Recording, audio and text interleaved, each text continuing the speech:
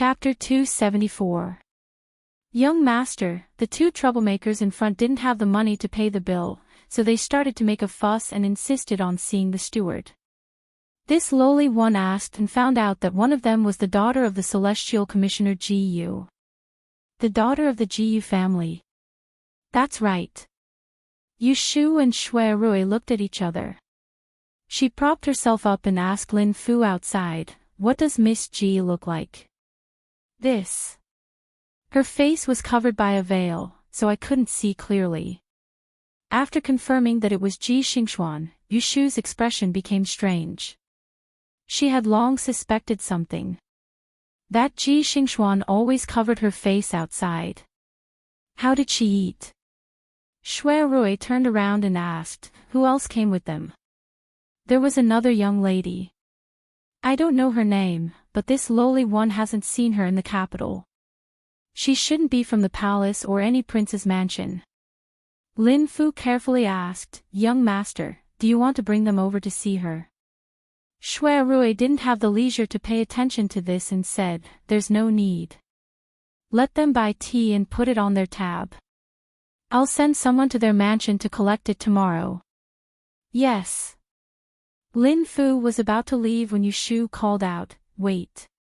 Miss, do you have any other instructions? How much did they owe for the meal?" Lin Fu replied, "A total of 150 taels." Yushu raised her eyebrows and smiled. If there was anything special about the Forgotten Machine building, it was that every word was expensive. Her monthly salary wasn't even enough to fill a table here. She had seen the restaurant's menu, and the most expensive dish was called Heavenly Fragrance of the Nation. It was made with 28 kinds of delicacies and 36 supplementary ingredients. Each dish cost an astronomical price of 100 taels. It seemed that the two unlucky fellows had ordered this dish but hadn't been able to answer the riddle. "Big brother, I want to see Ji Xingxuan. You should leave for now." It was rare for her to encounter Ji Xingban's bad luck. How could she let go of this opportunity to add insult to injury? "Lin Fu, bring them here. Remember not to mention my name." Shui Rui looked at Yushu, who was listless just a moment ago, but in the blink of an eye, she became spirited. Her eyes were sparkling, and it was clear that she was up to no good. He didn't know what to say to her. "Young master." Lin Fu stood at the door and asked Shui Rui for instructions. He didn't know if he should listen to Yushu. "Bring them here." "Yes." Shui Rui stood up and said to Yushu, "I'm going to sit in the inner room. Don't talk to them for too long. I have something to tell you later." Of course, Yushu was happy that he was willing to make room for her. She nodded and said, "Okay." After watching him enter the bedroom, she changed her position on the soft couch and leaned against the cushion. She had no intention of getting up to meet the guest. Fortunately, the hangover soup worked. Other than a headache and drowsiness, her stomach was no longer uncomfortable and she still had some strength to bully others. Looking at the table full of cold dishes and the angry Xia Jiangmin sitting at the table, Ji Xingban suddenly regretted going out today. Ji Xingban didn't know Xia Jiangmin for a long time. In the few times they met, she was well-behaved and sensible. Although she was a little lively and willful, it was not a big deal. Who knew that she would be so unruly when she made a fuss? It was very inappropriate for them to order so many dishes in this restaurant in the afternoon. They just answered 3 riddles wrong, so it was reasonable for the owner to pay the bill. However, the dishes were expensive and she didn't bring enough money. Xia Jiangmin even lost her purse on the way, so she couldn't pay for the meal and lost face. Ji Xingban knew that the owner of such a large restaurant in the south of the city must be rich and powerful.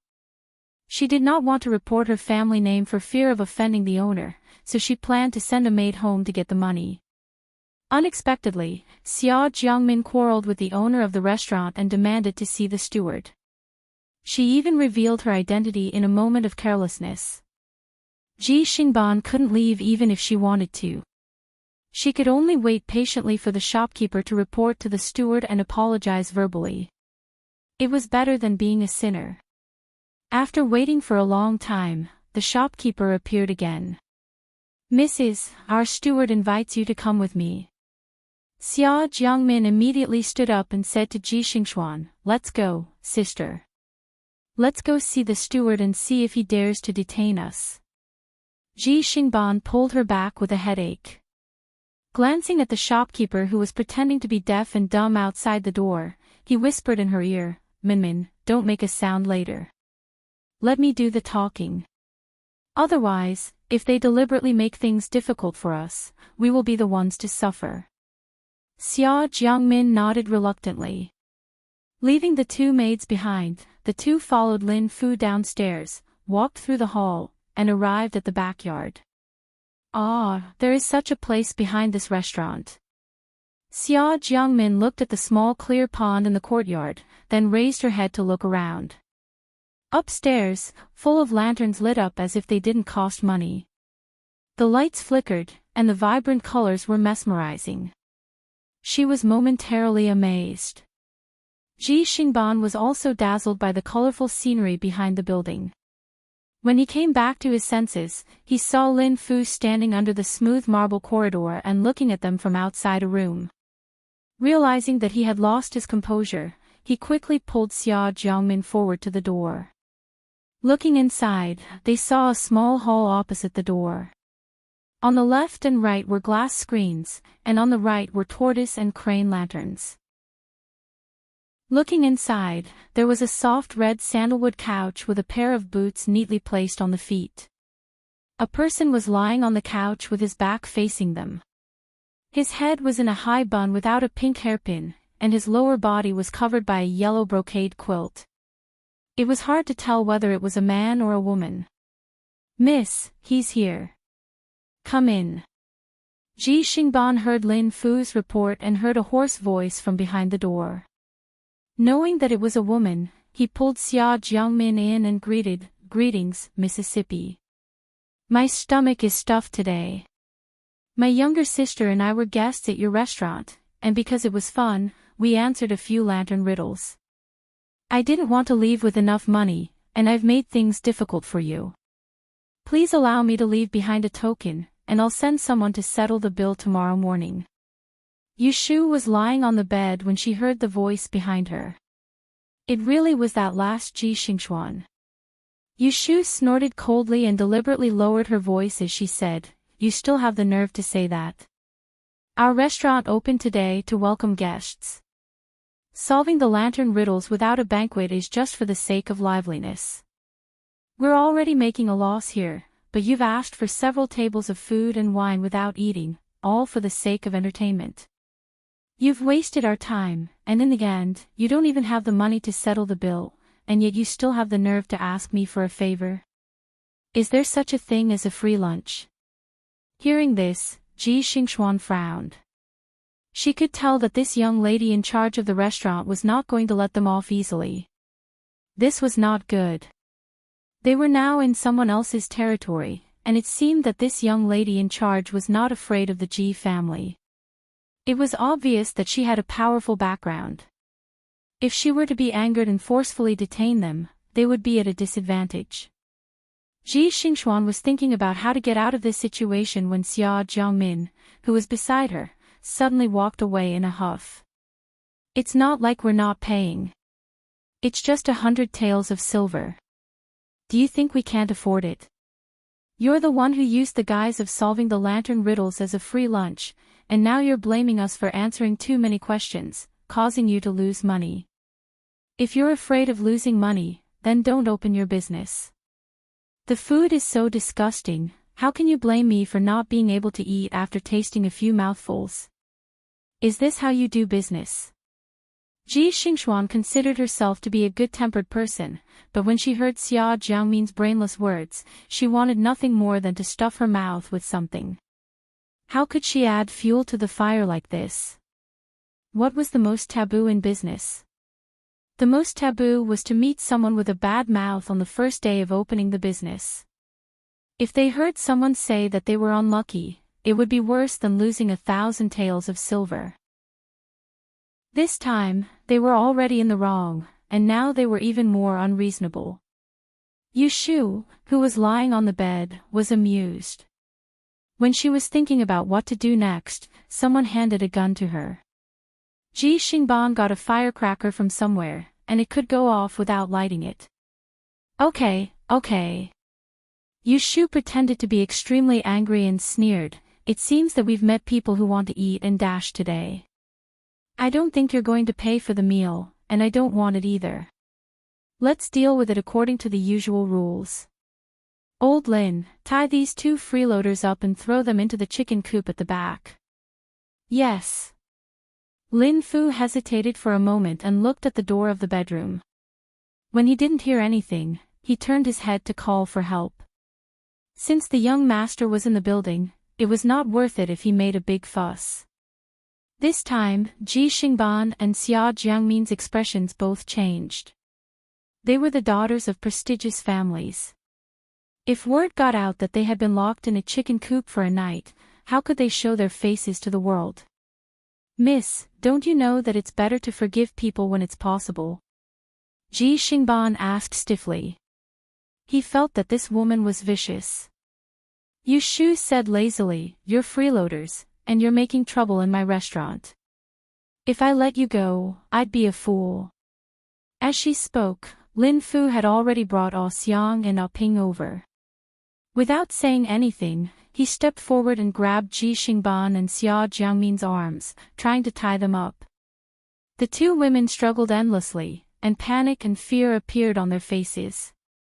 Seeing this, Xia Jiangmin's eyes flashed with annoyance.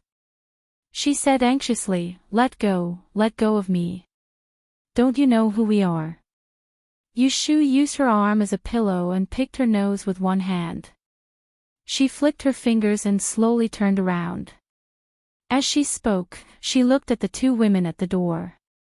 "How come I don't know who you are? Isn't this the 4th daughter of the Ji family? And this one?" Their eyes met. The room fell silent. After seeing clearly who it was, Yushu narrowed her eyes. The 2 people at the door also suddenly stopped struggling. Ji Xingban was stunned, while Xia Jiangmin's eyes widened. Shu. Xia Jiangmin suddenly became excited. She looked at the girl who turned over on the couch and revealed her face. She was as delicate and dignified as a young man. When she saw this unforgettable face, her eyes instantly turned red. Many words were hidden in her eyes, but they were stuck in her throat. Ji Xingban suddenly realized and said in a low voice, "So it's you." Yushu glanced at Ji Xingban and then moved her eyes to the girl beside her. She swept her eyes back and forth between the 2 of them. Her eyes flashed, but her expression did not change. She said, "Oh, I was wondering who it was. Isn't this Xia Jiangshao?" "Sister." Xia Jiangmin felt a stab in her heart when she heard Yushu call her in such a distant manner. She had no time to think about it. She pursed her lips and felt extremely wronged. Tears fell from her eyes as she cried, "Zai, Ashu." Yushu's eyebrows twitched imperceptibly. Her mouth opened and closed. Looking at the girl who cried at the drop of a hat, she could not bring herself to frighten her as well. She could only curse her bad luck. Her head ached again, and she waved her hand in annoyance. "All right, let them go." Chapter 275. Yushu ordered the servants to untie Ji Xingxuan and Xia Jiangmin. She sat up from the couch and put on her socks. She sat up with her hands on her knees.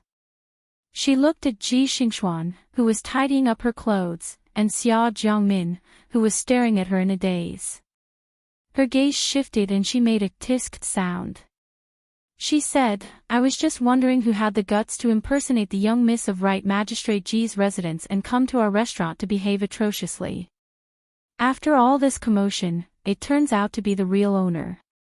That's strange. Both young misses come from a well-educated and well-mannered family, yet your actions are so inappropriate. You've caused me to misunderstand and think that you're a fake. I hope you won't take offense. Ji Xingxuan had tidied up her hair. When she heard Yu Shu's words, a flash of anger flashed across her face. How could she not know that Yu Shu was deliberately making things difficult for them? She knew her identity but still made things difficult for them. First, she wanted to throw them into the chicken coop, then she ordered 2 vulgar servants to grope them. She had gone too far. However, Yu Shu's words made up for her mistake. She had turned her back to them earlier, saying that she thought someone was impersonating her. Her words were true and false, making it impossible for anyone to find fault with her. Instead, she blamed them for their indecent behavior, causing others to think that she was the good and bad guy.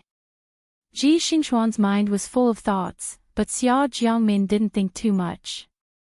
She didn't think too much about why Yu Shu became the manager of this restaurant because she didn't understand the relationship between Yu Shu and the Ji family. At this moment, she saw Yu Shu's displeased expression and the way she looked at her, so she assumed that Yu Shu was angry at her for speaking indiscreetly and causing trouble in her restaurant. Xia Jiangmin was anxious and wanted to explain, but when she turned her head and saw Ji Xingxuan's wandering eyes, she bit her lips and swallowed her words.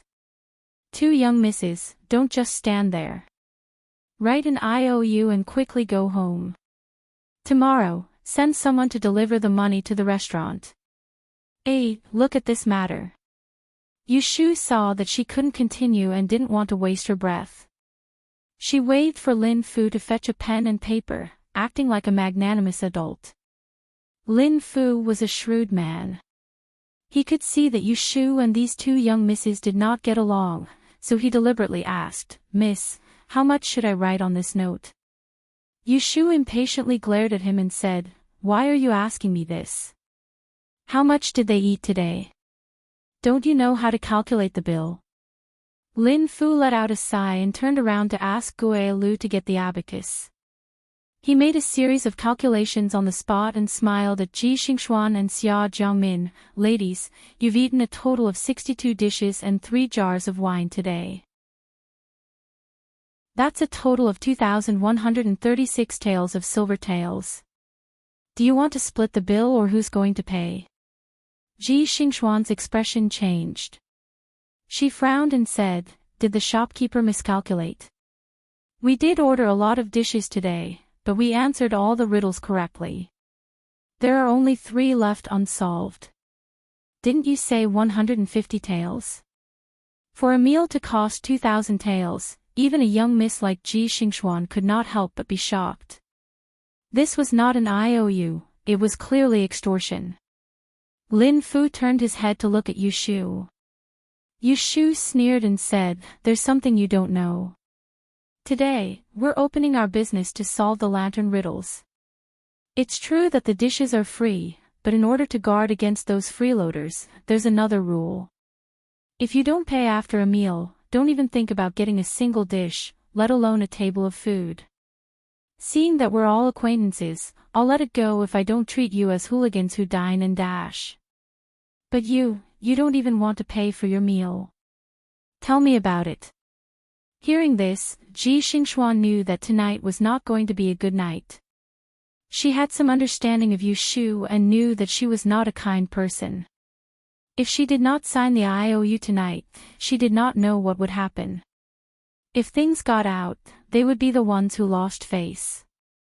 After all, people would only say that it was the young miss of the Ji family who did not pay for the meal. They would not be able to find fault with this restaurant. At this time, someone tugged on her sleeve. Turning her head, she saw Xia Jiangmin looking at her apologetically. Xia Jiangmin blushed and said, "Elder sister Xingxuan, let's split the bill." What else can Ji Xingxuan say? She knew that it would not be good for her to be entangled with Yu Shu tonight. So, she nodded and swallowed her anger before signing the IOU. Xia Jiangmin rushed to sign the IOU and turned her head to look at Yu Shu. She was trying to convey something to her. Unfortunately, Yu Shu did not even look at her. She took the IOU from Lin Fu and confirmed that the amount was 1,068 taels. Her expression softened and she said to the two of them, "It would be best for the two of you to send the money tomorrow or the day after. Don't wait for me to send someone to ask for it. That won't look good." Ji Xingxuan expressionlessly said, "Can we leave now?" Yu Shu raised her hand and pointed to the door. She smiled so brightly that it made one's teeth hurt. "Go ahead." Ji Xingxuan took Xia Jiangmin's hand and turned to leave. Yu Shu's fingers tapped on her knee as she coldly watched Xia Jiangmin turn her head to look at her. She seemed to want to say something but hesitated before disappearing. Pfft, this stinky girl. When did she get together with Ji Xingxuan? The next time she sees them, she will not let them off so easily. Yu Shu didn't want to admit that she was feeling unhappy at this moment. When she heard the sound of the curtain moving, she turned around and saw Shui Rui walking out from inside. She passed the 2 promissory notes to him and said casually, "Here, I've recovered all the losses you suffered today." Shui Rui heard everything from inside the room. He looked at the handwriting on the IOU in his hand and noticed that Yu Shu didn't look too good. He asked, "Isn't Xia Jiangmin an old friend of yours? Why are you still making things difficult for her?" Even if she did not ask for the money for this meal, he would not say anything. "You didn't see who she is with. You don't know the grudge between me and the Ji family." Yu Shu's drunkenness suddenly kicked in again. Her entire body felt weak and she leaned back on the couch, letting out a long sigh. If this restaurant was opened by her family, it would be fine for her to waive Xia Jiangmin's exorbitant price out of consideration for their old friendship. But she was working for Shui Rui now, so how could she not distinguish between right and wrong? She was using his money as a favor and pretending to be a good person. Shui Rui looked at Yu Shu's face, which was pale from anger and alcohol. He had a helpless expression on his face. He did not know if her unforgiving personality was good or bad. Xia Jiangmin was pulled out of the restaurant by Ji Xingxuan. The 2 servant girls followed closely behind. They could see that their mistress was angry and did not dare to ask more. Ji Xingxuan turned back to look at the big plaque in Wang Jilu. Her eyes darkened. She turned back and saw that Xia Jiangmin was in a daze. Her face was green and red. She thought that she was frightened and had not regained her senses. She pinched the back of Xia Jiangmin's cold hand and said warmly, "Min Min, don't be afraid. It's all right now. That Yu Shu was just scaring us. She did not dare to capture us and lock us up in the chicken coop." Xia Jiangmin nodded hastily. She did not listen carefully to what she said. Ji Xingxuan looked at her troubled expression and thought that she and Yu Shu were old friends. She thought for a moment and said apologetically, "Actually, it's my fault. Yu Shu and I have a grudge. It's not surprising that she would make things difficult for me today. It's only because I vented my anger on you. Otherwise, based on your previous friendship with her, she would not have made things difficult for you." Xia Jiangmin suddenly stopped in her tracks. She was stiff for a moment. She touched her body randomly and turned her head to look at Ji Xingxuan. "Sister Xingxuan, I left something in the restaurant. I'll go back and look for it. Wait for me here." She pushed her hand away and turned around to run back.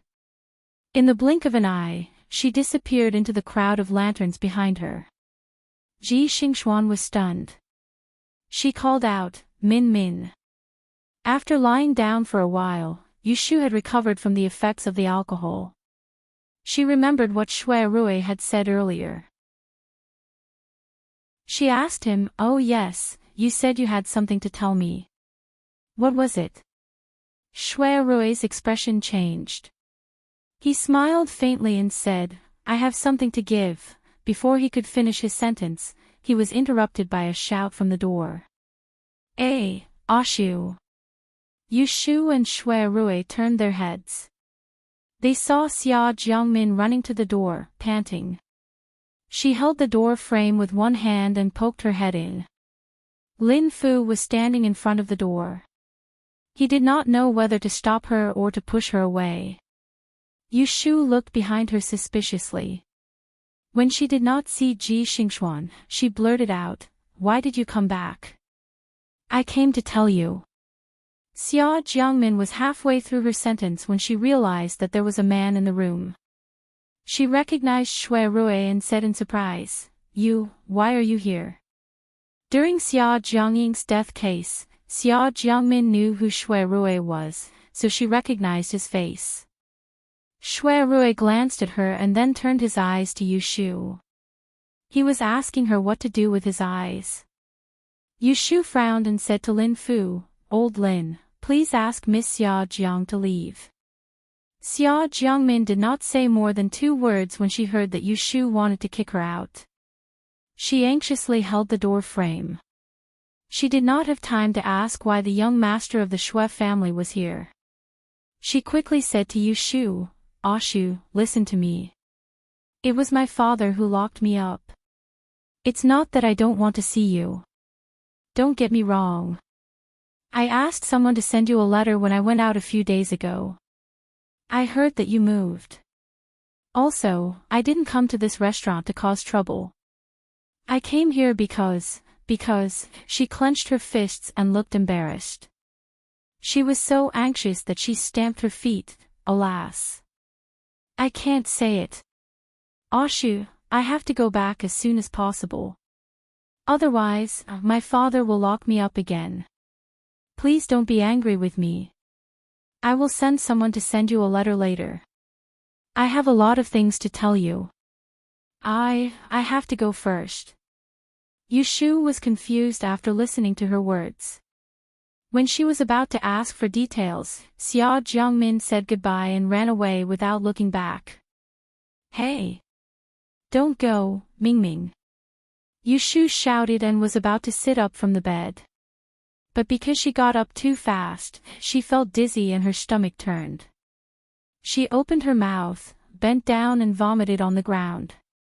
A strong smell of alcohol filled the air. Chapter 276.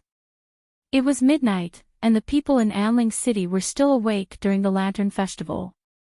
Tens of thousands of houses were lit to celebrate the festival. Even the dark alleys in the city were brighter than usual. Jing Chen entered the city at night and avoided the crowd. He walked into an alley near the street. The lanterns under the eaves elongated his shadow until he stopped in front of a door. He raised his hand and touched the lock of the door. When he heard the sound of the door opening behind him, he took 2 steps back and jumped onto the wall. He jumped into the courtyard and disappeared before his neighbors went out. It was dark in the small courtyard.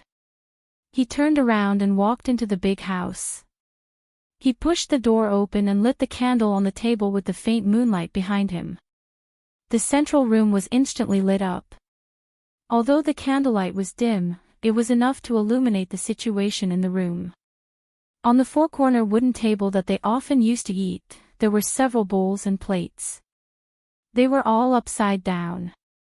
When he opened them, he saw porridge and vegetables, all vegetarian dishes. Chopsticks and spoons were wrapped in a handkerchief and placed aside.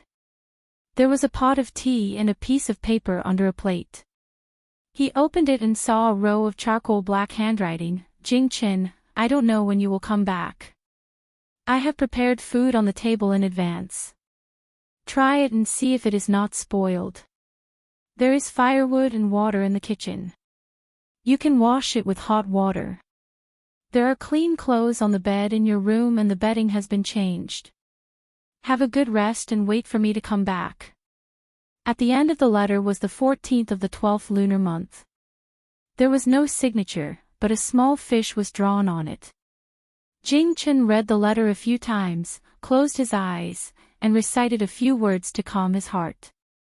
Only then did he carefully fold the letter and keep it in his arms. He sat down at the table to eat. He did not eat much, but he almost finished all the dishes. Then, according to the instructions in the letter, he boiled water to wash and returned to his room to change his clothes. Then, he lay on the bed, covered with a slightly damp quilt. For a whole 24 nights, this was the first night he was able to sleep peacefully. Yushu woke up from her dream. She opened her eyes and saw the moon-white bed curtain. She groaned and sat up slowly. She rubbed her forehead and recalled last night. She vaguely remembered that after she vomited, Shui Rui asked Shuqing to take care of her. They helped her upstairs to change her dirty clothes and drank some hangover tea. Then she fell asleep. During this period, she seemed to wake up a few times to relieve herself. She didn't know if it was Xiao Qing or Xiao Dai who served her. Ouch! Yushu held her dizzy head and wanted to get out of bed. As soon as she moved, the curtain was lifted and Xiao Dai walked in with a tray. Seeing that she was barefoot on the bed, she hurriedly put down the tray and went forward to help her up. She said, "Don't move, Mississippi. Go back to bed and lie down. You are sick." Yushu was pushed back and covered with the quilt. She opened her mouth in confusion and her throat hurt. "I am sick." "Yes, Mississippi. You had a fever last night when you were drunk." Elder sister Xiao diagnosed that you had a cold, so she asked this servant to boil the medicine. "Drink it while it is hot." Xiao Dai put a pillow behind her back and brought the bowl of medicine to her. Yushu raised her hand and touched her forehead.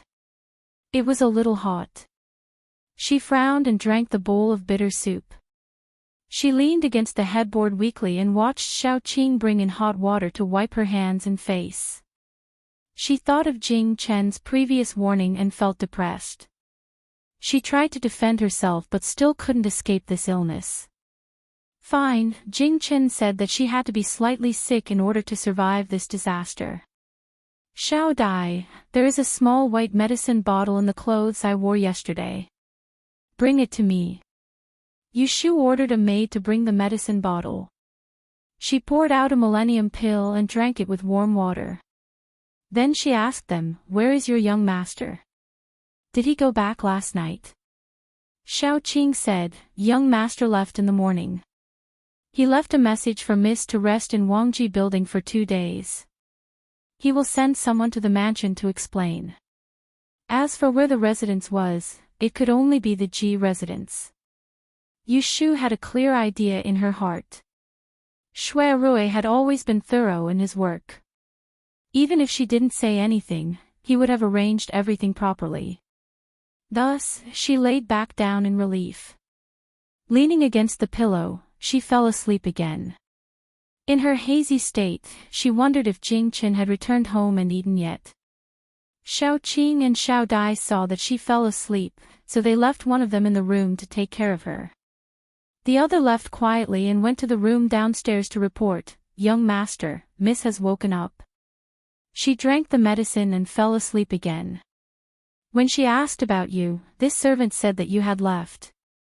Shui Rui leaned on the short couch and put down the scroll in his hand.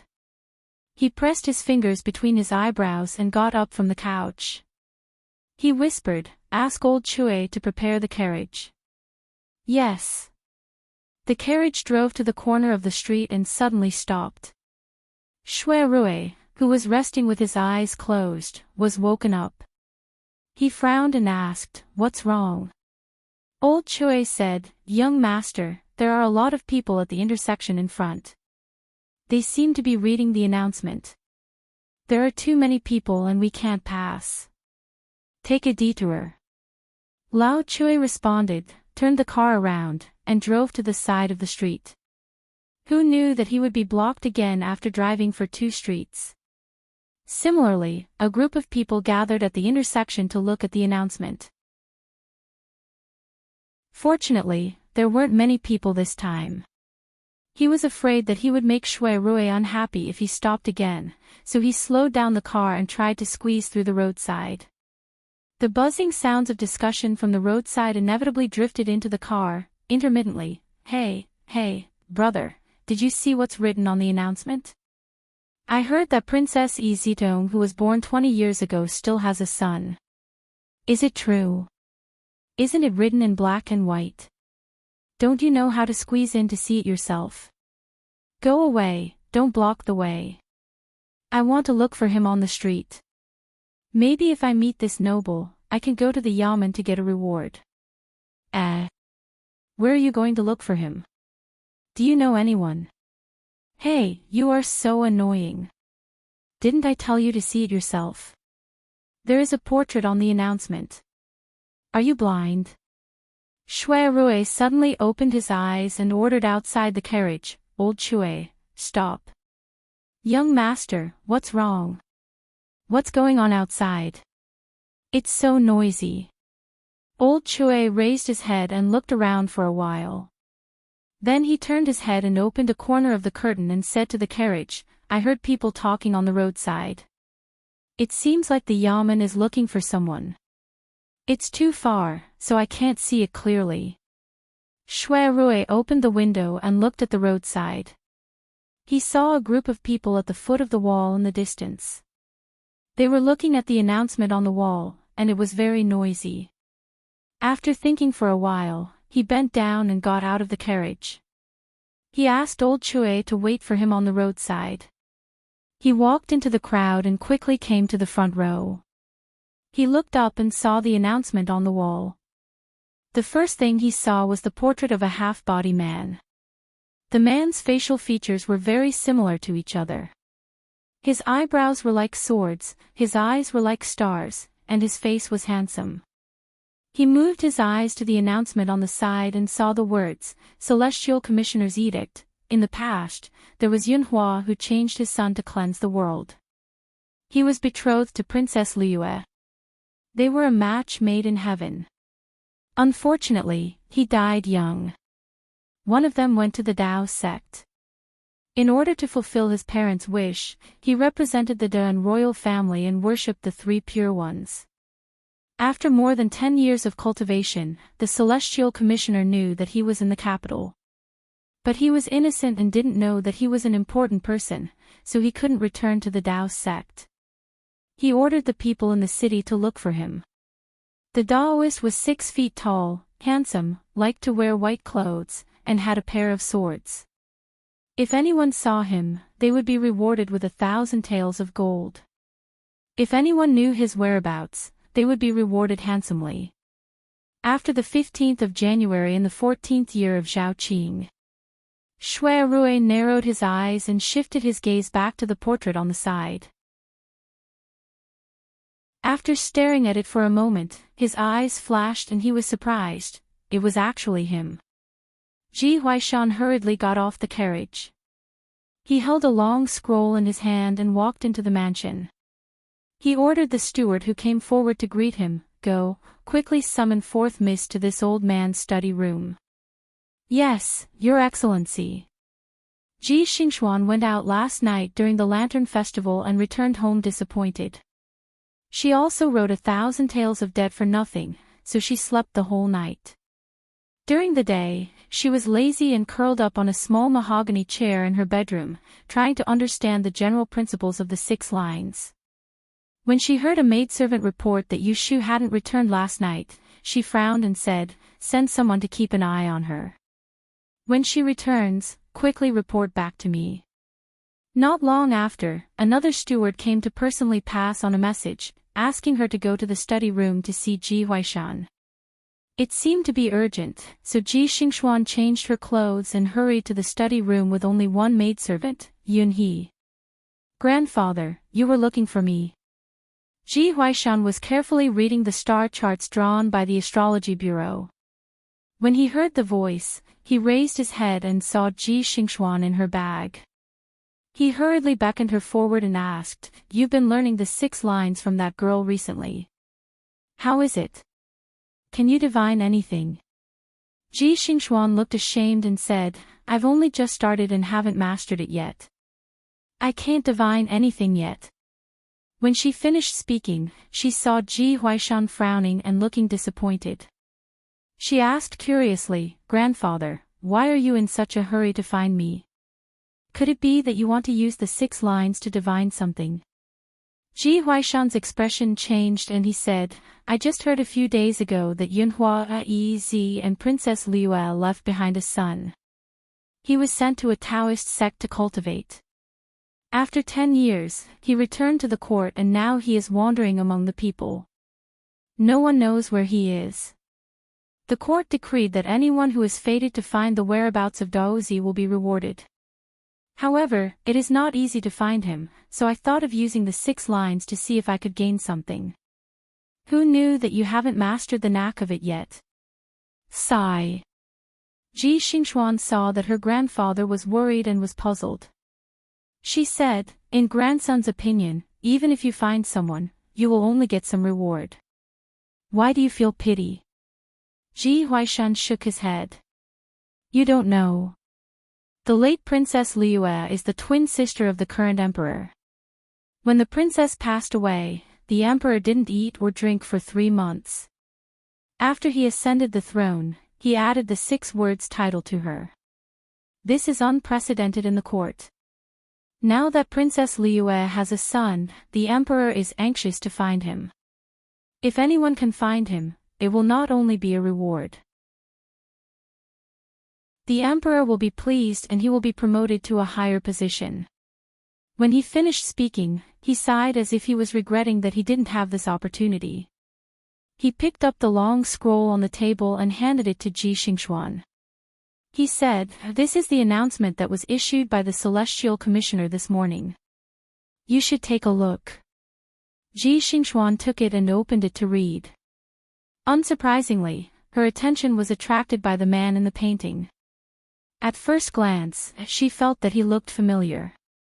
She was suspicious and read the announcement again. Then she stared at the handsome man in the painting and thought about it. She was good at reading people's physiognomy, and she had learned the art of physiognomy.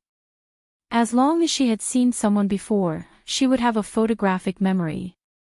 Although the person in the painting was only 70% similar, she was almost certain that she had seen this person before. Chapter 277. Shui Rui alighted from the carriage in front of the residence. Just as a silver sedan with a dazzling silver cover left the door, the second in command of the Shui family, Su Li, stood on the stone steps and watched respectfully as it left. When he turned his head and saw Shui Rui, he came down the steps to welcome him. Eldest young master has returned. Shui Rui looked at the sedan that was moving further away and turned his head. Whose sedan is that? For a sedan to have a dazzling silver cover, it must be an official of the 3rd rank and above. There were only a few of them in the imperial court. Su Li answered, It is the junior supervisor of the Celestial Commissioner, Sir Ren. Oh. Shui Rui was slightly surprised. The Celestial Commissioner, Ren Qishu, was the first person appointed by the Grand Advisor. He held a high position but was eccentric. He did not have much contact with the Shui family. He did not know why he had come today. Where is grandfather now? Sir is meditating in the South Pavilion. Shui Rui turned to enter the residence and went to the South Pavilion to see Shui Lingnan. Minister Shui had just received a guest and there was still tea left on the stone table. A gold-plated lion head cauldron had been lit not long ago. He was burning incense. When he saw Shui Rui enter the pavilion, he asked, You did not return last night. He drank a few cups with the 9th Highness and the others, so he had a hangover in the restaurant. Shui Rui looked at the extra teacups on the table and asked, I saw the junior supervisor's sedan leaving just now. May I know why he came today? Shui Lingnan shook his head. Just talking about an old matter. Shui Rui saw that he did not want to talk about it in detail, so he did not pursue the matter. He talked about the announcement he saw on the way back. After Shui Lingnan heard this, he said, I already know about this matter. This is an errand that the Emperor assigned to the Celestial Commissioner. There is no need to care about it. Leave it to others to worry about. With the status of the Shui family in the imperial court, they did not need to do these extra things to please the emperor. However, Shui Rui deliberately mentioned it in front of Shui Lingnan. He had other thoughts. I have never heard that the son of Yunhua had a descendant. Have you heard about it long ago? Shui Lingnan recalled, this matter was spoken of a long time ago. No one has mentioned it in recent years. Back then, Yunhua and Princess Liyue did indeed have a son. After the couple passed away, the son was sent to Taoism by the royal family. It was said that he was carrying out the wishes of his parents. This matter gradually faded from people's minds. Shui Rui asked suspiciously, then why did you not send someone to receive him? Instead, you allowed him to go back and forth alone. He disappeared without a trace and then came back to look for him so openly. Shui Lingnan pinched the tip of his beard and looked at him. After a moment of silence, he slowly told him the hidden story. Why did you not send someone to receive him? What do you think Prince Xiang did when he left the capital last year? He used the excuse of sightseeing to go to Mount Longhu to receive the Daozi. Who knew that he would come back empty-handed? Prince Xiang returned to the capital alone. He had brought the portrait of the Daozi with him. On the way, he searched for him but he returned empty-handed. Even the portrait was lost on the way. Because of this, His Majesty flew into a rage. Prince Xiang admitted that he did not do his job well and closed his doors. When Shui Rui finished listening to the whole story, he was very shocked. After thinking for a moment, he came to a sudden realization. In that case, the lost item that I asked someone to help Your Highness find during the grand examination this year was that Daozi's portrait. Shui Lingnan nodded. Shui Rui was bewildered in his heart. Since the portrait was lost, then where did the portrait on today's announcement come from? Could it be that the portrait was found? That's not right. It hasn't been long since the scroll of the grand examination was sealed, so how could it be that fast? He pondered in his heart and felt that there was another possibility, so he probed, all these years, could it be that the 9th prince has been cultivating together with the descendants of Yunhua? A few days after the 9th prince returned to the capital, the Celestial Commissioner posted a notice to look for the descendants of Yunhua and Princess Liyue. There was even a portrait. This made it hard for Shui Rui not to link these two matters together. Yes, they are cultivating with the same sect. Not only did Shui Lingnan's words affirm Shui Rui's guess, it also made Shui Rui think even more in his heart. The 9th prince, Lu Tan, was younger than Shui Lingnan and was the only son of his aunt, imperial consort Shui. Due to his frail body, Lu Tan left the capital to learn the Tao at a young age and returned to the capital once every 3 years. Since childhood, Lu Tan and Shui Lingnan were cousins, so they could be considered to be close. It wasn't that Shui Lingnan hadn't heard Lu Tan talk about the matters of the Tao all these years, but he had never heard Lu Tan mention the descendant of Yunhua Yi and Princess Lu Yu. Now it seemed like Lu Tan had intentionally concealed it.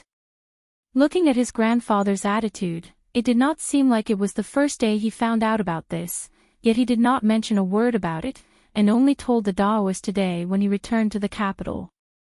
Shui Rui pondered over it, and suddenly, he understood.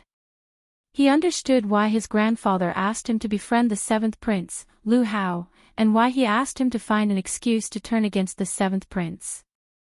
It was inevitable to talk about the situation in the imperial harem. The current emperor had 1 empress and 3 concubines. The eldest son was the empress, but he died young. The empress was sick and weak. There was only 1 daughter left, and there was no hope for her to continue. Then, there was his aunt, imperial concubine Shui. More than 10 years ago, she gave birth to a son, Lu Tan. She lived in the mountains all year round. Because she was far away from the court, the important officials didn't pay attention to her. There was also concubine Lv Xian, who gave birth to 3 sons. Unfortunately, the 3rd prince died of an illness at the age of 6, the 5th prince drowned at the age of 4, leaving behind the 11th prince, who was young and immoral, who followed behind Lu Hao all day without any limelight. Finally, there was the seventh prince, Lu Hao's birth mother, concubine Yin Shu. Concubine Shu came from a military family. Her father was the first assistant of the late emperor's cabinet. He was bestowed the title of Tiger General who protected the country. He was good at fighting and had outstanding military service. 6 years ago, when he died, the emperor personally sent him off with his coffin. After his death, he ordered his son, Yin Peng, to inherit the title of duke. The Yin family was a noble family. They were only below the emperor's surname. They were the most prosperous family in the capital. Even the Shui family, who had served the emperor for 6 generations and 3 generations of elders, had to temporarily follow behind them. The crown prince had not been appointed, and the eastern palace had no ruler. However, everyone in the court knew this. Most of them privately saw Lu Hao as the future emperor. There were countless people who wanted to flatter him. Because Lu Hao was talented in both literature and martial arts, no prince could compare to him. When Shui Rui and Lu Hao were friends, he was still young and full of vigor. He once thought that Lu Hao was courting the emperor and showing weakness to the Yin family. He had no intention of taking the position. Now, it seemed that Lu Hao's actions that day were just to deceive people and confuse them. It was not that he did not want to, but it was just not the right time. 2 months ago, he and Lu Hao had a falling out, so the two families did not have any contact. Although there were discussions in the capital, they were only rumors and did not involve anything important. It was probably because Lu Tan was still in the mountains and no one knew about it.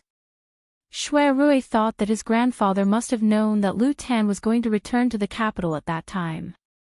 After he returned this time, there was no need for him to go back. Therefore, he let him and Lu Hao cut off contact in advance. It was better than having a falling out now and being criticized by others.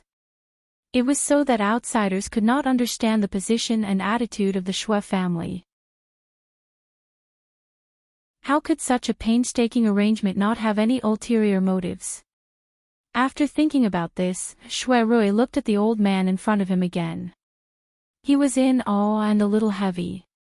Qing Bai, you were brought up by grandfather. Your father passed away early and your mother was weak. Grandfather knew that you were smart and sensible and you were more competitive than others since you were young. Therefore, he did not hide many things from you.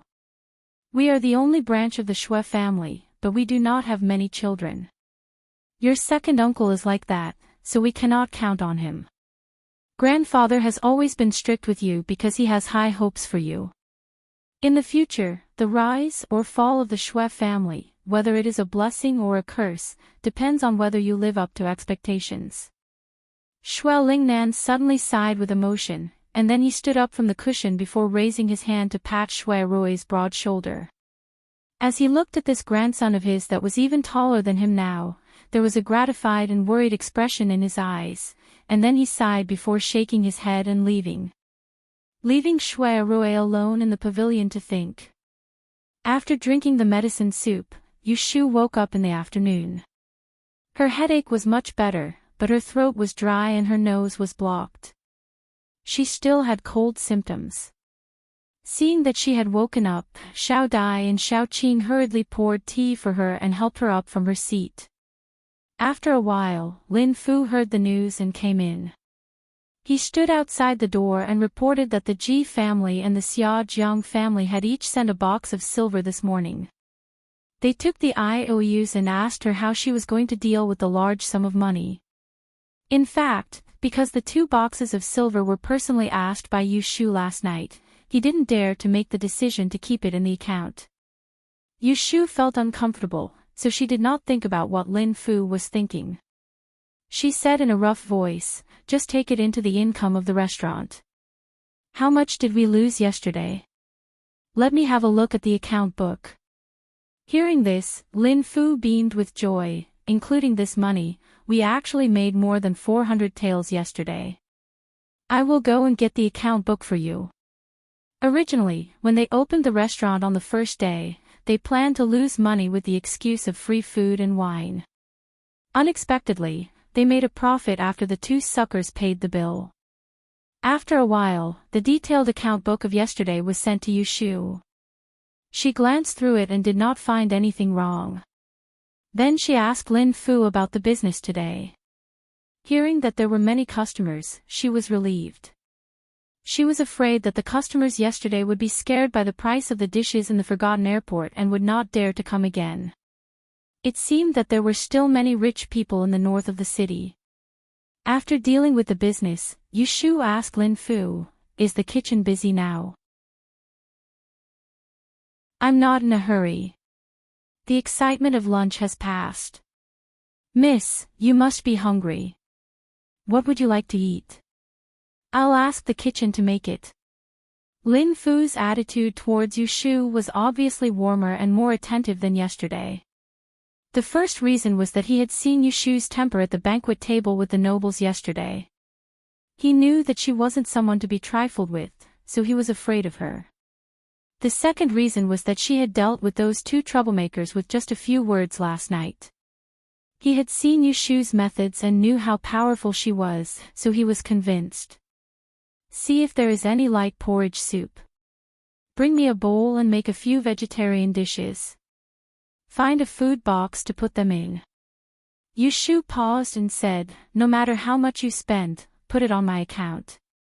Don't confiscate it." Lin Fu hesitated for a moment. He remembered that Yushu asked him about the sea-based soup last time, so he did not say anything and left. Yushu put on her clothes and sat up from the bed. She asked the maidservant to fetch water for her to wash up, changed into a clean robe, and combed her hair. Xiao Qing saw that she was ready to leave after tidying up, so she persuaded, "Miss, are you going back? Young master ordered you to rest here for 2 days. It is more convenient with this maidservant serving you." At this time, Yushu was thinking about Jingqin. Now that her body had recovered, she could get down from the bed. How could she be willing to stay any longer? She coaxed them a little and called Gui Lu over. She gave him some silver to hire a sedan chair. After eating the porridge, she carried the food box and left on the sedan chair. Chapter 278. Yushu drowsily sat on the sedan chair and took a nap. She didn't hear the occasional chatter on the road. When she arrived at the south of the city, the sedan chair stopped at Huixing Street. She yawned and got down with the food box. She looked left and right and used a round fan to cover half of her face. Then she turned into an alley. Thinking about it, there were not many people during the Lantern Festival last night, so she didn't see anyone on the road. She quickly walked to the door of the small courtyard, took out the key, and unlocked the lock. Then, she put the lock on the knocker and entered the courtyard in a flash. She gently closed the door and dropped the bolt.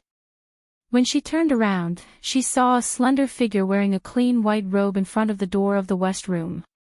Her eyes widened in surprise, and she quickly ran up to him, saying in a low voice, "Jingqin, you're back." Her joy could not be expressed in words. Looking at the girl in front of him, Jingqin smiled faintly and nodded. He then noticed that her voice was different. He looked at her face and noticed that there was a trace of illness. He did not think much and put his hand on her forehead. He felt that the back of his hand was slightly hot. He immediately frowned. "You're sick." Yushu made an "oh" sound. She felt that his hand on her forehead was cold. She shrunk her neck and pulled down his sleeve. She led him to the big room. She saw that the empty dishes on the table had been washed and muttered, "Why did you wash them?"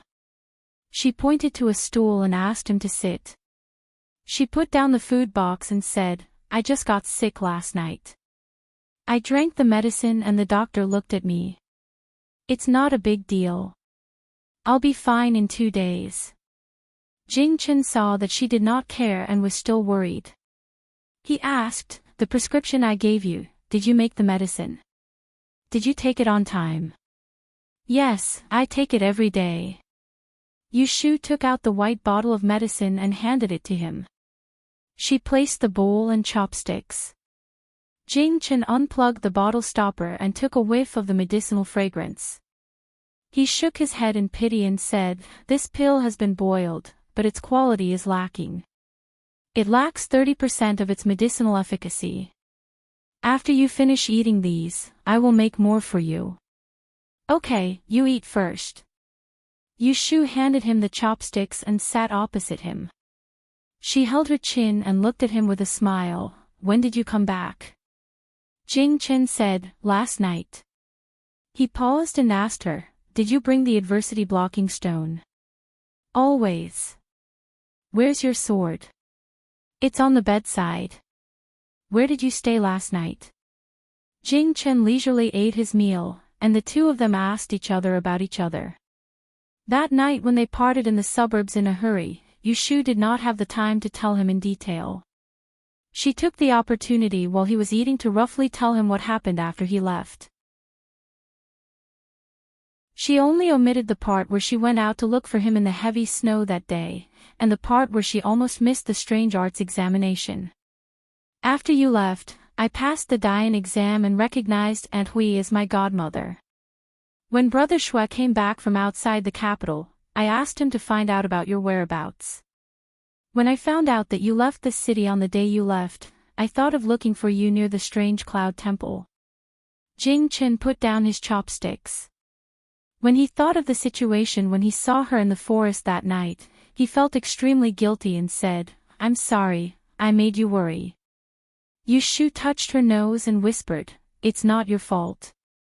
Although that day in the forest, the two made it clear that they could no longer talk about love affairs and become old friends, but when she saw him today, she still felt close and there was no awkwardness.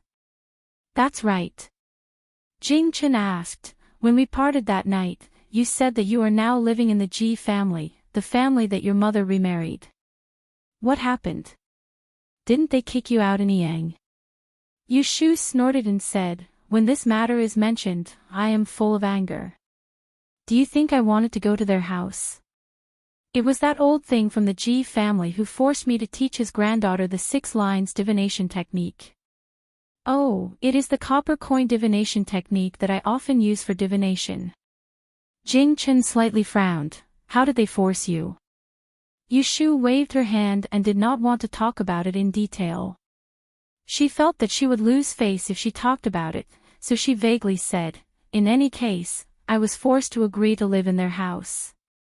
Once I teach Miss Ji, I will be free." She did not want to explain, but Jing-chen, who had recovered his memory, was not so easy to fool. Although he could not fall in love with Yushu now, Yushu still had a place in his heart. Other than master and martial uncle, this person in front of him was the one who treated him the best. When he lost his memory, she took care of him meticulously and helped him find his memory. Knowing that he was in trouble, she did not leave him and suffered for him. He could not repay such a person, so how could he let others bully her? "If you don't want to go, then don't go. What did they use to force you? Tell me, and I will help you ask for an explanation." Jing-chen's expression did not change, but a hint of coldness flashed across his clear and bright eyes. The people of the Taoist sects were mostly pure and did not like to fight, but their celestial master sect emphasized on trust and righteousness. Towards Yushu, he was trustworthy and righteous. He remembered the promise he made to her that day, but as long as he stayed by her side, he would definitely protect her. "Ah." Yushu scratched her neck awkwardly. She could see that Jing-chen was serious. If she really told him how Ji family threatened her, he would really dare to go to them. Just like when Ji Xingxuan got the yellow frost stone, she and Jing-chen discussed how to get it back, and Jing-chen proposed to get it back by force without any pressure. In his eyes, good or evil, there was another yardstick, and he did not need others to measure it. But what should he say about the Ji family's matter?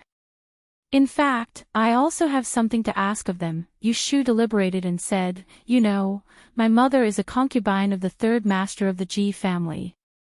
They use this, and I am always under their control. If I want to get my mother out, I have no other way but to make them let her go willingly. So when they threatened me, I took advantage of the situation and negotiated with them. When I teach Miss Ji well, they will let my mother go." Jing Chen still did not know much about the secular world. Yushu spent a lot of time to make him understand that she had to stay in the Ji family for a while. "I was not bullied in the Ji family. Don't worry, Brother Shui helped me. The old thing in the Ji family is afraid of me." Yushu joked with Jing Chen. She did not want him to pursue the matter further, so she quickly changed the topic. "By the way, didn't you say that you were going to find out the whereabouts of the Lifebreaker after returning to the capital? Where do you plan to find out?" Jing Chen's attention was indeed diverted by her. He answered truthfully, "Master said that the great advice of the Celestial Commissioner in the capital knows my background. He wants me to see him first when I return to the capital." "Xiaoyu, do you know where the Celestial Commissioner is in the capital?" Yushu clenched her teeth. This was a title that could make all the people in the world bow their heads in awe, other than Master Yi. Just hearing it in one's ears was enough to make one feel intimidated. "I know the way to the Celestial Commissioner." Yushu looked at Jing Chen worriedly and hesitated, "But if you go there so rashly, will, seeing her stuttering, Jing Chen asked in confusion, "Could it be what?" Yushu suddenly got up from the stool. She rubbed her fists and paced back and forth in front of him a few times. She turned around and stopped. Finally, she could not help but speak out her doubts these days. "I want to talk about you being killed on the road. Didn't you say that the imperial family sent someone to pick you up? But you were seriously injured and abandoned in the river. Not only did you almost lose your life, but you were also buried with silver needles. You lost your memory and lost your voice. Until now, you still can't remember who did this to you. Jing Chen, have you ever thought that the person who ordered this to kill you is most likely in the capital? You suddenly showed up and didn't know the enemy's situation. It's hard to guard against them. What if they secretly killed you again?" Hearing this, Jing Chen's expression changed. After a moment of silence, he said helplessly, "It's not that I haven't considered what you've said. I also know that someone has intentionally harmed me, but I can't remember that part of it. I don't know who did it. Moreover, even if I remember, I might not know who ordered it. Xiaoyu, do you understand what I mean?" Of course, Yushu understood. Jing Chen was the son of Yi Zihe and the princess. He was a relative of the imperial family. No matter who wanted to kill him, they would not easily reveal themselves. When he recovered his memory, he could at most remember a few faces. However, Jing Chen lived in the mountains all year round. This was the first time he left the mountains, so how could he recognize who was who? In my opinion, it's better if you don't show up rashly. The last time you left, you didn't even finish drinking the medicine. The reason why your memory is incomplete must be because of this. Why don't I go back and ask Godfather, and let you drink some medicine for a few days to see if it can help you recover? How much can you remember? If there are any clues, it will be easier to find the person who harmed you in the future.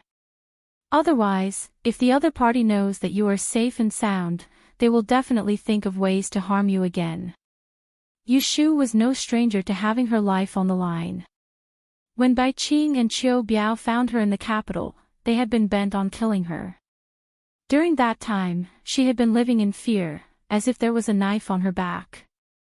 It was only when she saw the two people being beheaded in public that she was able to rest easy.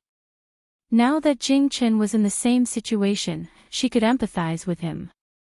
She was afraid that he would be in danger again, so she had to consider everything carefully. "That's good too. I'll stay for a few days and make plans later." Jing Chen accepted Yushu's suggestion. He left the sect and went to the capital to experience life and death alone. She was the only person he trusted. The two discussed for a while more. Yushu decided to go back and ask Dr. He for the prescription.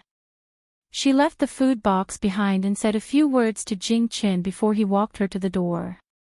Yushu peeked through the gap in the door to make sure no one was outside. She opened the door and went out. When she turned around to close the door, Jing Qin stopped her with one hand. Xiaoyu. Yushu raised her head and saw Jing Qin. His eyes were as clear as ever, and they were filled with trust. It was a purity that she had never seen in anyone else. Such a clean gaze calmed her heart. Thank you. Hearing these two words, Yushu's mouth twitched. She reached out and punched him in the chest. What are you thanking me for? I'm leaving. Chapter 279. Reporting to your lordship and young miss, this lowly one went to Wangji Tower in the morning to deliver the money. After that, I kept an eye on the area nearby and saw Miss Yu, who has been living in the estate recently, come out from the back door in a sedan chair. She went to the south of the city and entered a small courtyard on a street called Huixing Street. She stayed for a short while before leaving. This lowly one watched Miss Yu leave and asked this lowly one to report back. Ji Huaishan and Ji Xingxuan sat in the tea room in the front courtyard, listening to the reports of the servants they had sent out that morning. Ji Xingxuan thought for a moment, then asked, "Did you see her interacting with anyone else, or did she take anything?" "I didn't see anyone else." The door of the small courtyard was also locked. "Oh, that's right, she seemed to be carrying a food box. It was there when she went in, but it was gone when she came out." Ji Xingxuan's eyes flashed and she turned to Ji Huaishan and said, "Grandfather, this matter is strange. I did see Yushu and the Daozi in the portrait when I was at the strange cloud temple in the south of the city. I can't be wrong. Moreover, I asked someone to inquire about her neighbors. When Yushu lived on Huixing Street, there were 4 people living under the same roof. After Xia Jiangmin left, there were 3 more. Not counting the 2 siblings, the remaining one must be the Daozi that the emperor is looking for." Waving his hand to dismiss the servant, Ji Huaishan frowned. "From the information I learned from the Celestial Commissioner, the Daozi doesn't seem to know his identity, so he entered the capital and didn't return. That last probably doesn't know who he is, so she hasn't returned until now. This is her good luck. She can always make friends with a few noble people." Ji Xingxuan lowered her eyelids and gently rubbed a copper coin with her fingers. She said, "She is indeed quite fated with noble people. First, it was Daozi Qingjing, then the eldest son of the Shui family, and now she is friends with the Daozi. Who would have thought that a concubine in the 3rd uncle's branch would have such good luck? She is malicious to our Ji family, so we can't recruit her. Instead, she becomes a thorn in our side." Ji Huaishan narrowed his eyes and a cold expression flashed across his face. His white beard trembled and he slowly said, "Today, the Celestial Commissioner just posted a notice, but it hasn't spread in a few places in the north of the city. Presumably, she still doesn't know. Finding the Daozi is a meritorious deed. If that girl takes advantage of him, then our Ji family won't have anything to do with it. Looking at the situation, this Daozi has a close friendship with her. If he really returns to the imperial court, she will have one more person to rely on. No matter what, this is not appropriate. Xingxuan, in your opinion, what should we do about this matter?" Ji Xingxuan pondered with rapt attention. A moment later, she raised her head and said, "We still can't determine where the Daozi is right now. If we rashly go looking for him, we may end up making a fool of ourselves by trying to be clever and end up becoming enemies with the Daozi. In grandson's opinion, rather than chasing after the merit, it is better to seize the first opportunity. Yushu doesn't know that I have seen the Daozi, so she is defenseless. Even if she sees the notice, she won't be able to report it. Grandfather will hurry over to the Celestial Commissioner and report to the junior supervisor. There is no need to mention the Daozi's whereabouts. As long as we mention Yushu's name and make people think that she is hiding the Daozi, the junior supervisor will naturally send people to arrest her. Regardless of whether she confesses the Daozi's whereabouts or not, she will be accused of having ulterior motives. Grandfather, you also said that the Daozi is a member of the imperial family.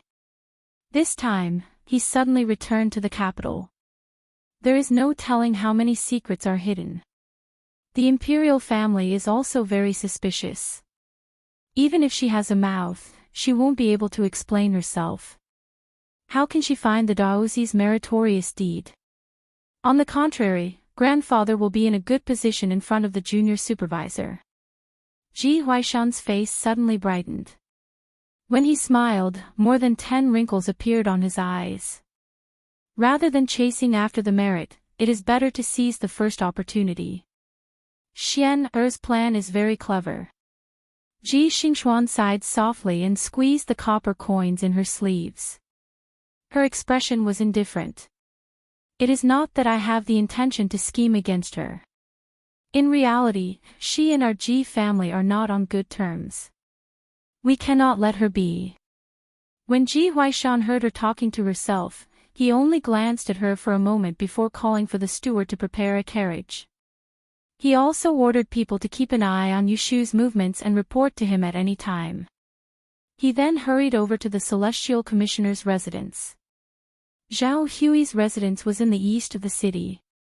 In order to save time, the two sedan bearers chose a small path along the way to Zhao Hui's house. Yushu's back was aching as she got off the sedan chair. She took out a piece of silver and asked someone to wait at the door.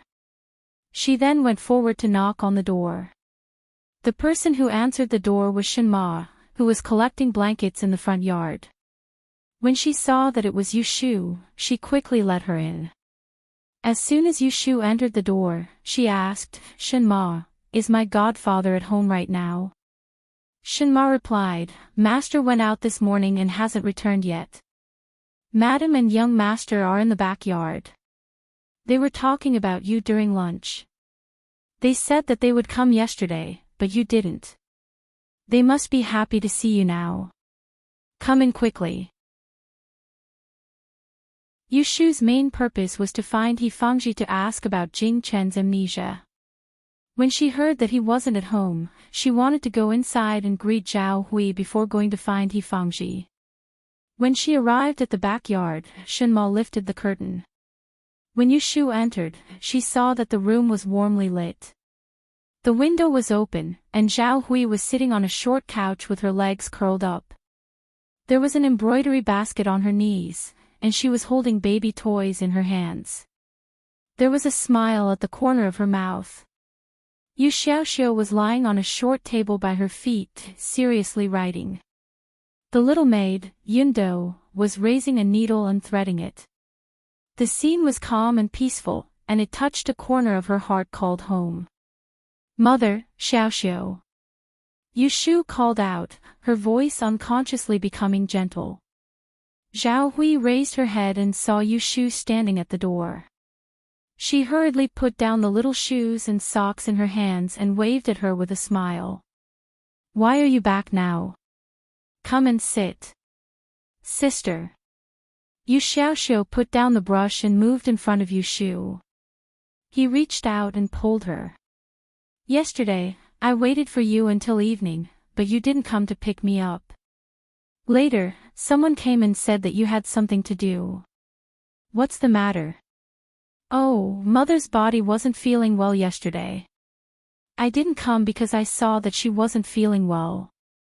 Yushu casually found an excuse. She touched Yu Xiaoxiu's head and stood at the door without moving.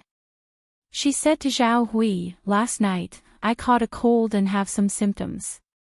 I don't want my illness to spread to you, so I won't go in." "Where's father?" "I have some matters to discuss with him." "Your godfather didn't come back from the medical center." Zhao Hui frowned and said worriedly, how did you catch a cold? You didn't take care of your body, and your voice is so hoarse. Where else is she feeling unwell? Yundo, take out a cloak and put it on for her. It's not a big deal. My throat just hurts.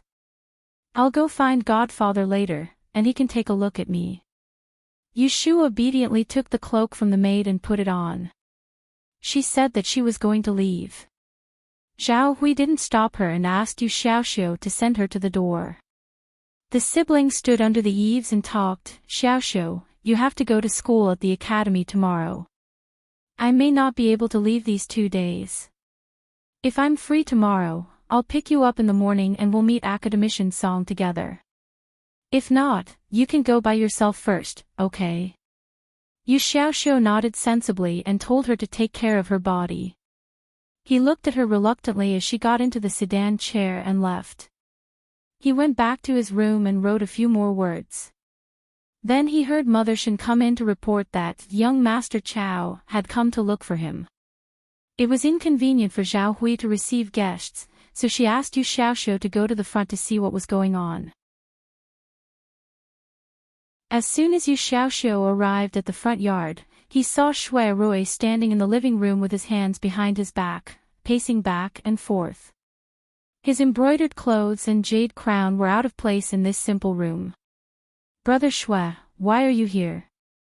Shui Rui turned around and looked at Yu Xiaoxiu, asking, did your sister come here just now? Yes, she came and then left. Shui Rui asked, did she say where she went? Yu Xiaoxiu answered honestly, oh, she said she went to the medical center to see Uncle He. She's not feeling well. After finding out where Yushu went and the location of the medical center, Shui Rui said goodbye to Yu Xiaoxiu and left in a hurry. In the morning, he saw the notice in the north of the city and recognized that the person in the portrait was Jing Qin. He first went back to the mansion to see Shui Lingnan and asked about the situation. He didn't rest for long before he went back to Wang Jilu to find Yushu. He wanted to discuss Jing Qin with her, but he didn't expect to come back empty-handed. He thought she went back to the Ji family, so he went to the right magistrate's mansion and ordered the servants to ask around. Yushu didn't come back and finally found this place. Originally, Shui Rui wouldn't be in such a hurry to find her. However, before the new year, Jing Qin suddenly disappeared and Yushu went out to find him in the snow. When she was unconscious in bed, he heard from Zhao Hui that Jing Qin was murdered and lost his memory. In this way, the matter became serious. Jing Qin was the descendant of Yunhua Yi and the princess. He was a member of the imperial family and was the Daozi that the emperor ordered to find. If something happened to him, it would inevitably involve Yushu. Moreover, there were many people who had seen Jing Qin. It was hard to guarantee that no one in the know would see the Celestial Commissioner's notice and think of him. From there, they could trace it back to Yushu. It would be fine if she could find the Daozi, but if Yushu didn't know the whereabouts of Jing Qin, then she would be in trouble. Separated by Qianyuan Avenue, the news of the Daozi entering the world had not spread to the south of the city. When Yushu found He Fangji in Huiran Medical Hall, Dr. He was busy setting the bones of a patient who had broken his leg. The small consultation room was crowded with people who wanted to watch the show, and the sound of the family members crying could be heard. Huiran Medical Hall also opened yesterday. Because it happened to be the opening day of Wangji Building, Yushu couldn't be there. However, on the 14th day, she had already congratulated He Fangji and sent 2 pots of asparagus as a congratulatory gift. They were placed in the medical hall to match the feng shui. She saw them the moment she entered the door. He Fangji couldn't leave for a while, so Yushu could only wait outside. The shopkeeper recognized her and knew that she was the boss's daughter, so he hurriedly let her sit inside the counter. Taking advantage of the chaos, he poured her a cup of tea and asked her to sit and wait. Who knew that she would wait for more than half an hour? The sun set and the people who were watching the show dispersed. He Fangji wiped his sweat with a handkerchief and walked out of the inner hall, panting. Seeing that he was so tired, Yushu quickly got up, handed him a cup of tea, and gave him a seat. After Fangji recovered, he waved at her. "What's wrong with you? You don't look well. Is it a cold or a fever? Come here and let me have a look." Yushu leaned against the counter, stretched out her wrist to him, and asked, "Godfather, can I ask you something?" Fangji put his fingers on her pulse, closed his eyes and said, "What?" Yushu was about to ask him about the prescription Jing Chen took last time when she suddenly heard a commotion in front of the medical hall.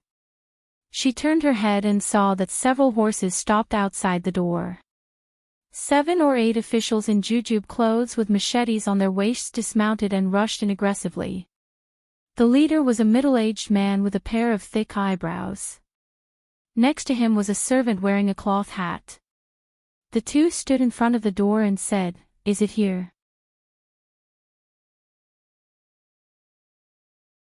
Chapter 280. A group of officials suddenly appeared outside the clinic. Seeing this, Fangji hurriedly walked around the counter and saluted. "Greetings, Darren. May I know what business Darren has here?" The middle-aged man leading the group coldly looked around the clinic, and his eyes finally fell on Yushu, who was standing behind the counter. He sternly asked, "Which one of you is Yushu?" Yushu was startled. She was surprised. "Why are they looking for me?" Before she could react, the servant leading the way pointed at her and loudly said, "Reporting to Darren, this is Yushu." The middle-aged official wearing a black veil didn't say anything and waved his hand. "Take her away." Following that, some officials came forward to take them away. Fangji turned pale with fright and tried to stop them, but she was pushed to the ground. Yushu was startled by this sudden turn of events. In a daze, she was dragged out by 2 officials and escorted out the door. "Xiao Yu! What are you doing?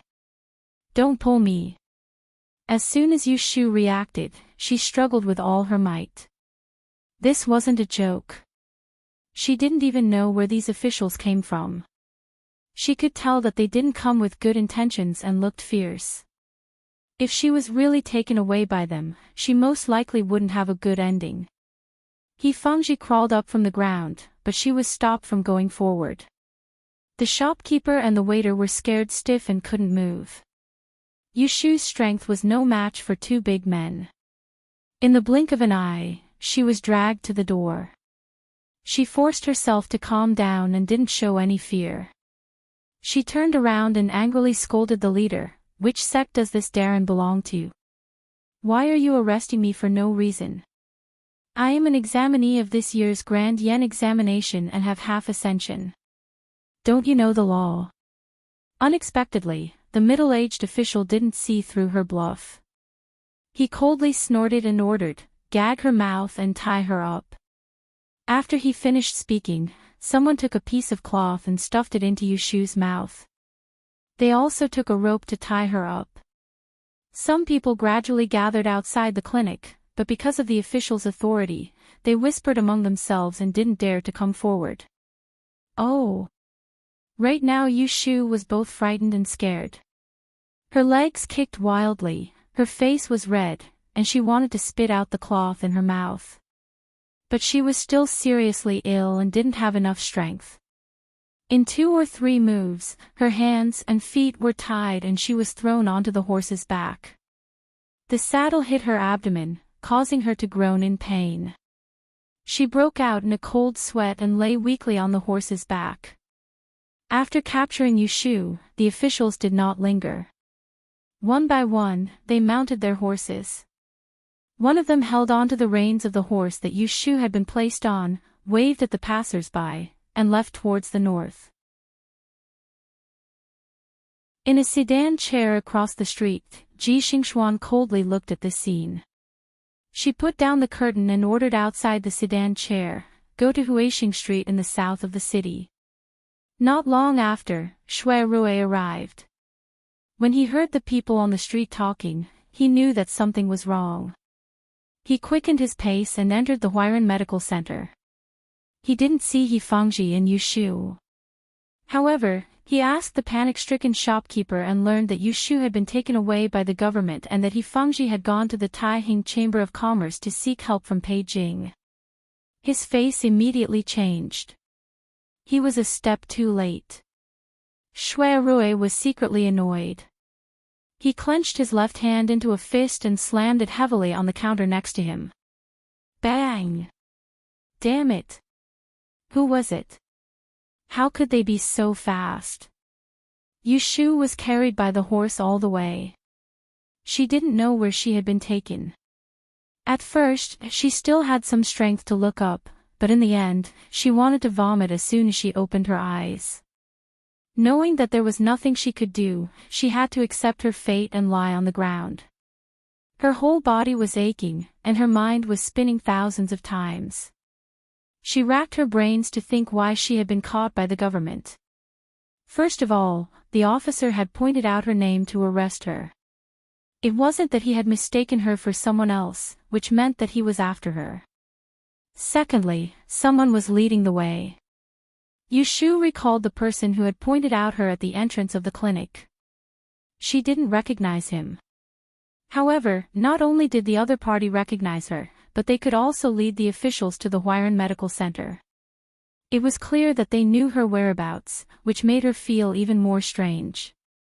She vaguely remembered that when the little man, who looked like a servant, entered the door, he said, "I saw her enter this medical center." What did this mean? It meant that the group of officials didn't go to Zhao Hui's house to ask about her whereabouts, but went straight to the medical center. Then, she had been targeted long ago. Yushu's heart sank. She was almost sure that someone was behind this matter. Who was it? Several people flashed through Yushu's mind. She had offended all of them. Last night, she had offended two of them.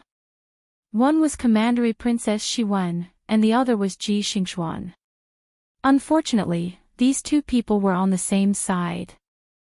Yushu had a feeling that no matter why she had been caught by the government, one of these two people must have something to do with her. It was just that in this short night, there had been trouble. They were too fast. They could use the officials. She didn't know if they were framing her or using their power to avenge private grievances. Because Yushu was thinking, she forgot her physical discomfort for a moment. Until the horse under her slowly slowed down and suddenly stopped.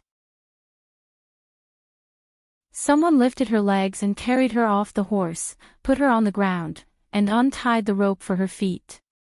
It was already dark, and the lights in the city were on.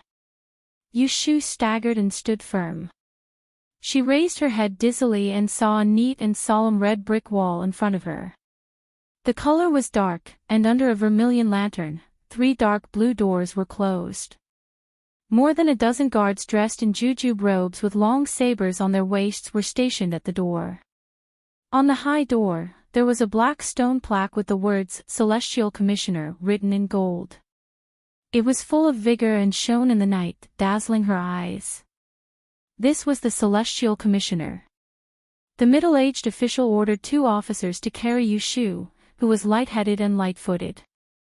He took the lantern handed by the person in front of the door and dispersed the rest of the people.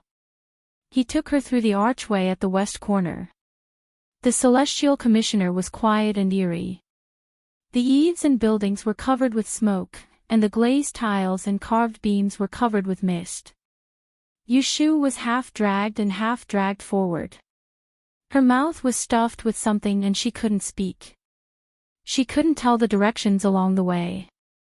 She passed through 3 or 4 corridors and stopped in front of an attic after turning a corner of a thicket. The middle-aged official stepped forward and cupped his hands. He said to the guard at the door, "This subordinate is Wang Yang. I have brought the person back as ordered." "Wait a moment." A guard entered and came out after a moment. He looked at Yushu, who was being held, and moved sideways to let the door open. He waved to the middle-aged official, "Bring her in." Yushu lowered her head and listened to the conversation between them. She was shocked. Junior supervisor. Was it the junior supervisor of the Celestial Commissioner? According to Yu Shu's knowledge, there were more than 100 officials in the Celestial Commissioner's office with official titles and titles. Under the senior supervisor, the first person was the junior supervisor, followed by the left and right magistrates, and then the left and right magistrates. The left was the highest, and the right was the reinstated position. Therefore, the person she was about to meet now was someone 4 ranks higher than that old bastard from the Ji family. Surprised and bewildered, Yu Shu's mind flashed with a glimmer of light. Yu somewhat realized why she had been brought here. Jing Chen. They were here for Jing Chen. Young miss, we've arrived at Huixing Street. Yunhee rolled up the curtain of the sedan and helped Ji Xingxuan out of the sedan. She had the sedan bearers wait by the roadside while the master and servant walked towards an alley in the middle of the street. It was currently evening. Yunhee held a lantern in her hand and illuminated the uneven path. She counted the doors and stopped in front of one. Yunhee raised the lantern and shone it on the door. When she saw the lock, she turned to Ji Xingxuan and whispered, "Young miss, the door is locked."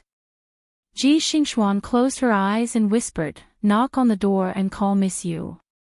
Yes. Although Yunhee didn't understand her intentions, she still obediently knocked on the door. Knock knock. Miss Yu, are you there? Miss Yu. Yunhee knocked for a while, but there was no response. She turned her head and whispered, "Young miss, there's no one." Ji Xingxuan whispered, "Continue knocking and shout louder." "Is Miss Yu there?" "Miss Yu." Yunhee knocked on the door a few more times but didn't call out the person inside. Instead, she called out the neighbor across the street. "Who are you looking for?" Auntie Sue, who lived across the street, opened the door halfway and poked her head out to look. Yunhee was hesitating on what to say when she heard Ji Xingxuan say, "Auntie, did you see anyone coming back from this household during the day?" "No, they moved away a long time ago." Auntie Sue saw that it was 2 young girls dressed in silk and satin, so she asked curiously, "Young miss, why are you looking for them?" Ji Xingxuan tilted her head to look at the tightly shut door behind her and said in a clear voice, "It's like this. Miss Yu, who used to live here, is currently staying at my house. However, she hasn't come back for the past 2 days, so I'm very worried. This afternoon, I heard that someone saw her being taken away on the street by the officials. I don't know if it's true or not, but I couldn't find her anywhere else. I'm afraid that something might have happened to her, so I came here. I'll have to trouble Auntie to help me keep an eye out for her when she comes back. I'll come back tomorrow." Auntie Sue made an "aw" sound and said with a strange look in her eyes, but this household doesn't have a girl aw. There are 2 people with the surname Yu, and they're brothers. Which one are you talking about?" Ji Xingxuan said, "Her name is Yu Shu." "Is there no such person?" "Aw." Auntie Sue's eyes widened in disbelief. Yu Shu is a girl." Ji Xingxuan nodded and didn't say anything more. She glanced at the crack in the door again and left with Yunhee. Auntie Sue muttered as she retreated back home. She closed the door and went to talk to her husband about this strange matter. It turned out that the young man who lived next door for a long time was actually a girl. The master and servant had almost reached the entrance of the alley when Yunhee asked in confusion, "Young miss, just now you..." Ji Xingxuan softly shushed her and interrupted her. She paused at the entrance of the alley for a moment and was about to walk away when she heard a voice behind her, "Please wait." Under the veil, Ji Xingxuan's lips curved up slightly. She turned around and saw a figure walking towards her from the dark alley. In the blink of an eye, the figure appeared in front of her. A handsome face that seemed familiar appeared in the dim light. Her eyes flashed and she recognized the young man in front of her. He was the one she had met once at Qian Monastery. As she expected, he was here. When Jing Chen saw the woman at the entrance of the alley, his eyes flashed and his voice paused before he asked, "Who are you?" He had overheard their conversation from inside the door and was worried about Yu Shu's situation, so he jumped over the wall and chased after them. Hearing his question, Ji Xingxuan frowned. "And who are you?"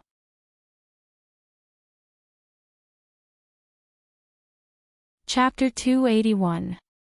I'm Xiao Yu's friend. Ji Xingxuan's face was half-veiled, so her expression was not obvious.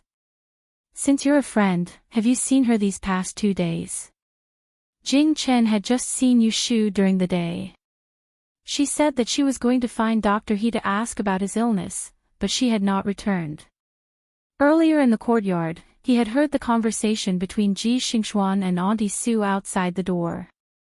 He assumed that something had happened to Yu Shu and that this person in front of him knew about it. He asked, "She came here this afternoon.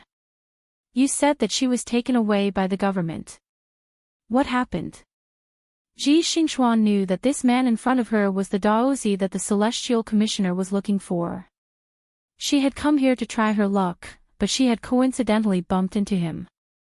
Judging by his expression, he did not know about the announcement that had been made this morning. She immediately thought of something and said, "My surname is Ji, and I'm considered a relative of Yu Shu. For some reason, she was temporarily staying at my house as a guest. She didn't return last night, and there was no news from her. It was really worrying, so my family sent people out to look for her. I heard that she was taken away by the government this afternoon. I don't know if this is true or not. I knew that she had stayed here before, so I came here in case she didn't return to our house." Hearing this, Jing Chen frowned. He had actually seen the woman in front of him twice. The first time was at the Taoist temple outside the city, and the second time was to retrieve the adversity-blocking stone. Before this, Yu Shu had not mentioned her, so he did not know who she was. Now, it seemed that she was from the family that had bullied Yu Shu. His good impression of her immediately disappeared. However, he had always been a person of few desires, so he did not show his emotions. His expression did not change, but his voice became colder. "You said that she was taken away in the south of the city." Ji Xingxuan was a very meticulous person. As soon as she introduced herself, she noticed the slight change in Jing Chen's attitude. She knew that Yu Shu must have damaged the Ji family in front of him. If that was the case, it would be difficult to build a good relationship with this Daozi. After giving it some thought, Ji Xingxuan decided to take Yu Shu away from this place to avoid the Celestial Commissioner's interrogation. She said, "I am not sure. My grandfather has sent someone to the Yamen to gather information. If young master is worried about Yu Shu, why don't you come with me?" Jing Chen did not know where Yu Shu had gone. Now he could only ask what was in front of him. After thinking for a moment, he held the rusted sword in his hand and nodded, "Thank you." Seeing that things were going smoothly, Ji Xingxuan asked Yun He to send away the sedan bearers. She walked leisurely with Jing Chen back to the right magistrate's residence. Along the way, she tried to sound him out with words. However, Jing Chen did not know the ways of the world. He was not happy and did not even respond. Ji Xingxuan realized that Yu Shu was trying to slander him. What she did not know was that Yu Shu had not even mentioned her name in front of Jing Chen. Yu Shu was brought to the imperial astronomer and sent into a loft with her hands tied behind her back. There was a brightly lit hall in front of her. Without going into the details of the furnishings, she saw a long 8 trigrams evil suppression desk on the east side. Behind the desk sat a man in his 30s. He was dressed in black silk and had silvery white hair. His appearance was extraordinary, but his expression was cold and dignified. At first, he was still writing with meticulous brushwork, but when Yu Shu arrived in front of him, he put down his brush and looked up. Yu Shu met the man's eyes. She knew that this was the Celestial Commissioner's junior supervisor. Even in this situation, she could not help but sigh. Hearing about him was not as good as meeting him in person. She immediately lowered her head, avoiding eye contact. "Your Excellency, this is the man. The middle-aged official who was sent to capture Yu Shu bowed. After scanning Yu Shu's messy hair and clothes, Ren Qiming picked up the announcement on the desk with his left hand and passed it to the attendant behind him. Show it to her. Yes. The attendant took the announcement and unfolded it in front of Yu Shu. Puzzled, Yu Shu lowered her head to look at the portrait on the announcement. Her expression changed slightly. She read the content of the announcement in detail. Not only did it reveal Jing Chen's identity to the world, but it also ordered a reward for finding him. Her heart sank. She immediately confirmed her guess when she entered the room. The Celestial Commissioner was here for Jing Chen.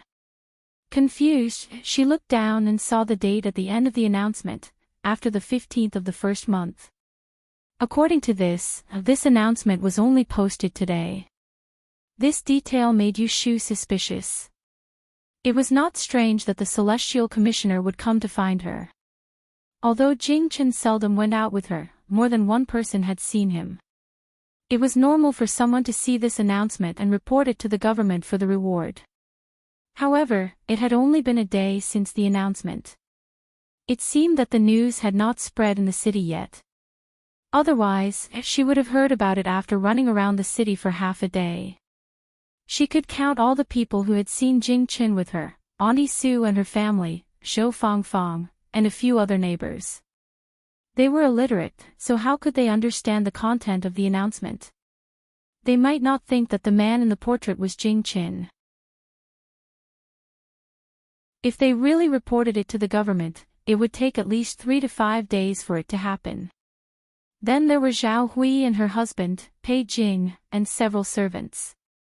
If she thought about it with her toes, it was impossible for them to inform the government behind her back. The last one was Shui Rui, and Yu Shu directly eliminated him. With her understanding of the eldest young master Shui's character, if he saw this notice, he would surely look for her first and tell her about it. Why would he covet any rewards from this notice, let alone betray her? Then who could it be? Who else would be with Jing Chen and keep an eye on her? Who could take the Celestial Commissioner's men to the clinic to get her if something happened? Yu Shu thought about it quietly and thought of a person, or rather, a family. Ji Xingxuan, the Ji family. Thinking of this, it made sense. As the right judge of the Celestial Commissioner, Ji Huaishan must have got the news of looking for the so-called Daoist. Ji Xingxuan knew her residence on Huixing Street and went to find her in person. Maybe Ji Xingxuan had seen her and Jing Chen together when she didn't know. This woman was good at physiognomy, and Jing Chen was easy to recognize. Therefore, when she saw the announcement, she thought of her. Ji Xingxuan had seen her last night and knew that she went in and out of Wangji building. She knew her whereabouts like the back of her hand, so it was not a problem to send someone to follow her. The servant who identified her in Huiran Medical Center must have been sent by the Ji family to follow her. Yu Shu looked at the announcement. There was no mention of the evil Qi of Kadish Star. Instead, she addressed Jing Chen as Daoist. She also said that Jing Chen joined Taoism when he was young and inherited his parents' will. These beautiful words all showed that the royal family's attitude towards Jing Chen was friendly and valued. Since the Ji family found out that Jing Chen was in contact with her, and they knew that Jing Chen had a high status, they were afraid that she would take credit for finding the Daoist in the future. So, they made a move first to gain the upper hand. Somehow, they fooled their superiors and made the young eunuch send someone to catch her. In this way, if she honestly told the whereabouts of Jing Chen, she would be betraying Jing Chen in a disguised way. If she refused to tell, she would be in trouble. Not only would she not get any benefits, but she would also be trapped. However, Jing Chen was missing a piece of memory. He didn't know who wanted to harm him, so he would be in danger as soon as he showed up. As a senior actuary, Yu Shu was best at information calculation and analysis.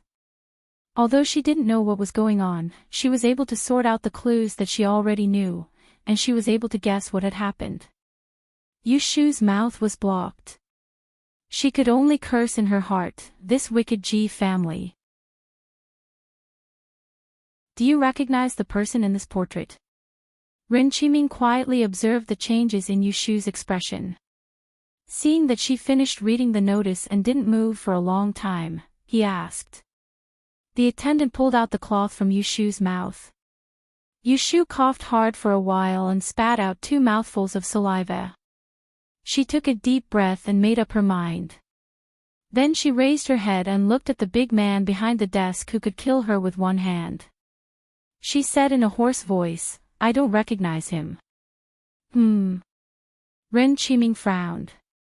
Finding Yunhua and the princess's son was a very important matter.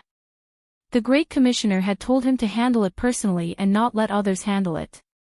That was why Right Judge Ji came to see him in a hurry. He said that the servants in the mansion had seen the notice and saw Daoist child going in and out with someone.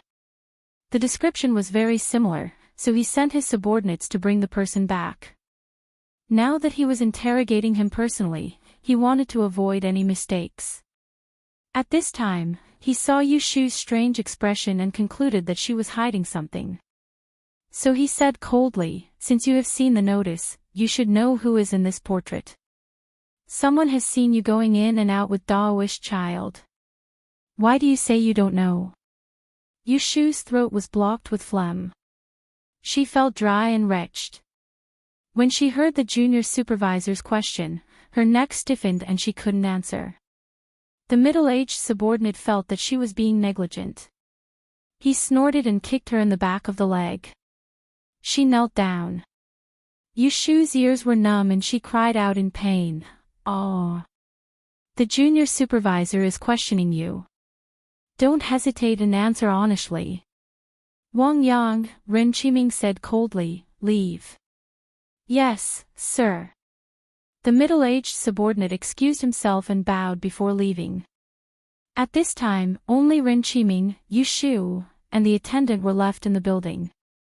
"Your surname is Yu and you were born in Jiangnan. You were the concubine of the 3rd son of the Celestial Commissioner, right Judge Ji Huaishan. You were an examinee of the Diyan examination last year, right?" Ren Qiming held a report in his hand. It was just delivered to him along with Yushu. After listening to Ji Huaishan's report, he sent people to arrest her and also sent people to several places to inquire about this girl's situation to verify. In addition, you have a foster relative with the surname He who moved here from the south. You have a weak younger brother who moved to the He family in the 12th month of last year. At that time, he was accompanied by a young man. Later, he disappeared. Let me ask you, who is that man? And where is he now? Yushu bit her lips. She propped up her upper body and kneeled on the ground. Cold sweat appeared on her forehead and her shoulders trembled slightly. She said in a hoarse voice, "That is a friend who is staying at my house. I don't know where he went. As for the person in the painting, even if you ask him 1,000 times, I don't know him." Yushu's heart was heavy. The Ji family probably knew that she went to Huixing Street in the afternoon since they sent people to follow her. Jing Chen was now waiting for her in the small courtyard. He was completely unaware of the news outside and had nowhere to hide. It was only a matter of time before he was found. She wasn't stupid enough to think that if she didn't say Jing Chen's whereabouts, the Celestial Commissioner wouldn't be able to find him. But she couldn't say it. At least, she couldn't say it now. Once she said it, she would fall into the Ji family's trap and wouldn't be able to get out. Now that she had one foot in the swamp, she had to find a way to pull herself out. "In front of me, you dare to lie." Ren Qiming was a strict man. He had always been cold and serious. He was sure that Yushu was hiding the whereabouts of the Daozi. He asked her again and again. Seeing that she was unwilling to say it, he lost his patience. He put down the report in his hand and put his hands on the table. He said, "Qing Feng, let her speak."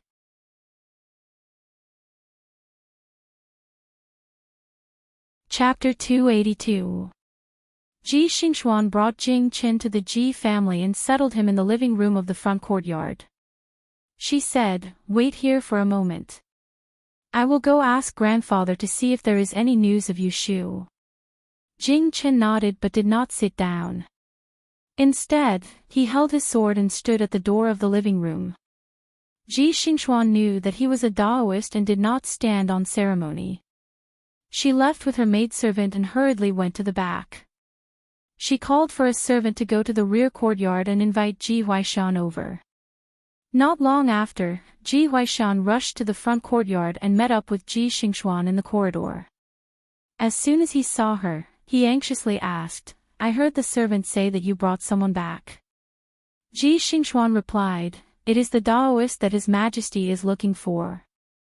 Ji Huaishan was pleasantly surprised and waved his hand to dismiss the people around him. He asked in a low voice, "You went out this afternoon to look for someone. Why didn't you discuss this with me?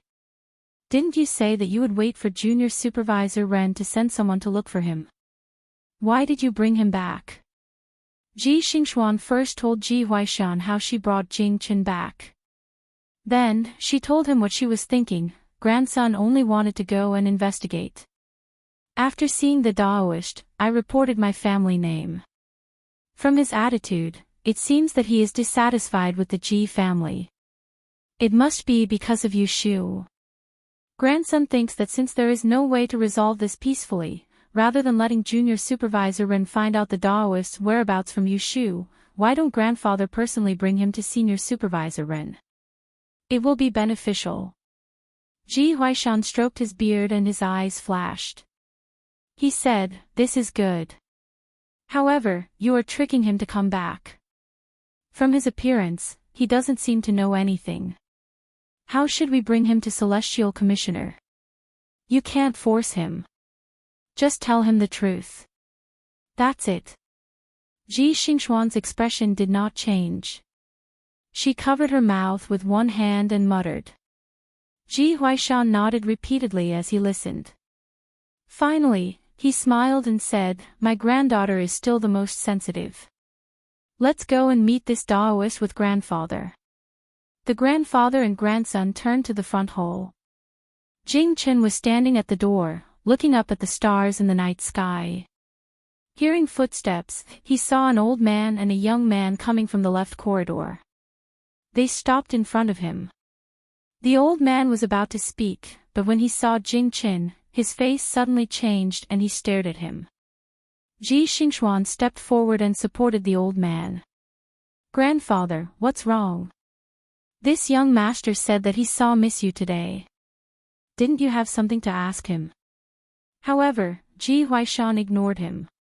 He stared at Jing Qin and said excitedly, "May I ask if you are the descendant of Yunhua Ez?" Jing Qin was shocked to be exposed by the old man in front of him. However, he remembered Yushu's reminder and did not respond. Instead, he frowned and said, "You've got the wrong person. I'm here to look for someone. Do you know where Yushu is now?" "That's impossible. You're clearly the same as the one in the portrait." Ji Huaishan had a look of disbelief. He turned his head and ordered the steward, "Go and bring me the announcement on the table in my study." "Yes, Your Excellency." Ji Xingxuan had a puzzled expression and said doubtfully, "Grandfather, what's wrong with you? This young master is Yushu's friend. How did he become the descendant of Yunhua Ez?" Ji Huaishan shook his head and ignored her. He cupped his hands at Jing Qin and said, "Young master, please don't be impatient. Let this old man verify something and then tell me where Yushu is." Jing Qin looked at the grandfather and grandson in front of him. He was puzzled and nodded. A moment later, the steward ran back with a scroll and gave it to Ji Huaishan. He handed it to Jing Qin, "Young master, look. This is the announcement that the emperor ordered to be posted in the city this morning." Jing Qin took it in his hands and looked at it. He saw the portrait and the document and suddenly realized that the imperial family had ordered to find him. No wonder he had never seen the old man in front of him, but the other party recognized him. Then, a servant was brought in front of them. Ji Huaishan pointed at Jing Qin and asked, "Lai San, you said that you saw Miss Yu and the person in the portrait together. Are you talking about this young master?" The servant with small eyes looked at Jing Qin and nodded vigorously, "Yes, yes, it's him.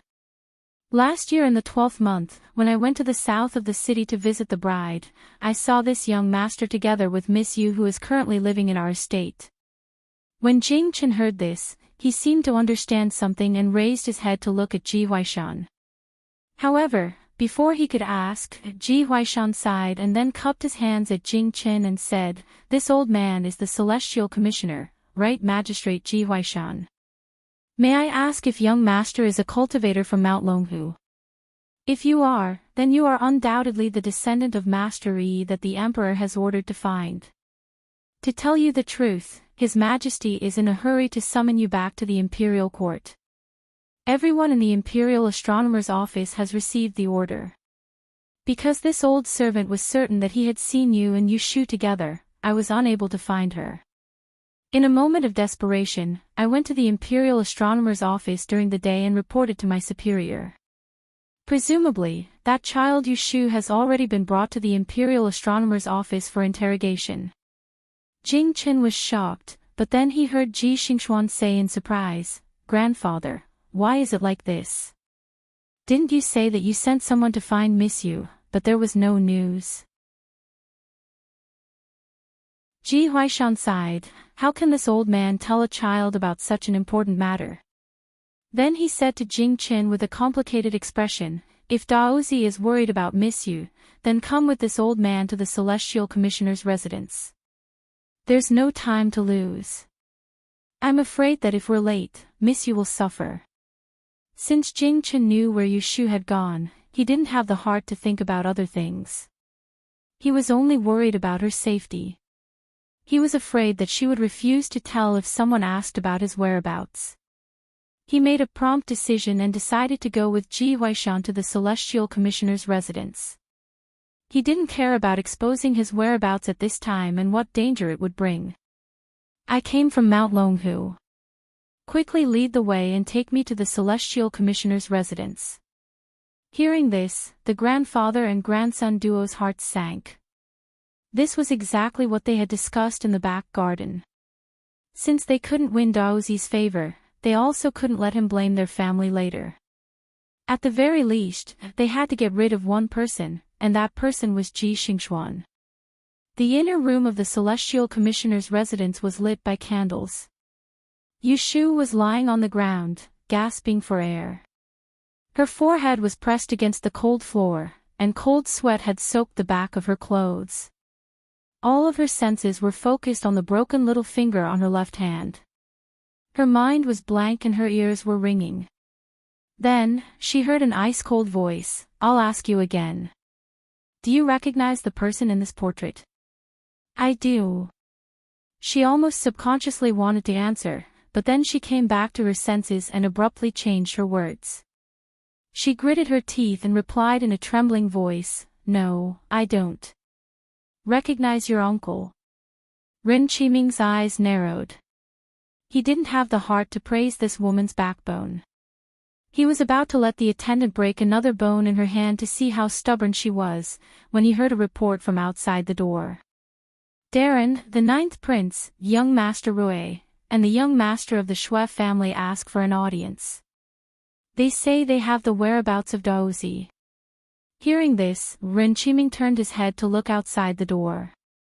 He had a surprised expression on his face. He then glanced at Yu Shu, who was kneeling on the ground, and said, "Invite them in." Yu Shu was suffering from the pain of her broken fingers. Her ears were ringing and she didn't hear the announcement. She didn't know that the people who came at this time were just in time, so she was lucky enough not to have another broken finger. Shui Rui, Lu Tan, and Rui Lin were invited in. At first glance, the first thing Shui Rui saw was a figure kneeling on the ground. Her clothes were messy and her upper body was drenched. His body stiffened and he tried to resist the urge to go forward to check on her condition. He secretly clenched his fist and shifted his gaze to the man behind the evil warding case. Rui Lin raised his hand to salute and said in a low voice, "This lowly official greets the junior supervisor." This was the Celestial Commissioner's Ren Qiming. Even his grandfather had to give him some face in front of him. As a junior, he couldn't be disrespectful. When Ren Qiming saw Lu Tan, he stood up and raised his hand to salute. "Greetings, Your Highness." "Sir Ren, you may rise." Lu Tan and Rui Lin were both temporarily pulled here by Shui Rui as reinforcements. On the way, they had heard Shui Rui's explanation. When they saw the scene in front of them, they knew who the person kneeling on the ground was. They weren't confused. Rui Lin immediately smiled and said, "Brother-in-law, why has your place become a yamen? Do you still need to interrogate criminals?" From the way he addressed him, it was obvious that young Lord Rui was Ren Qiming's brother-in-law. If there were people in Anling City who weren't afraid of Junior Supervisor Ren's cold face, he was one of them. Ren Qiming ignored him, but his expression softened a little. He turned to Lu Tan and Shui Rui and said, "Your Highness and Mr. Shui have the whereabouts of Daozi." Lu Tan said, "It was my cousin who came to find me. He said that he had news of Master Uncle. Coincidentally, I was with Rui Lin, so we came together." "Let him tell, sir." "Brother Rui." When the tinnitus in Yushu's ear subsided a little, she heard a few more voices in the building. They were vaguely familiar. She slowly turned her head and saw a few more pairs of boots on the ground. When she looked up, her vision gradually became clear. She was the first to recognize Shui Rui and was stunned on the spot. Why is he here? Before she could wrap her mind around it, she heard Shui Rui's voice, "Sir Ren, I have seen Daozi in person a month ago." Ren Qiming looked serious and said, "Where did you see Daozi? Tell me in detail." Shui Rui's eyes moved. He turned to look at Yushu on the ground and said, "Sir, please untie her first." Ren Qiming frowned. He looked at Shui Rui and then looked at Yushu. Since he knew that they knew each other, he thought that there must be some inside story. After hesitating for a moment, he waved his hand and said, "Release her." The attendant was about to untie Yushu, but Shui Rui was one step ahead of him. He went forward to help Yushu up from the ground and untied her wrists behind her back. As soon as he touched her wrists, he heard her gasp and tremble. He thought that she was injured and hurriedly checked. Soon, he found that one of her little fingers was broken and blood was squeezed together.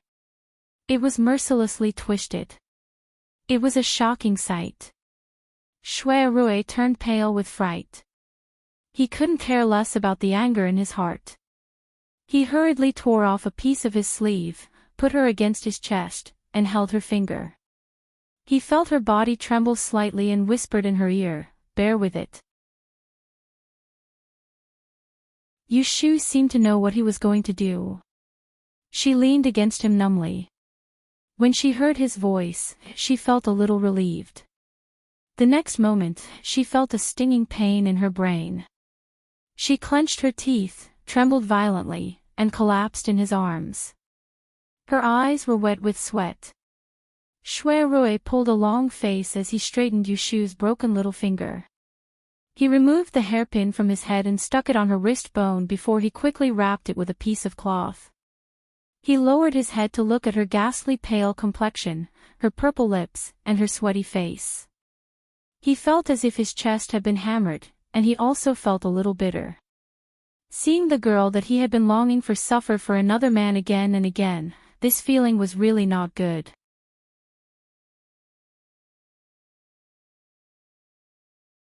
Chapter 283. Shui Rui knelt on the ground, hugged Yushu to his chest, and treated the injury on her hand. He gently held her trembling left hand with one hand, raised his head, and said coldly to Ren Qiming, "Sir Ren, you brought her back to the Celestial Commissioner for interrogation without distinguishing between right and wrong, and you even used private torture. Don't you know that this is a violation of the law?" Upon hearing his questioning, Lu Tan and Ruilin had a strange look on their faces. Both of them knew Shui Rui for more than a day or two. They knew that he was usually dignified, cautious in his words and actions, and always pretended to be gentle and refined. However, his temper was actually the worst. Looking at him now, it was obvious that he was about to fall out. Ren Qiming looked at Shui Rui and said expressionlessly, "I was ordered by the emperor to find the whereabouts of the descendant of Yunhua Yi and Princess Liyue.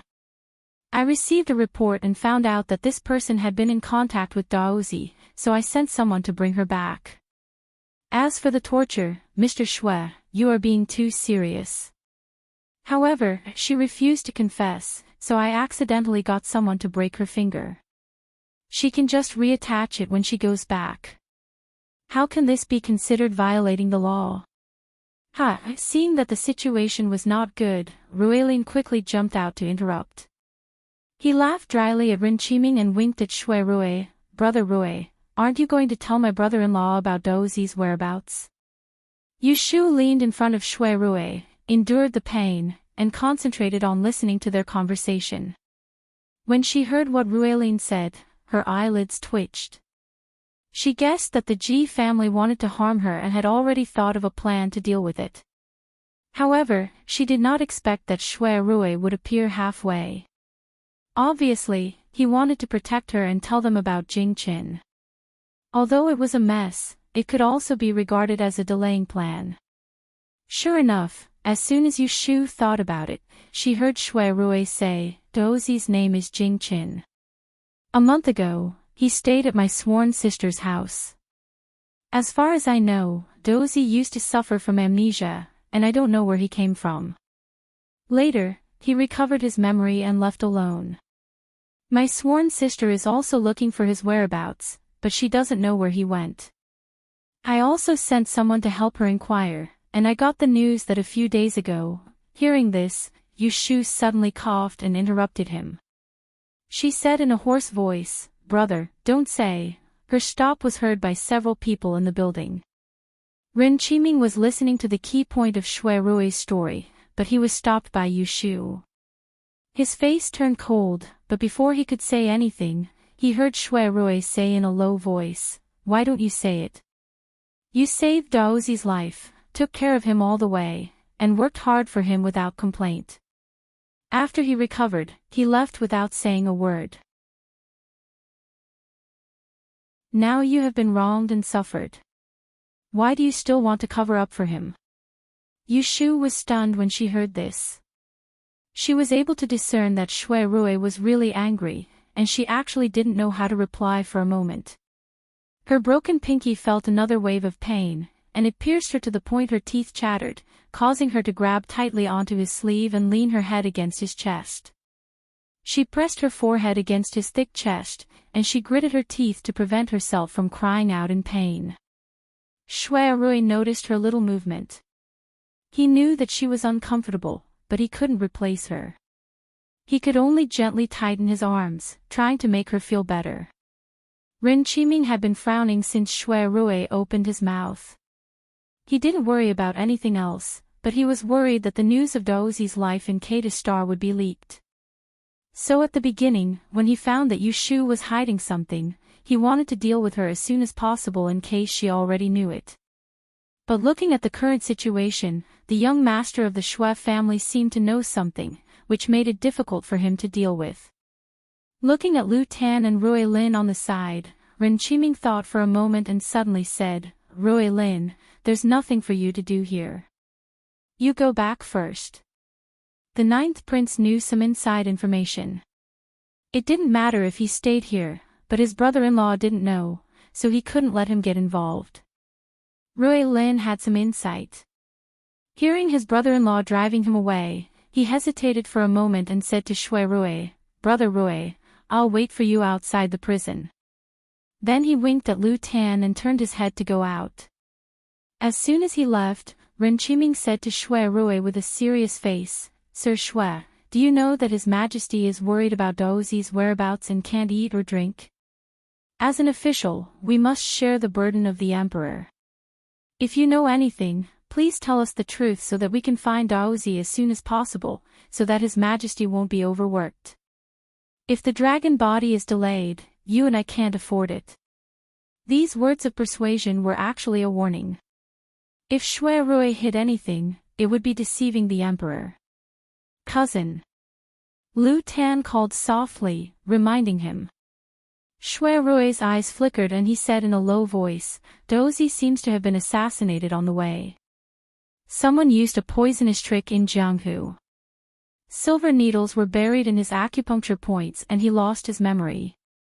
My sworn sister didn't know Daozi's identity. She only took care of him because of her chivalrous heart. My sworn sister has an elder who is proficient in the art of Qi Huang. He diagnosed Daozi's illness and treated him with the needles. However, a few days later, Daozi disappeared in the morning. He must have recovered his memory and left." Yu Shu listened to Shui Rui's narration. Her eyelids moved, she pursed her lips and didn't make a sound. She had never told him about these things, but he knew. When Rin Qiming heard this, he was inwardly shocked. Daozi had been assassinated. Sworn sister was worried that his body hadn't recovered and that he was penniless, so she begged me to send people to search for him. Not long ago, I received a clue that someone in the southern garrison saw Daozi leave the city on the morning of the 22nd day of the 12th month. Sworn sister and I thought that he had left and didn't continue to search. This is all we know. There is absolutely not half a word of falsehood. Darren can send people to investigate." Rin Qiming's complexion was heavy and his hands were clasped tightly together. Looking at Shui Rui's expression, it didn't seem like he was lying. If that was the case, then it was very bad. Therefore, he asked in a deep voice, since this is the case, she should tell the truth in full detail. Why is it that when I asked her just now, she refused to admit that she had seen Daozi and said that she didn't recognize the person in the portrait? Upon hearing this, Shui Rui lowered his head to look at Yu Shu. His eyes flickered a few times and he said with disappointment and frustration, thinking about it, when Darren Rin interrogated my sworn sister, it wasn't that she didn't want to talk, but that she didn't know where to start. She is a young and fair-skinned girl and was entangled with Daozi. Now that the imperial court is looking for him with great fanfare, if she can't tell you where Daozi went, how can you let her go? If Daozi is injured and you can't find him, won't you blame it all on her? Hearing Shui Rui trying to defend her, Yu Shu's lips moved and she sighed. She didn't say it not because she was afraid that they wouldn't let her go, but because she didn't want to let some people go. "Come." Rin Qiming suddenly stood up from his chair and called for the imperial bodyguard outside the door. He ordered, "Quickly go and invite the head prefect here." "Yes, sir." The imperial bodyguard obeyed the order and left. Rin Qiming turned to the people in front of him and said solemnly, "This is a serious matter, all of you wait here." Rin Qiming invited the head prefect. Lu Tan didn't do anything. Even though Shui Rui didn't want to stay any longer, he knew he couldn't leave. Therefore, he looked around and saw an empty chair under the south window. He carried Yu Shu horizontally and gently placed her on the chair.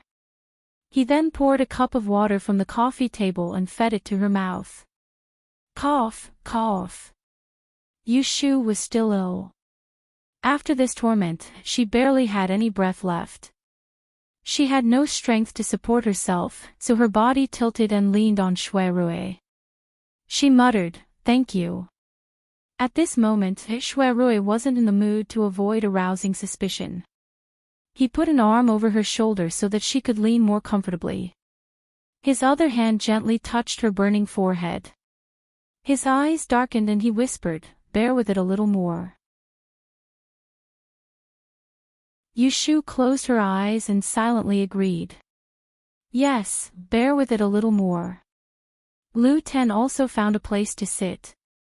For a moment, there was no sound in the building. Just like this, the time to drink a cup of tea passed. Suddenly, there was a voice at the door. Shui Rui and Lu Tan thought that the head prefect had arrived. Unexpectedly, the imperial bodyguard hurriedly entered and reported, Junior Supervisor Darren, Right Judge G. Darren requests an audience. He also brought a man with him, claiming that he is the Daozi that the emperor ordered to find. It was like a stone that gave rise to 1,000 ripples, and the expressions of the three men in the building went pale. Only Shu, who was leaning on Shui Rui, suddenly opened his bloodshot eyes, and a fierce light flashed within them. It really was this pair of bastards.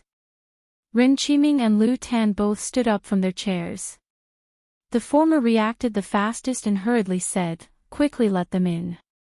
The imperial bodyguard retreated. A moment later, 3 people followed him in. They were Ji Huaishan, Ji Xingxuan, and Jing Chen, who had rushed over from the right judge's office. The people who came in looked at the people in the building, and the people in the building looked at the people who came in. Several gazes intertwined. 7th Martial Uncle. Lu Tan beamed with joy and strode forward to greet them. His voice had undoubtedly confirmed Jing Chen's identity. Ren Qiming stared in Jing Chen's direction and saw his face clearly. His serious face, which was like an iron plate, unexpectedly revealed an excited expression. He was worried about the Daozi's safety and was afraid that something bad would happen. Who would have thought that the situation would take a turn and he would see the people who came? Jing Chen had no one else in his mind. When he saw Yu Shu, he left Lu Tan and quickly walked towards her. Xiaoyu. Jing Chen could see that Yu Shu's condition was not good. He reached out to touch her forehead, but was firmly held by a hand that stretched out from the side. The hand stopped half an inch in front of her forehead and could not move forward. Jing Chen followed the hand and looked at its owner. He saw a frosty face looking at him coldly.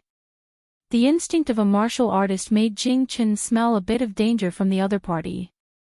Jing Chen frowned slightly and did not compete with him. He lowered his head to look at Yu Shu, but because her dark sleeves covered her, he did not see her broken fingers. He could see that she looked very pale and worried. Xiaoyu, how are you? I'm fine. Cough, cough. Yu Shu coughed as soon as she opened her mouth. Shui Rui stroked her back. She took a deep breath and shook her head at Jing Chen. I'm fine. I won't die. As she spoke, Yu Shu looked at the grandfather and grandson who had come to take advantage of the situation. She took a deep breath and sneered without saying anything. Daozi, Ren Qiming called out to Jing Chen. Seeing that he did not respond, he turned his head to Ji Huaishan and asked seriously, Right Judge Ji, what is going on? Where did you find the Daozi?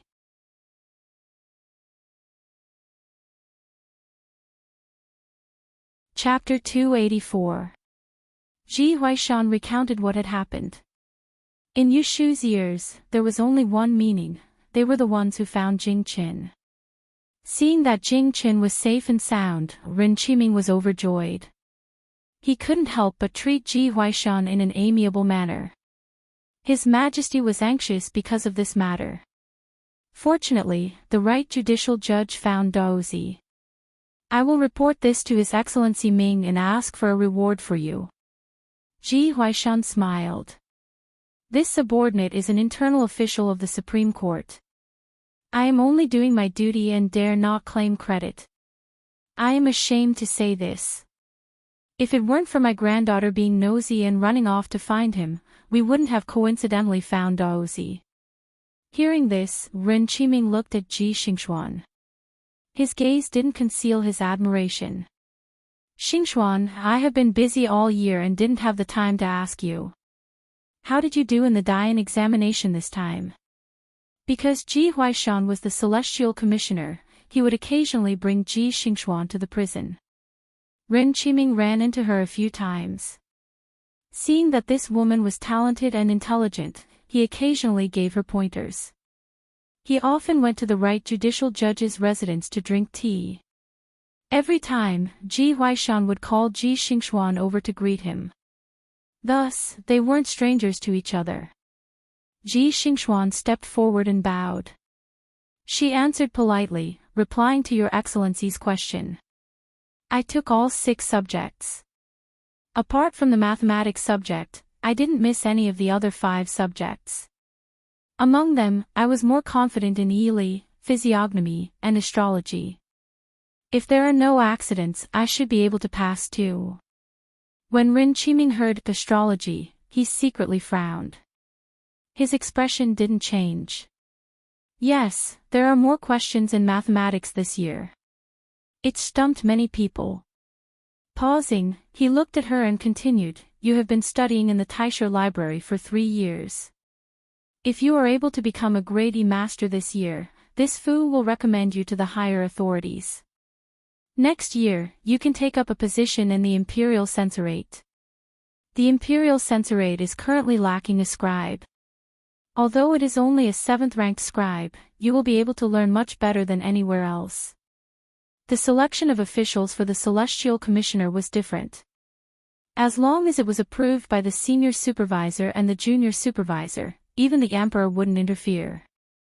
It wasn't easy for a woman to become an official. Today, with Rin Qiming's words, Ji Xingxuan would be appointed to the Celestial Commissioner's post. Hearing this, Ji Xingxuan paused. Then, her beautiful eyes brightened. She was overjoyed. Ji Huaishan was even more overjoyed. Fearing that Rin Qiming would take back his words, he hurriedly said, Xingxuan, hurry up and thank the junior supervisor for his appreciation. Xingxuan will not disappoint Your Excellency. On one side, they were giving gifts. On the other side, Yu Shu was watching coldly from the sidelines. Everyone else who witnessed this scene had different thoughts. Shui Rui sneered because he knew a lot of inside information. He could see through this grandfather and granddaughter's ploy. It was nothing more than using a knife to hurt someone and then sitting back and enjoying the fruits of their labor.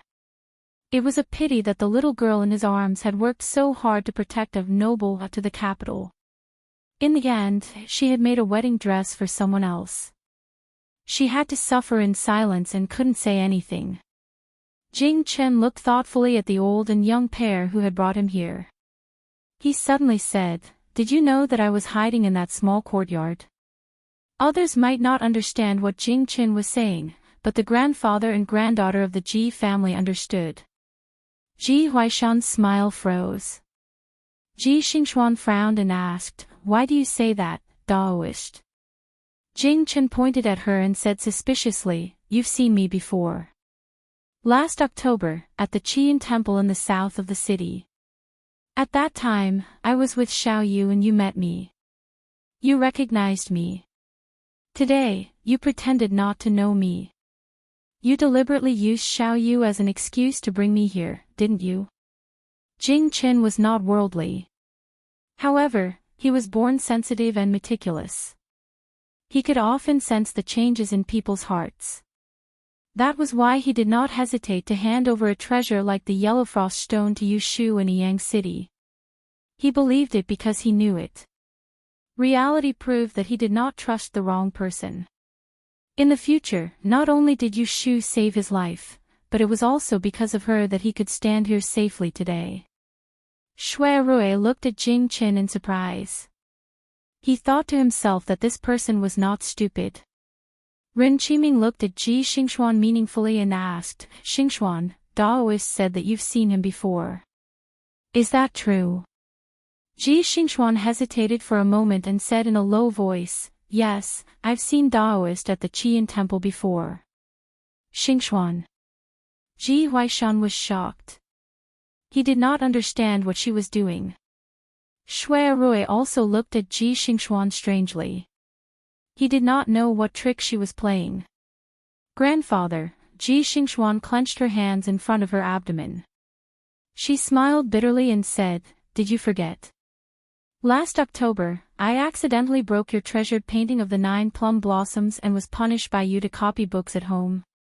Coincidentally, you were not in the Fu, so I sneaked out with Yun He. I wanted to admire the plum blossom forest near the Qian Temple. When I came back, I drew a plum blossom painting to make you happy. I was afraid that you would blame me afterwards, so I did not mention it again. Coincidentally, I met Daoist at the temple. Now that I've seen him, how could I recognize him? I could only pretend not to know him. Who would have known that he was the Daoist you were looking for? This was indeed a coincidence and caused Daoist to misunderstand. This explanation was flawless and immediately dispelled everyone's suspicions. Ji Xingxuan had made it very clear that she had seen Jing Qin before. However, at that time, she did not recognize Jing Qin. Today, she pretended not to know him because she was afraid of bringing up the matter of her sneaking out. Jing Qin only had suspicions. In the end, there was no evidence to prove that Ji Xingxuan had tricked him to come here. Shui Rui was a little shocked. He thought to himself that this Ji Xingxuan had a deep mind. She was quick-witted and meticulous. She was practically invulnerable. On one hand, he was lucky enough to break off the engagement with the Ji family that day. On the other hand, he was worried for Yu Shu. Now that she had provoked such a difficult character, her days in the future would not be stable. Are you done? Yu Shu, who had been resting on Shui Rui's body, suddenly spoke up. Her hissing voice was very attention-grabbing. Ji Xingxuan shifted her gaze and saw a weak-looking Yu Shu holding on to the armrest of the chair. She barely managed to sit up straight. Her pair of reddened eyes stared straight at Ji Xingxuan, making Ji Xingxuan feel a sense of foreboding. If you're done, it's my turn. Yu Shu didn't care what they thought of her. She retracted her gaze from Ji Xingxuan and shifted it to junior eunuch Ren. She held back her cough and slowly said, Jing Chen and I, oh, the Daozi that you guys call him, met him a year ago in Jiangnan's Yang City. I was indebted to him, so I felt grateful and befriended him. Last April, he suddenly bade farewell to me and left Yang City. I thought that we wouldn't be able to meet again, but who knew that 2 months later, when I took a boat north to the capital, I actually met him again. However, at that time, he was severely injured and was abandoned in the river. He was fished out of the water as he was on his last breath. He almost lost his life. I recognized him and in order to repay his kindness, I naturally took good care of him. Who knew that after he woke up, not only did he lose his voice, he also lost his memory. Jing Qin, you never lie. Tell them, is there a single lie in what I've said? Most of the people present were flabbergasted when they heard about Jing Chen's thrilling experience. Ren Qiming's expression was the worst, while Lu Tan's expression was one of shock and anger. Ji Huaishan and Ji Xingxuan, on the other hand, didn't expect this. They looked at each other and felt that something was wrong. They had originally thought that Yu Shu and the Daozi were good friends at most. They didn't expect her to be his savior. Jing Chen looked at Yu Shu and said, it's true. What Xiao Yu said is absolutely true. If she hadn't saved me on the river, I would have become a pile of bones in the river. Later, when we were hijacked, she was the one who helped me escape and saved my life. Ji Huaishan was a sly old fox. Seeing that the situation had changed, he sighed and said, I didn't expect that the Daozi would have such an experience. You're really lucky. In this way, you can be considered to be affectionate and righteous. You know how to repay kindness. He came to play the good guy.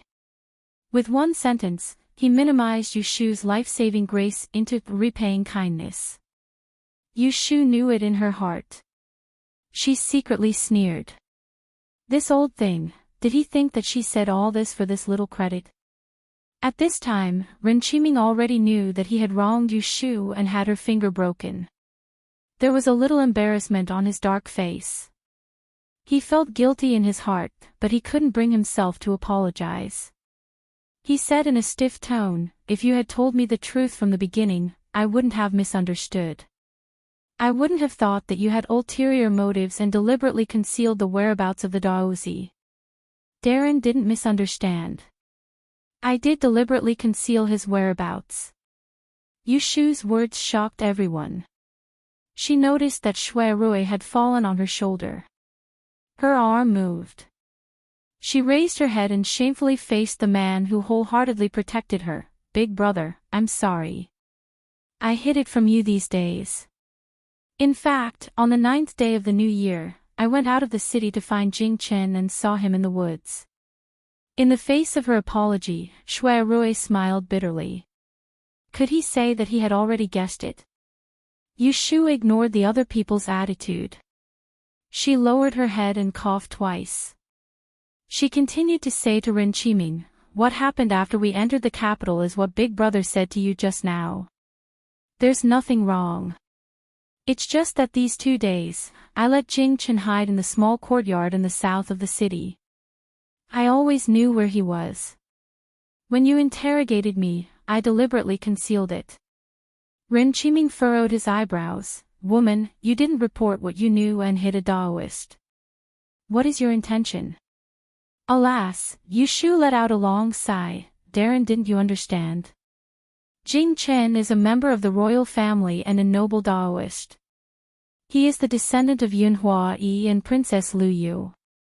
It was the first time he left the mountain.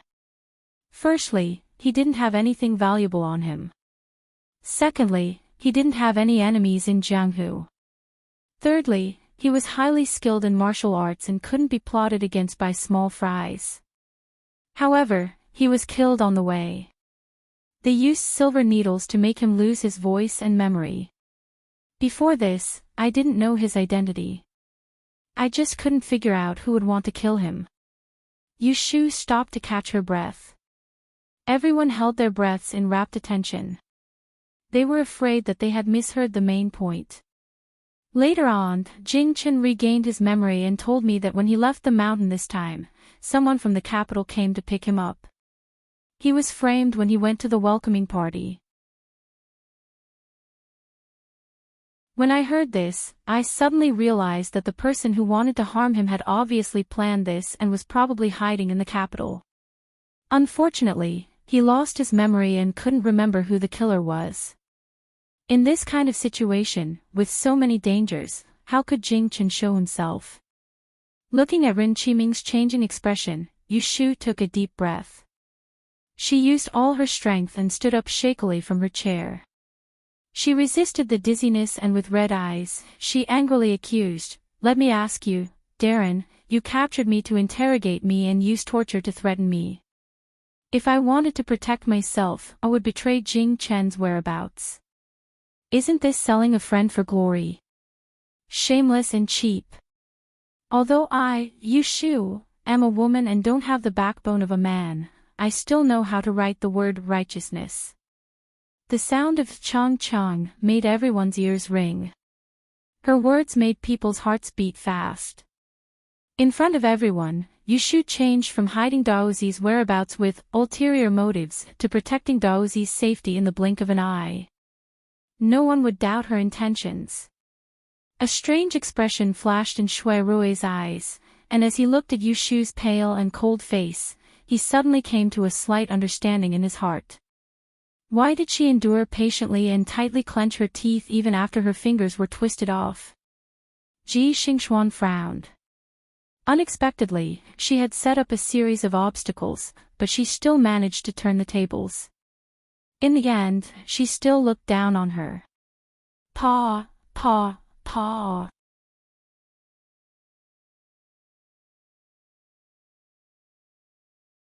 Chapter 285.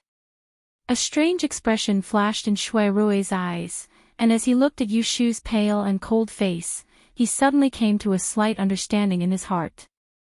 Why did she endure patiently and tightly clench her teeth even after her fingers were twisted off? Ji Xingxuan frowned. She didn't expect that she would be able to turn the tables on her. She had underestimated her. Clap, clap, clap. A round of applause came from outside the door. No one could be seen, but the laughter was like a spring breeze. Hee hee, what a good righteous. I would like to see such a loyal and affectionate daughter.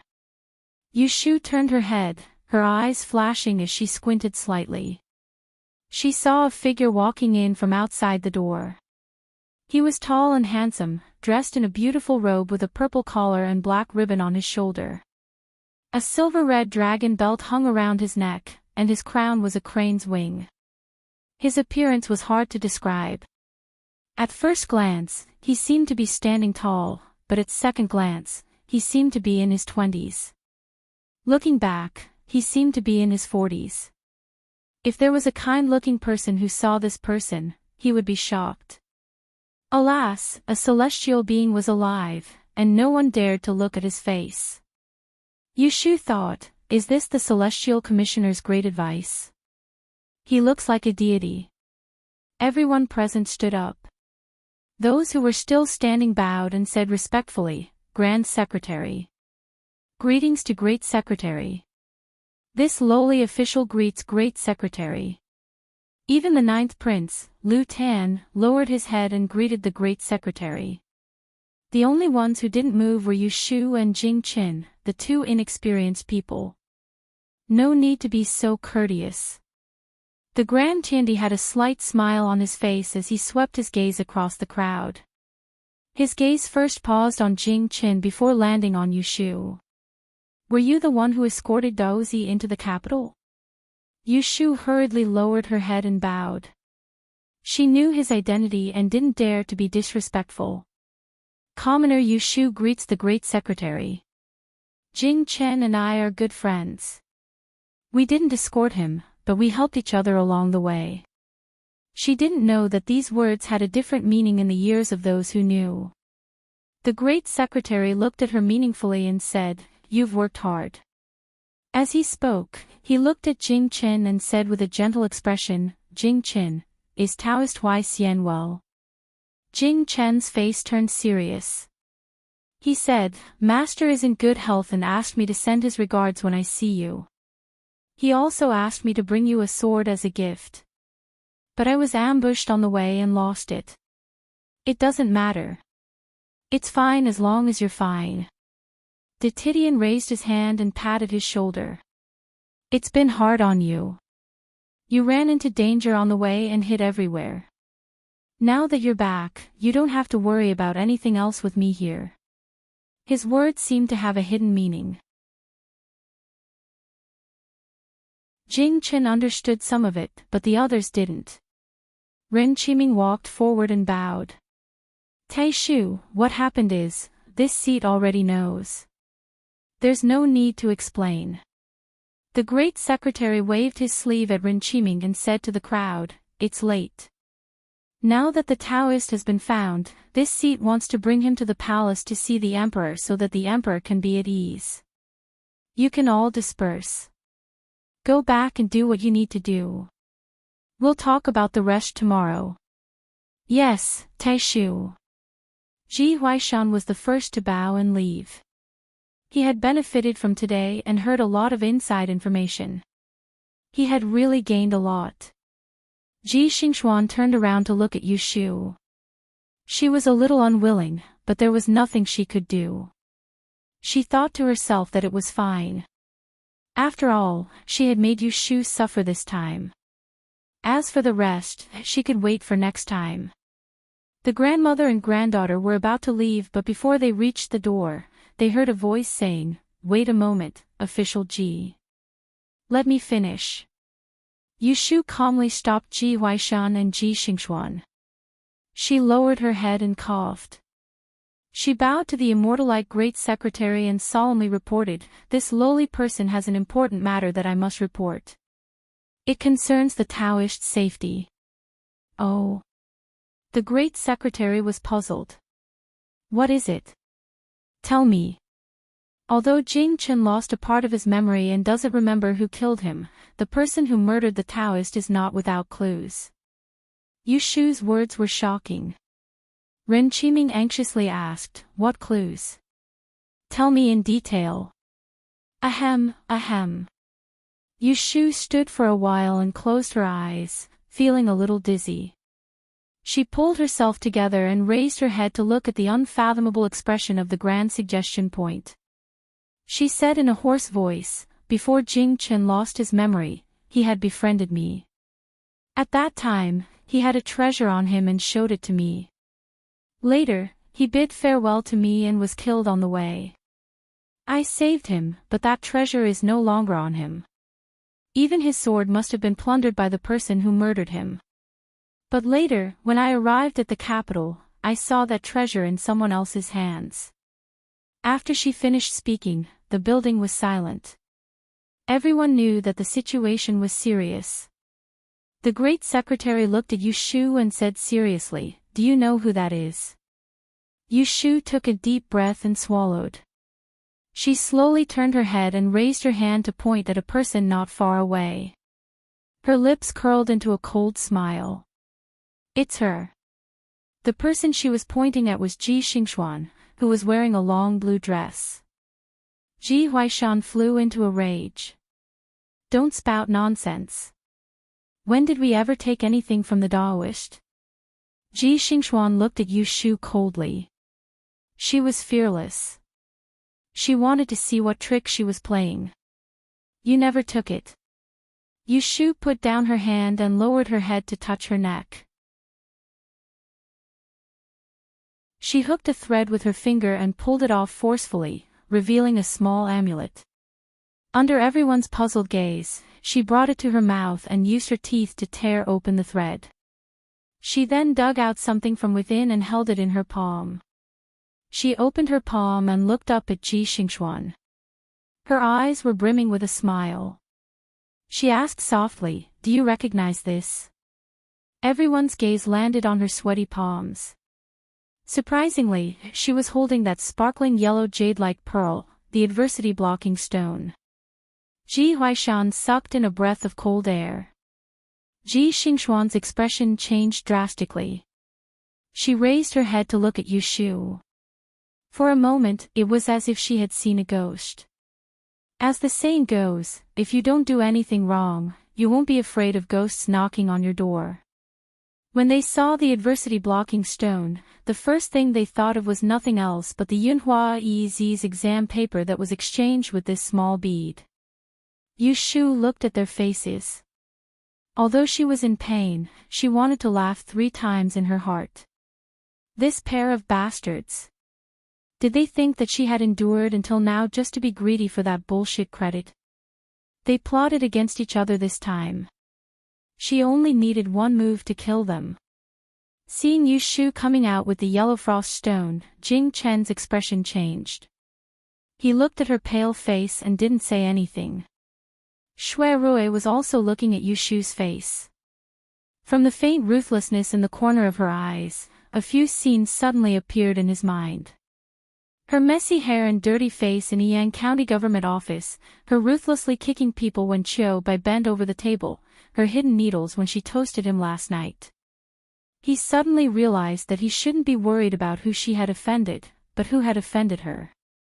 "Hey, isn't this?" Ren Qiming noticed something. He walked forward and took the yellow frost stone from Yushu's palm. He weighed it in his hand and looked at it against the light.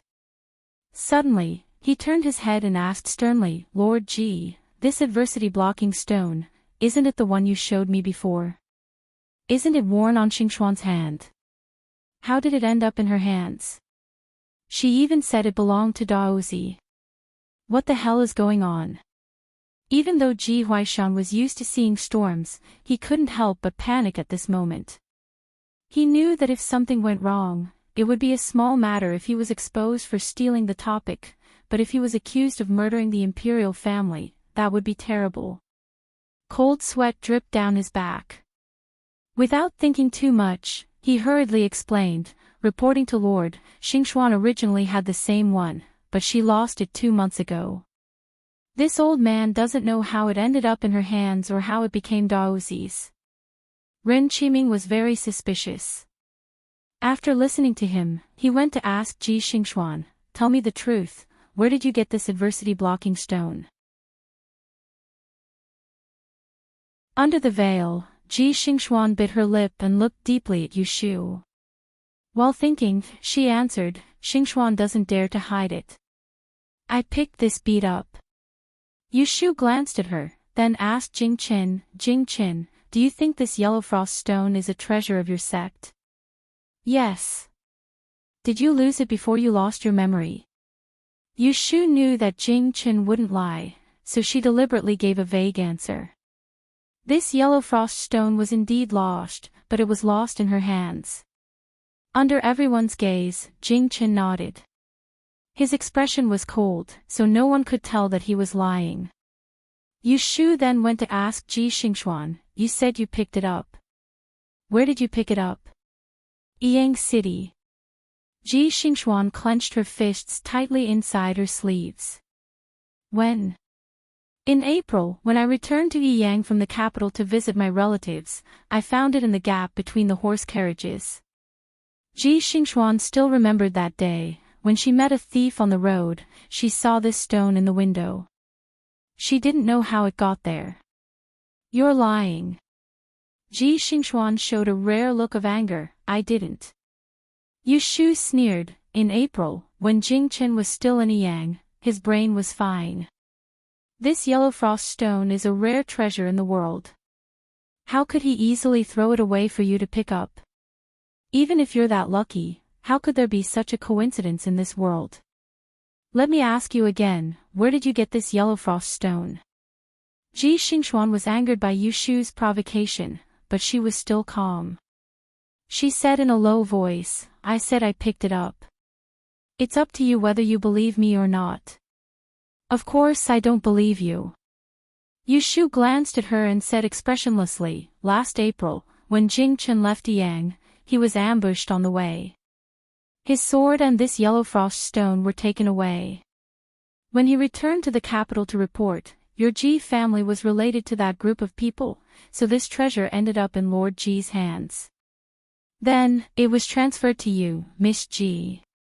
You didn't know its origin, so you boldly wore it. You didn't expect me to see it, recognize it, and then find a way to get it back with Jing Chen." Her tone changed as she moved forward, and she broke free from Shui Rui's support before slowly walking towards the Ji clan's grandfather and grandson. With her back facing everyone, her eyes narrowed into red slits as she grinned to reveal a mouthful of ghastly white teeth, and she didn't conceal the ridicule on her face in the slightest. "What? Do you want me to tell everyone how we got this yellow frost rock back?" If she told them, it would inevitably bring up the matter of the Ji family stealing the exam. If she didn't tell them, it would be impossible to explain. She wanted them to have a taste of this dilemma. Ji Huaishan's face turned slightly pale, but he forced himself to calm down. Ji Xingxuan looked at Yu Shu. She almost bit her lips under the veil. It turned out that she was the one who got the EZ exam paper first. It turned out that she was the one who wrote the letter, threatened them, and schemed to steal the calamity shielding stone in Changchun Square. Thinking back, Ji Xingxuan seemed to have thought of something. She slowly turned her head to look at the young man in white who was not far away. Her clear eyes slowly widened, and her heart seemed to be filled with mixed feelings. So, the person who held the umbrella for her in the rain that day was him. Ren Qiming's face had already turned cold. He was already very suspicious. Seeing Ji Huaishan and Ji Xingxuan's strange expressions, he simply couldn't answer under Yu Shu's interrogation. He became suspicious. Moreover, this matter was of great importance. Even if he had a good relationship with the Ji family, he couldn't be biased. He snorted coldly and said sternly, "Right, Judge Ji, what explanation do you want? It's this woman who is slandering me." Ji Huaishan was trembling with anger. He was afraid that others would believe Yu Shu's nonsense. He raised his face and said with grief and indignation, "This old man has been an official for 20 years. I've always done my duty. I've never heard of this Daozi before. How could he be involved with the person who murdered Daozi? Imperial Secretary, Junior Supervisor, please understand, this old man is innocent." Shui Rui stretched out his hand and lightly touched Lu Tan, who was standing beside him without anyone noticing. His finger moved as he swiftly wrote the number 7 on Lu Tan's arm. Lu Tan, who had been silent for a long time, suddenly opened his mouth coldly. the witness and the material evidence are all here. You've obviously colluded with the person who murdered my Shu. How dare you assassinate a member of the imperial family? Do you know that this is a capital crime? Yu Shu looked at Lu Tan in surprise. She then looked at Shui Rui and understood. Lu Tan's angry rebuke completely shocked Ji Huaishan. He had been an official for many years. How could he not know that there were some crimes that he couldn't even touch? This old man, who was over 50 years old, felt his legs go soft. He actually knelt on the spot. 2 streams of tears flowed down at the same time. He cried, "Your Highness, please investigate clearly. This lowly official is innocent." Grandfather. Ji Xingxuan hurriedly squatted down in shock. She wanted to help Ji Huaishan up, but he pulled her with one hand and she knelt down with him. Ji Xingxuan was at a loss for a moment. She had never seen Ji Huaishan lose his composure like this.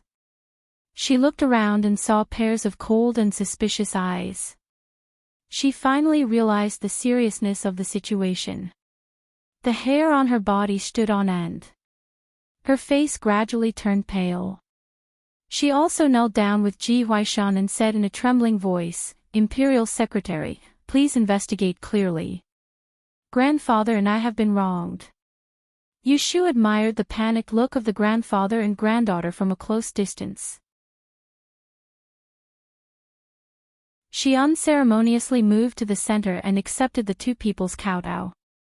The pain in her left little finger pierced her brain. It was not as good as the feeling in her heart. Ren Qiming looked at the chaotic scene. He frowned and turned to look at the person who had been quietly watching. "Imperial Secretary, what do you think?" Yu Shu's ears were sharp and she heard it. She turned to look at the immortal and met his gaze. His eyes were as light as the moon. Her heart skipped a beat. She pretended to be calm and lowered her head. She heard a light sigh. "Guards, send them to the Supreme Court and wait for their decision." "Mr. Shui, thank you for making this trip. I will go to the palace to see the emperor and ask the emperor to make a decision." Dong! Ji Huaishan's blood rushed to his head and he fainted. Ji Xingxuan was stunned for a moment. Then she rushed forward and helped the old man up with red eyes. She cried, "Grandfather, grandfather." Seeing this scene, Lu Tan and Shui Rui looked at each other. Ren Qiming shook his head. Jing Qin turned his head away. Yu Shu, from the beginning to the end, had a pair of cold eyes.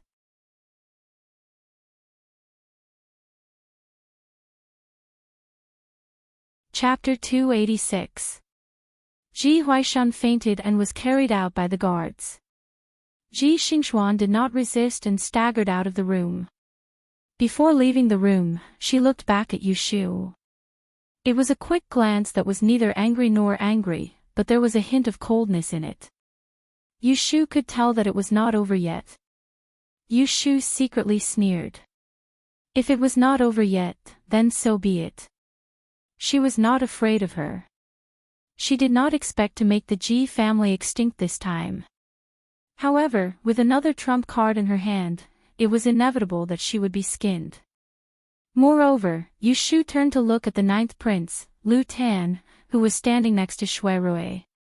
She always felt that they would add fuel to the fire. Even if she did not pursue this matter, the 2 of them seemed to have other plans. Since Ji Huaishan was an official in the court, he must have enemies and friends. She did not know if there would be more people who would help in the hour of need or more people who would hit him when he was down.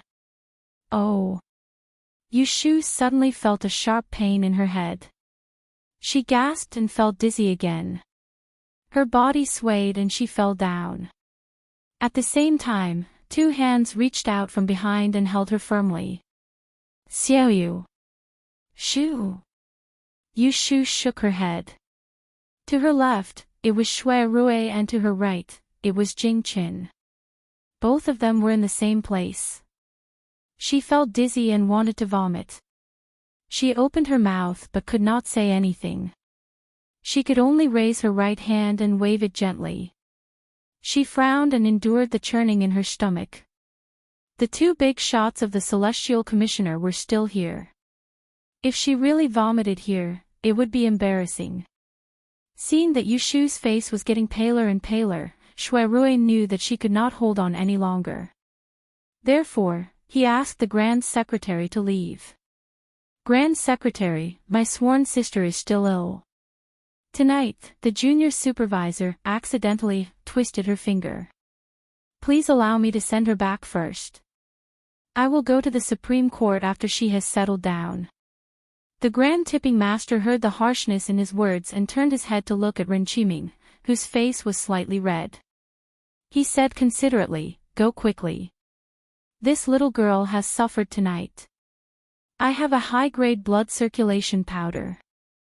I'll have someone deliver it tomorrow. Thank you, Grand Secretary. Shuirui nodded. Just as he was about to help Yushu up, Jing Qin, who was on the other side, held up her elbow and pushed aside her sleeves. When he saw that her pinky finger was seeping with a small patch of dark red blood, his thin face turned pale. Xiaoyu, your hand. Yushu's mind was in a daze. She could not hear what others were saying. However, when she saw Jing Chen's panicked expression, she could not help but smile at him comfortingly. Jing Chen quickly found the culprit. He turned to look at Ren Qiming and frowned. Did you break her finger? If it was someone else who questioned him, Ren Qiming could still put on a cold face. However, the Daoist was not an ordinary person. Ren Qiming could only say awkwardly, it was a misunderstanding. Hearing Ren Qiming admit to it, Jing Chen's eyes flashed. Just as he gently put Yushu's hand down, his other hand had already shot out. Shrinking his feet, he appeared in front of Ren Qiming in the blink of an eye. His two fingers formed a hook and actually grabbed at Ren Qiming's left hand that was hanging by his side. This sudden change caught everyone off guard. However, just as Jing Chen grabbed Ren Qiming's hand, Qing Feng, who had been standing quietly at the side, also made his move. His palm turned into a knife and mercilessly chopped at Jing Chen's wrist.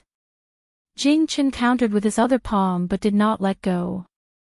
After 3 moves, Jing Chen flicked his wrist and pushed Qing Feng back 3 steps. He then grabbed Ren Qiming's wrist. Only then did the onlookers come back to their senses. They were shocked and shouted, "Stop! Daoist, please stop!" Jing Chen. The Daoist's voice was neither loud nor soft. However, when it fell into Jing Chen's ears, it made him pause. His 2 fingers were clamped on Ren Qiming's little finger. Junior eunuch Ren, whose wrist was caught and could not move easily, had an ugly expression on his face. Shuirui looked at Jing Chen in surprise.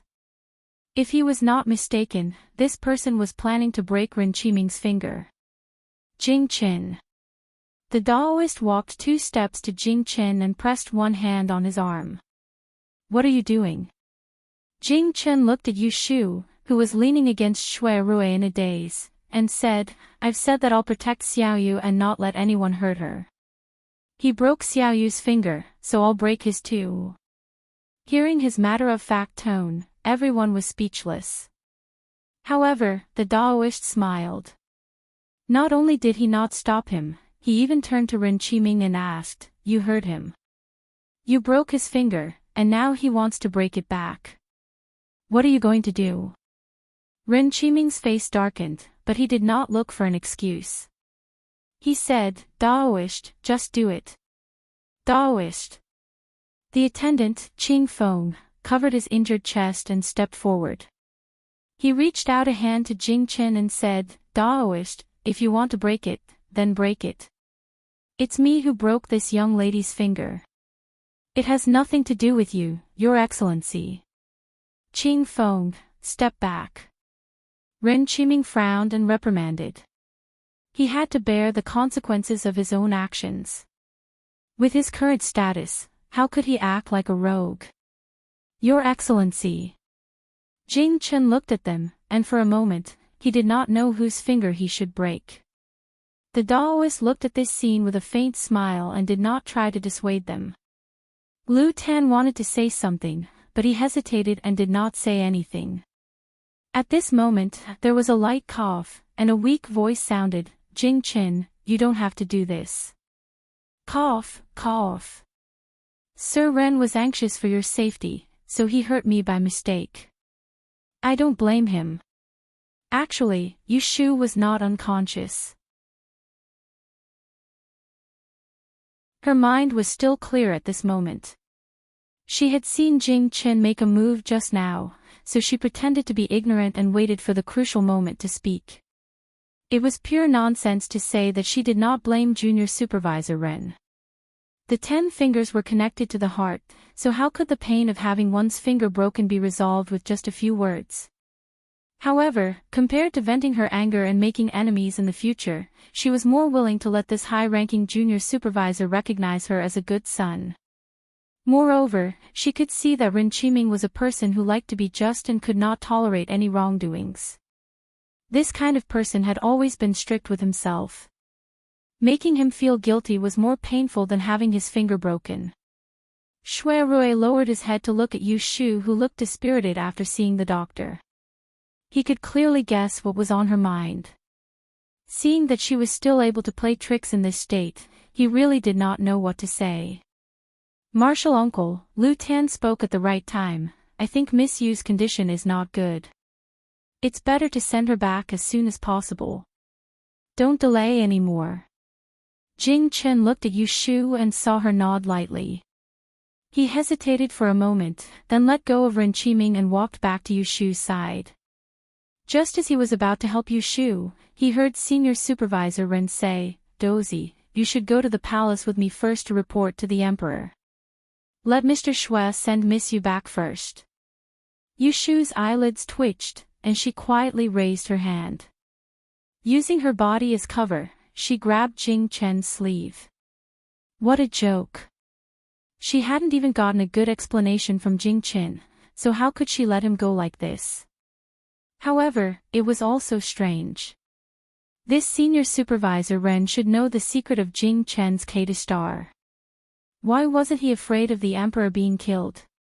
Even if the power of Jing Chen's K star was greatly reduced after the full moon, was it appropriate to take him into the palace so rashly? Jing Chen didn't know what Yu Shu was planning, but he wouldn't leave her side at this time even if she didn't say anything. So he shook his head at Senior Supervisor Ren and said, "I want to send her back."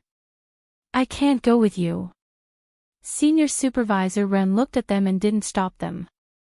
Instead, he ordered the guards to send them away and sent Qing Feng to follow them, so as to not lose track of Jing Chen again. The young people left, and soon only Senior Supervisor Ren and Ren Qiming were left in the building. Imperial Secretary, in your opinion, is Ji Huaishan really involved with the thief who murdered Daozi? Whether he is or not, that's the matter of the Supreme Court. It's not the duty of the Celestial Commissioner to investigate the case. Don't you think it's strange that the little girl named Yu Shu is safe and sound after being with Daozi for so long? There are a lot of people in this world who are lucky, hee. Senior Supervisor Ren turned his head and patted Ren Qiming's shoulder. He left with an ambiguous smile and left with his hands behind his back. Daozi had returned to the capital, and he had to send the news to the palace as soon as possible. Young Lord Rui waited outside the Celestial Commissioner's door for a long time. Finally, he saw Shui Rui and Lu Tan coming out. He quickly jumped off the carriage to greet them and asked curiously, "What happened?" "I just saw Judge Ji and Miss Ji family being escorted away." It was late at night, and the Celestial Commissioner's door was so quiet that there wasn't even a passerby. The longevity lamp illuminated the slender shadows of people. Gusts of night wind rolled up the cold air. Yu Shu couldn't help coughing twice. Shui Rui frowned and said, "Let's get in the carriage first." Rui Lin was not blind. Seeing Shui Rui and a strange man supporting Yu Shu on one side, he quickly ran to the carriage and opened the curtain. Fortunately, the carriage was spacious and could easily accommodate the 5 of them. Yu Shu was the first to sit in the carriage with Shui Rui's help. As soon as she touched the cushion, she became weak. She felt so uncomfortable that she wanted someone to knock her out with a hammer. It turned out that when they came out of the carriage, Shui Rui intended to carry her, but as soon as her feet left the ground, she wanted to vomit, so she forced herself to walk out of the Celestial Commissioner's door. In the carriage, Lu Tan and Rui Lin sat on one side, Yu Shu sat in the corner, and Jing Chen and Shui Rui sat on each side. "Brother Rui, where are we going now?" Shui Rui poured a cup of tea to feed Yu Shu while telling him the address of Zhao Hui's house. Dr. He's medical skills were still trustworthy. At this time, it was better to find their own people than to find an internal physician elsewhere. Moreover, that family must be worried about Yu Shu. It was a good time to go back and report that she was safe. Jing Chen put his hand on Yu Shu's wrist and gently frowned. He put her wrist on his knee and touched the side of her waist. Just as he touched the corner of her clothes, he was stopped by Shui Rui. Looking up at Shui Rui's guarded gaze, Jing Chen did not know why he felt a little uncomfortable, but he still explained to him, "I asked Xiaoyu to prepare a pill to carry with her. You will feel better after taking one. Let go." Shui Rui didn't loosen his grip when he heard this. Even though Jing Chen's actions of attacking Ren Qiming without the slightest hesitation in the Directorate of Astronomy had caused him to view Jing Chen in a new light, it didn't mean that he could watch as Jing Chen made a move against Yu Shu. When Jing Chen saw that Shui Rui did not let go, he turned his palm to break free. Unexpectedly, Shui Rui also knew martial arts. With a turn of his wrist, he clamped his hand again. Jing Chen turned his finger to flick his wrist, and Shui Rui clenched his fist to meet it. The two did not give way to each other, and in this narrow space, they began to fight with small tricks. Yu Shu was half dead, and she did not even have the strength to open her eyes, let alone stop them. Ruilin looked at this and that. Because before Jing Chen appeared, he was kicked out by Ren Qiming, so he did not recognize him. He whispered to Lu Tan, "Who is this?" Lu Tan looked at the 2 men in front of him strangely. They were usually steady, but now they were fighting like children. His lips moved, "My youngest martial uncle."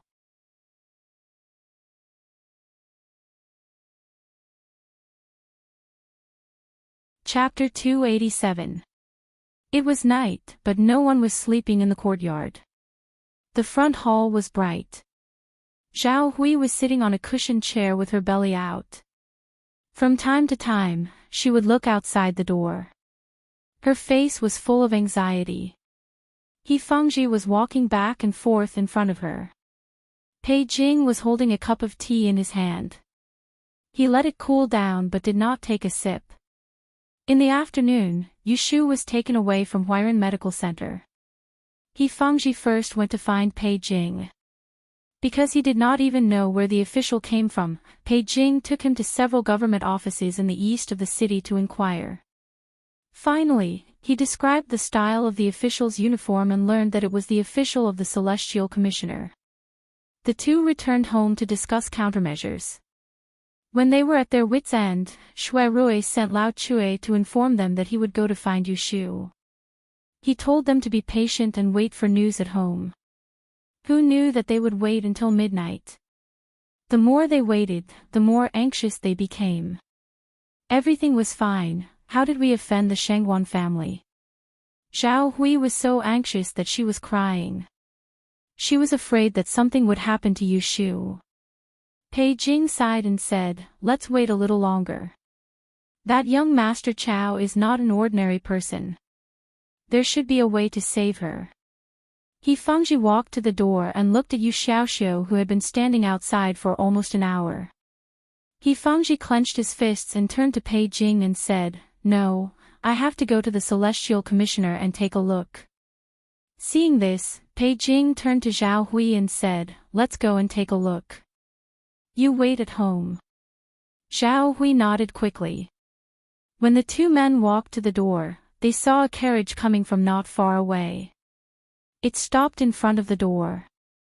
The curtain of the carriage was lifted, and a round-faced man jumped out. After lifting the curtain, a noble young master came down. He Fangji and Pei Jing were shocked when they saw Yu Shu coming down with the help of two people. They hurried to greet her. However, Yu Xiaoxiu was faster than them. He jumped up and held Yu Shu.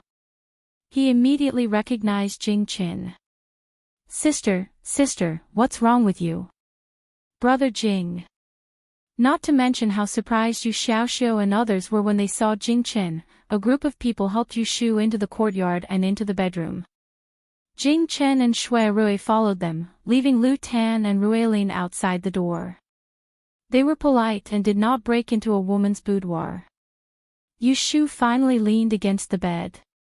She moaned and opened her swollen eyes. She saw Yu Xiaoxiu and Zhao Hui, one big and one small, snuggling on the edge of the bed. Their eyes were red and they were crying.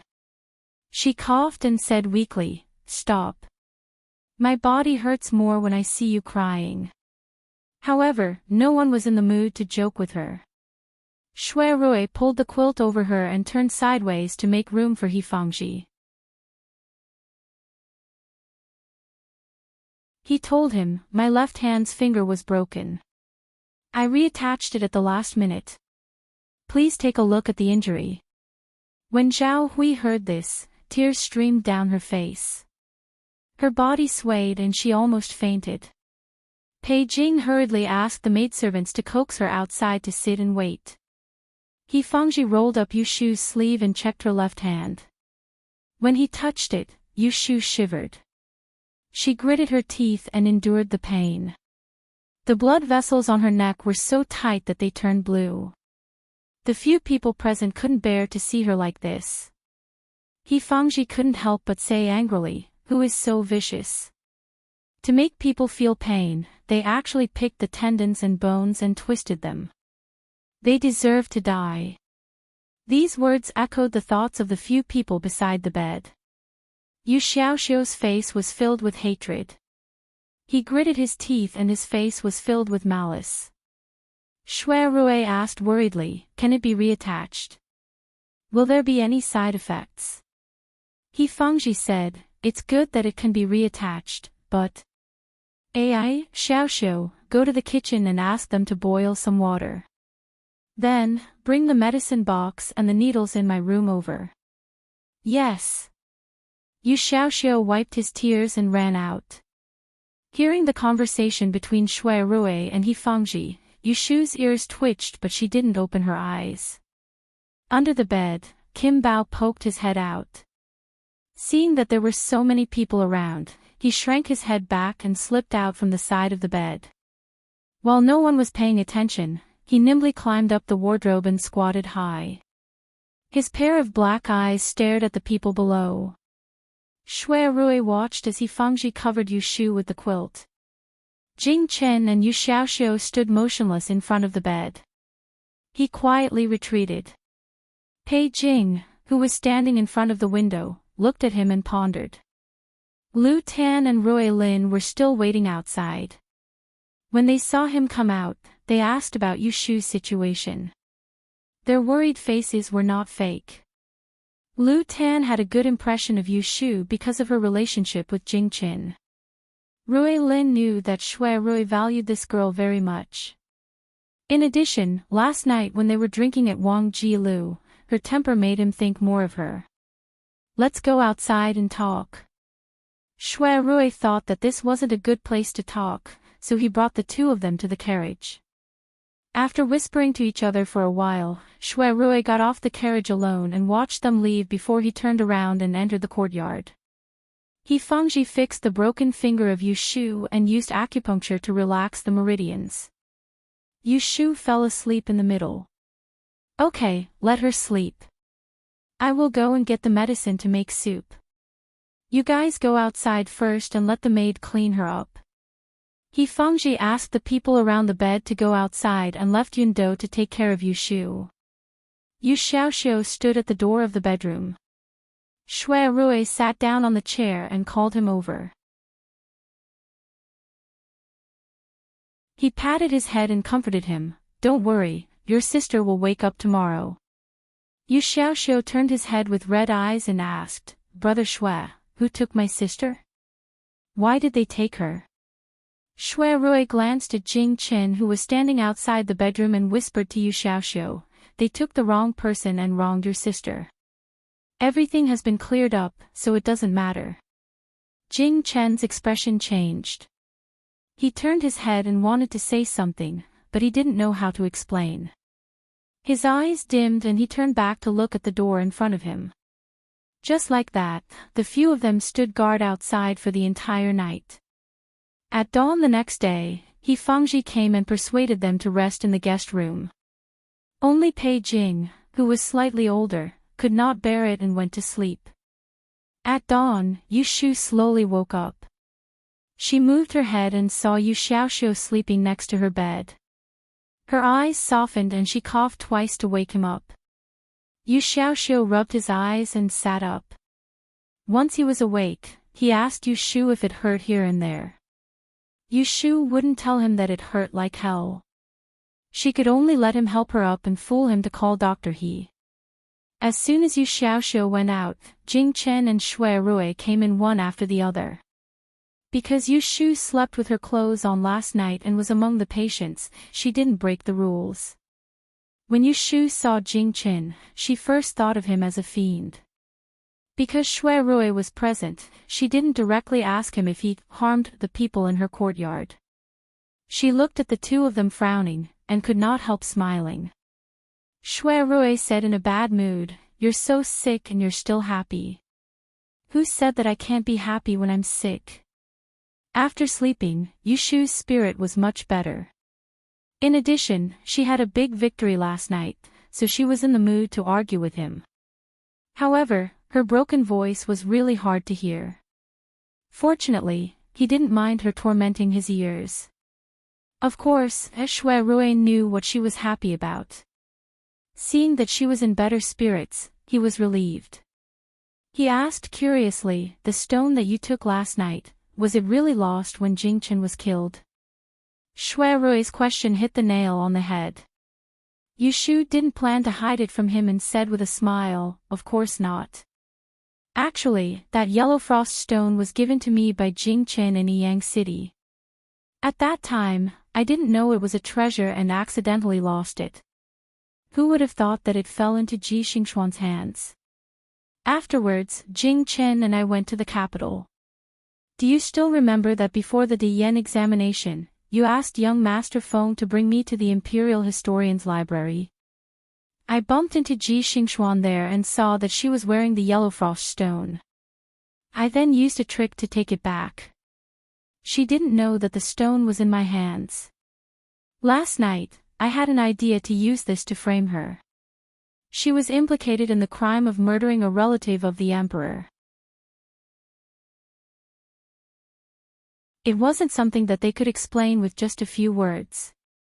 Listening to her unscrupulous narration of how she framed others, Shui Rui was secretly happy that she was being honest with him.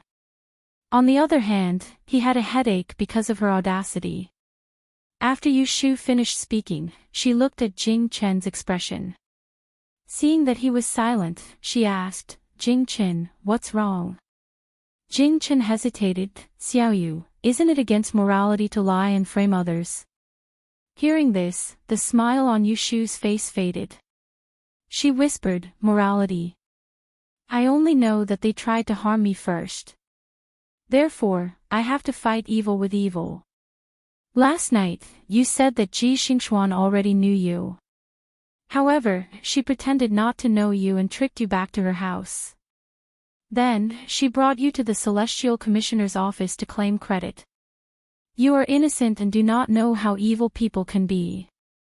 However, I know these evil people the best. Do you think that they only want credit? If that was the case, would not have been brought to the Celestial Commissioner's office to be interrogated and tortured. I did not intend to make a fuss about this. However, they have gone too far. How can I tolerate this? If you think that I am wrong, the Supreme Court will invite you to be interrogated in the future. Tell them the truth and tell them that I lied to them. Jing Chen saw the sadness on her face and knew that he had said something wrong. He was not an inflexible person. It was just that since he was young, he had been taught the principles of Taoism.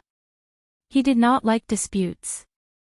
Now that he thought about it, she suffered last night. Firstly, it was because of him.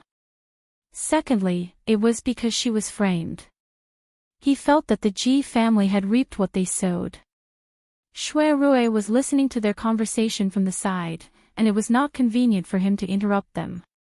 However, when he heard Yushu's inner thoughts, he secretly felt a bit of pity for her. He had always disliked those delicate and weak women, and they would shed tears while admiring the flowers and the moon, which would cause them to waste a great deal of time. On the other hand, Yushu was trying to show off and was suffering from her own pain, and it made his heart ache. Xiao Yu, Jing Chen let out a short sigh and said, I have misunderstood you. You don't have to be angry with me. You and I are sworn brothers and I don't know them. Moreover, they bullied you. Why would I expose you?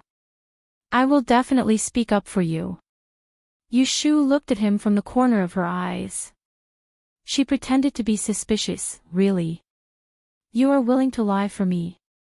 Jing Chen hesitated for a moment before nodding. Yushu's lips curled up. In her heart, she raised 2 fingers. Done. The Ji family will not be able to escape this time.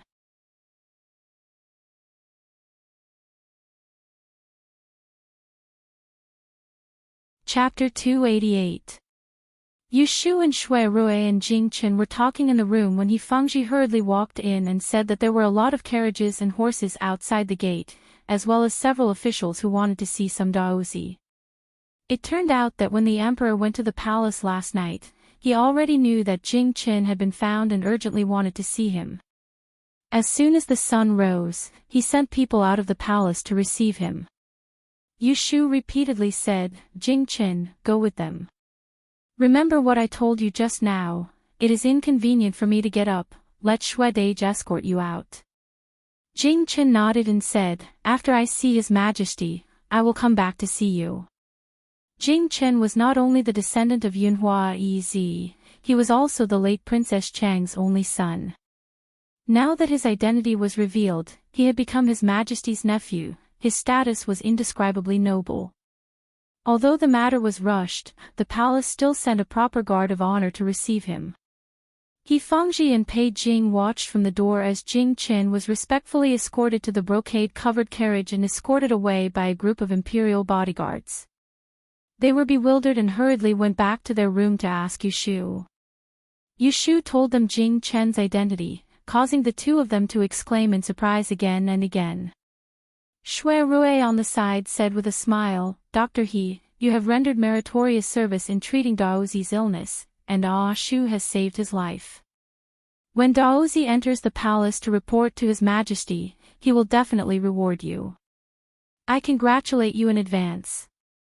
Fangji smiled bitterly and said, treating an illness and saving a person is a doctor's duty. On the contrary, Xiao Yu has suffered so much, in the end, good will have its reward. They talked for a while more before Shui Rui excused himself and left, but in fact he was going to the Supreme Court to report. The Ji family's grandfather and grandson were escorted to the Supreme Court last night, so they did not know what happened.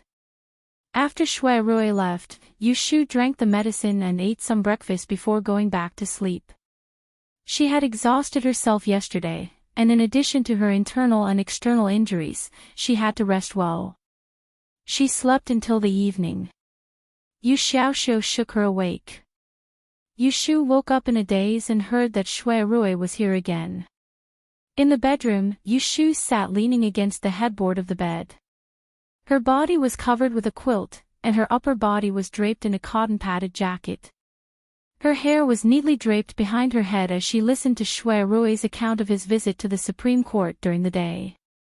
At noon, a eunuch came to the Supreme Court to announce an imperial edict, suspending Ji Huaishan's position as the right judicial judge and ordering the Supreme Court to investigate the Daozi's murder.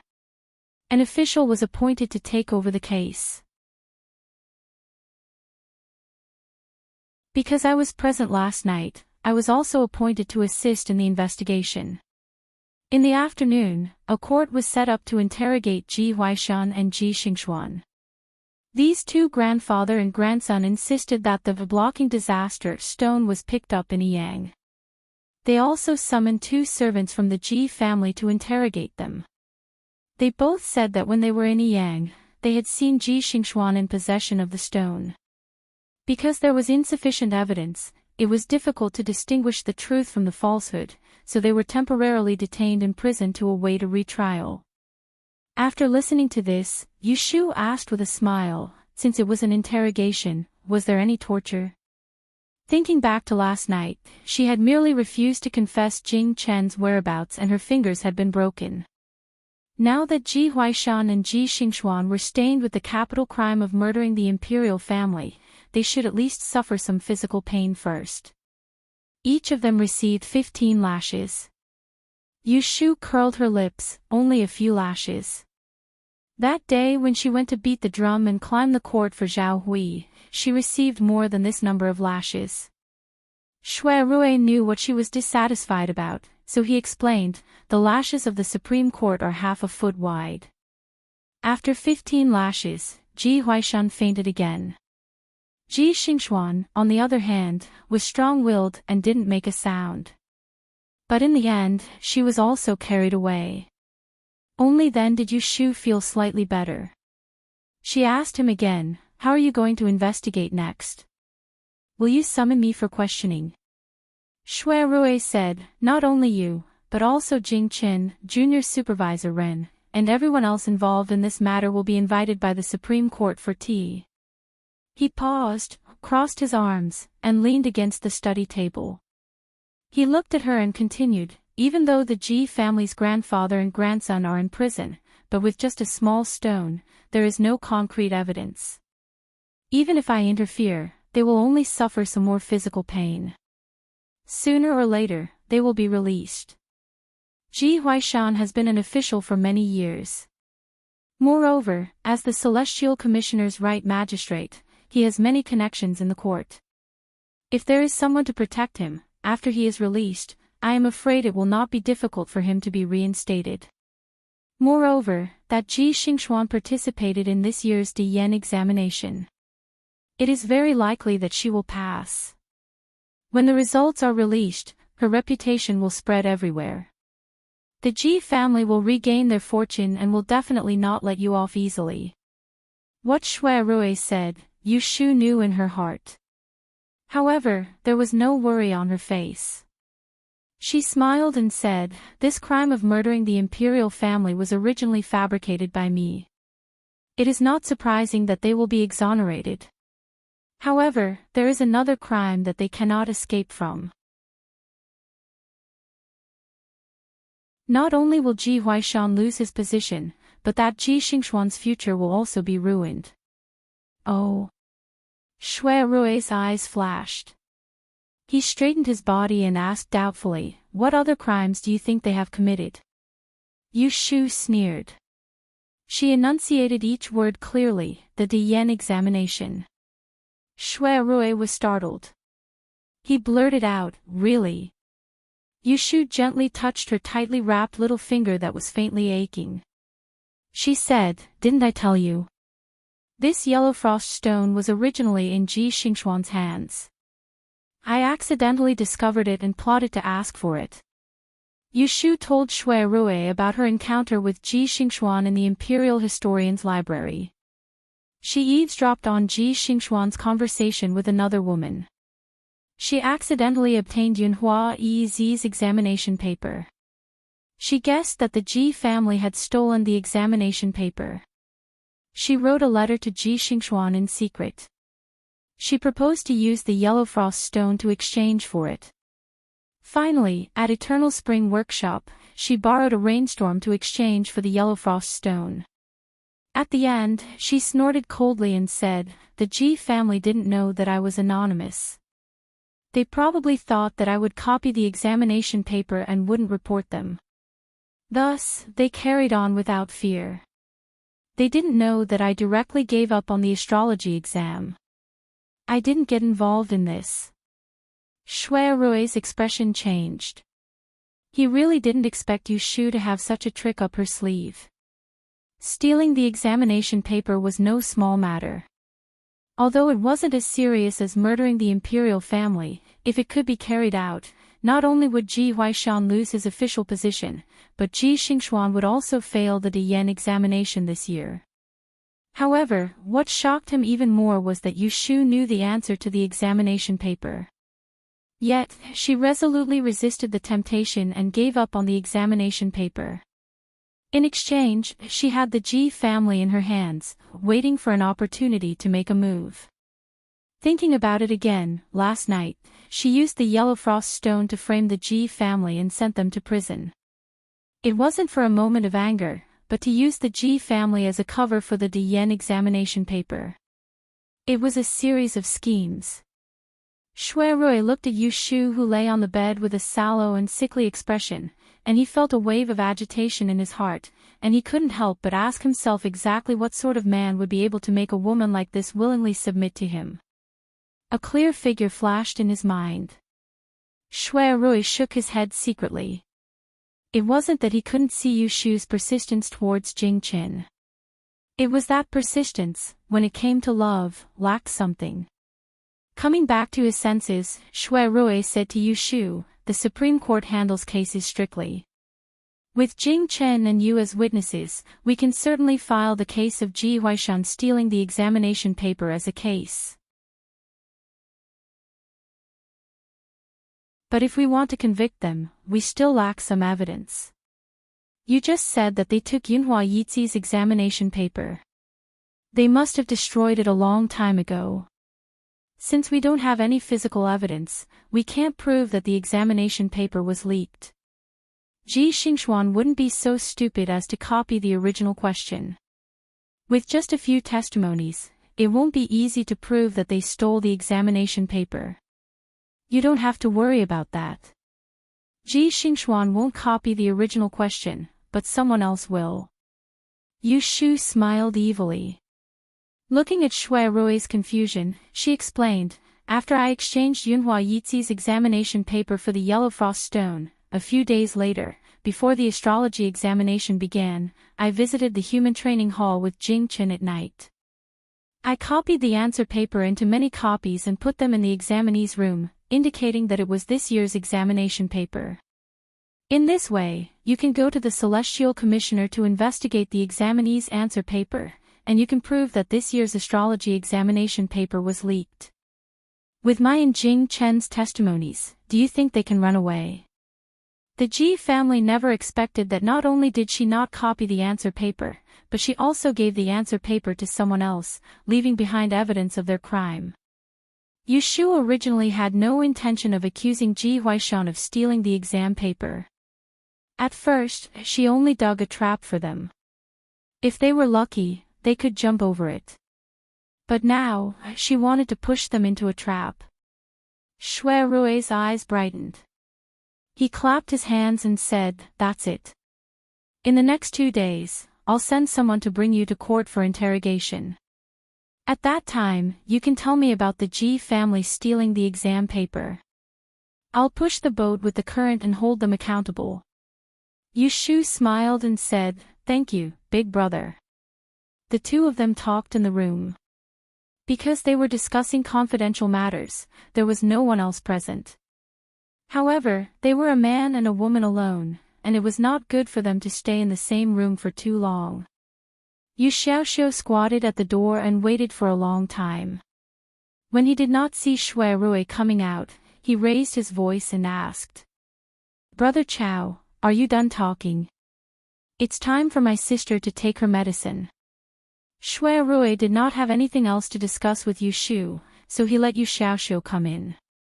"Ah, Shu, I still have something to do, so I'll leave first. Take care of the injury on your hand. don't move it before your bones are healed. Shui Rui reminded Yushu. Yushu saw that he was about to leave and quickly called out, "Big brother, I still have something to ask you." Shui Rui turned his head and said, "What is it?" Yushu said, "Where is Ji Xingxuan? I want to go to the prison tomorrow to see her." Shui Rui asked, "Why do you want to see her?" Yushu shrugged her shoulders and said, "Nothing, I just want to see her. Why can't I visit her?" Shui Rui looked at her and knew what she was planning. He frowned and said, "You haven't recovered yet, can't you behave yourself?" Hearing his words, Yushu pursed her lips and said, "There is another reason. That day in Yang City, I accidentally dropped one of her jade pendants and was locked in the ancestral hall by the old lady of the Ji family. I didn't eat or drink for a few days and almost lost my life. Now it is her turn to be locked up. Can't I go and take pleasure in her misfortune?" This was the first time Shui Rui had heard her talk about this matter. He couldn't help but recall the time when he and Yushu had just met. There was a time when he picked her up under the bridge in the heavy rain when she was being beaten up by the Ji family. He knew what the Ji family had done to her, so he knew why she hated him. "Tomorrow, wait for me at home after you wash up. I will come to pick you up." As soon as Shui Rui said this, he saw a smile on Yushu's face. She nodded and said, "Okay."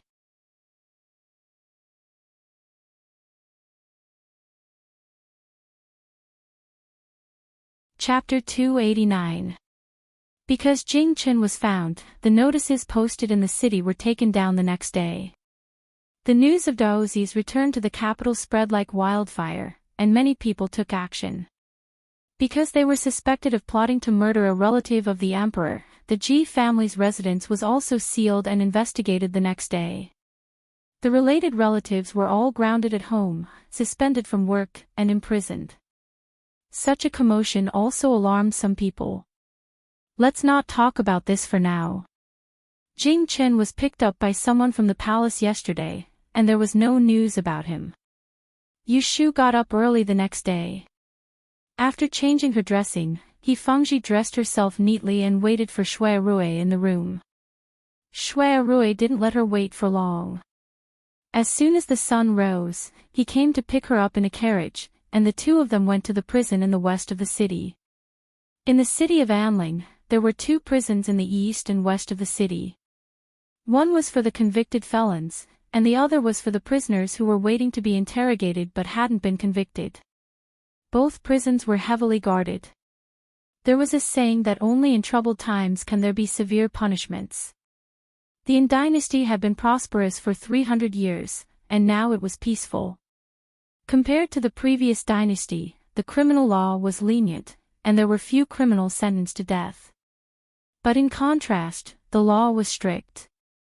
All major cases were jointly tried by the Ministry of Justice, the Supreme Court, and the Imperial Censorate, and there were few unjust or false cases. The carriage stopped in front of Ningkong Street in the west of the city. Yushu and Shui Rui got off the carriage. The street was deserted, and there was no one in sight. There were two high walls across the street, and there was a small door in the middle. It didn't look imposing, but there was a stone tiger's head on the door, with sharp teeth and a pair of copper eyes, which made people who were timid shudder. There were only two jailers guarding the door. They wore square hats, brown clothes, cloth boots, and a red unlined jacket.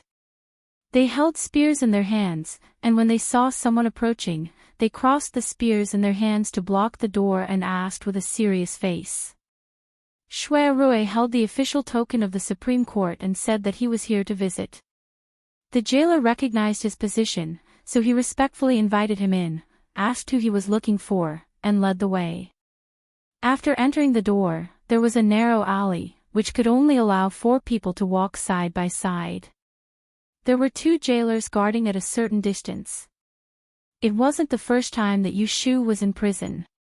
Last year, when she helped Xia Mingming raise money for the entrance examination, she participated in gambling and was arrested. But that was a small prison, not a big one. After passing the alley, they suddenly saw a wide space. There were cells on all sides, and a road led to more than a dozen aisles. There were hundreds of large and small cells. The walls and eaves were raised high to block, and the eaves blocked the wind and rain, as well as the light. Everything was cold. The layout of this prison also had the signs. It was like a water, and the water was dry and swamp. The people day and night, and day, year. You prison day. Shwe Darren, this way. The jailer led Shwe Rue and Yushu to the front of a cell. He untied a string of keys from his trousers and stepped forward to open the door. Clatter. Clatter. The lock was pulled out, and the jailer pushed open the iron door. He looked inside first, and then he turned his head to Shwe Rue and said, Darren, they are inside. Shwe Rue took a piece of silver from his sleeve and handed it to the jailer. Wait on the side, he said. The jailer bowed his head and accepted the silver. He then walked away with a discerning eye. Shwe Rue stood outside the door, and Yushu went in alone. This cell was very different from the one she was locked in the last time. There were no bars on the outside, and it was just a stone house. There was a lot of hay on the floor, and a damp and moldy smell filled the air. There was a window at the top, and only a beam of light shone on the wall. However, the light was enough for Yushu to see the situation inside clearly. With one glance, she saw Xingxuan with disheveled hair, dressed in a yellowish prison uniform, hugging her knees and leaning against the wall. Without her veil, Yushu would not be able to recognize her. It seems that even a beauty needs to be groomed. No matter how beautiful a bird is, it will still look the same when it falls into the mud. Yushu smiled and walked forward. She stopped a few steps away from Ji Xingxuan and didn't make a sound.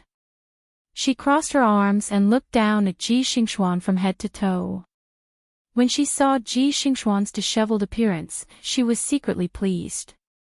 However, she was also a little curious as to what Ji Xingxuan was feeling right now. Have you seen enough? When the jailer opened the door, Ji Xingxuan saw Yushu and Shwe Rue outside the door, and she knew in her heart that they'd come to ridicule her, so she intentionally ignored them. But she'd underestimated their patience, and she'd overestimated her own endurance. She had spent a night in this horrible place, plus the injury on her back yesterday. The pain she had suffered since she was a child was not as much as what she had suffered in the past 2 days. At this moment, seeing the culprit appear in front of her, how could she turn a blind eye? Hearing Ji Xingxuan's cold voice, Yushu calmly asked, "How does it feel in this cell? Did you sleep well last night?" Ji Xingxuan heard the ridicule in her words, so she closed her eyes and did not answer. "It seems that I did not sleep well." Yushu answered her own question, "I am guessing that you do not like it here." But there is no other way. You will have to stay here for a long time. Murdering a relative of the emperor is a serious crime. Before the case is fully investigated, you and Lord Ji will have to be wronged as prisoners. Alas, you're young and full of vigor. It's not a big deal to stay in this damned place for a few days, but I heard that Master Ji was frightened and fell ill. He was also beaten. I don't know how many days he'll be able to endure. Perhaps he'll fall asleep tonight and won't be able to wake up tomorrow. Ji Xingxuan raised her head abruptly, suppressing her anger. "Do not curse my grandfather. If anything happens to him, I will not forgive you in the future." "You won't forgive me." "Ha!" Yushu tilted her head back and laughed, as if she had heard a joke. Squatting down, she looked directly at Ji Xingxuan and coldly said, "Will I forgive you?" Ji Xingxuan turned her head away and snorted coldly, "You are merely colluding with Dozi to frame us. The innocent will know their innocence. Sooner or later, the truth will come to light. Do you think that everyone else is a fool to be fooled by you? The innocent will know their innocence. You have the nerve to defile these words. Yushu's face was full of ridicule. Have your Ji family not done enough shameful things? Have you, Ji Xingxuan, not done enough shameful things? Let's not talk about the past. Just recently, you found out that I was acquainted with Daozi and saw the announcement. In order to claim credit, you plotted against me, causing me to suffer the pain of having my finger cut off and almost being wrongly accused. If it weren't for my good brain, I would be the one in prison right now. You went for wool and came home shorn. You still have the face to blame me for framing you. Only you are allowed to harm others and others are not allowed to harm you. What kind of logic is this? Ji Xingxuan's face reddened at her words. She clenched her teeth, not out of shame, but out of anger. She didn't feel that she had done anything wrong in plotting against Yushu. She only regretted that she hadn't thought things through thoroughly. In the end, she had been bidden back by Yushu and ended up in this state. Yushu looked at Ji Xingxuan's expression and knew that Ji Xingxuan had no remorse. It wasn't that she hadn't seen this type of person before. To put it bluntly, only officials were allowed to set fires, but commoners weren't allowed to light lamps. They were allowed to point their fingers at other people's noses, but they weren't allowed to spit on them. These types of people often spoke of benevolence, righteousness, and morality. Their actions were hypocritical, but in fact, all they thought about was themselves. They never thought about the life or death of others. When dealing with these types of people who couldn't be reasoned with, one should either not reason with them or not provoke them in the first place. Otherwise, once they set their eyes on you, they would be like maggots in tarsal bones, haunting you like a ghost. For example, because of her dog shit life, Yushu was forced by the Ji family to become someone's concubine. Because of the 6 symbols technique, she was threatened by the Ji family with jealousy. And because of the announcement, she got into an undeserved disaster and suffered the pain of having her finger cut off. All of these things happened one by one. Did the Ji family ever reason with her? The only way to deal with these types of people was to use evil to control evil. Make them fear you, make them feel apprehensive, make them not dare to provoke you. Otherwise, as long as they don't die, as long as they have a breath left, they will rise from the ashes, making people restless. Looking at Ji Xingxuan, who was closing her eyes and pretending to be mute, Yushu's eyes flashed coldly. Reaching out with her uninjured right hand, she pinched Ji Xingxuan's sharp chin and turned her face towards herself. Coldly, she said, "I'm asking you a question. Why are you pretending to be mute? Don't you have this little bit of upbringing? How did that old thing from the Ji family teach you?" Ji Xingxuan suddenly opened her red and swollen eyes. Her eyes were like needles as she grabbed Yushu's wrist and squeezed it tightly. Gritting her teeth, she said, "Don't go too far. Don't forget that your mother is a member of the Ji family. She's my 3rd uncle's concubine." Hearing this, Yushu didn't let go. Instead, she pinched Ji Xingxuan's chin and narrowed her eyes. "Are you threatening me?" Ji Xingxuan endured the pain and said hoarsely, "I just want to tell you that you should always leave some leeway. If our Ji family doesn't have a good life, your mother won't have a good ending either." When she finished speaking, she saw a strange smile on Yushu's face. Suddenly, she moved closer to her. A gust of cold air blew on her ear, making her hair stand up. She heard a soft voice in her ear, "I'm the most heartless person. Even if she died in front of me, I wouldn't even bat an eyelid." Perhaps it was because the cell was too cold, but Ji Xingxuan shivered. Her eyes widened as she stared at Yushu. The face in front of her was obviously that of an ordinary woman, but for some reason, it sent chills down her spine. Unconsciously, she loosened her grip on Yushu's wrist and let it hang by her side. She grabbed a handful of hay and used it to stop the chill in her heart. Yushu pursed her lips into a smile. She looked at Ji Xingxuan with a calm and unruffled expression. She smiled to herself. The reason why she came to visit Ji Xingxuan today was not to mock her, but to take the opportunity to strike her down.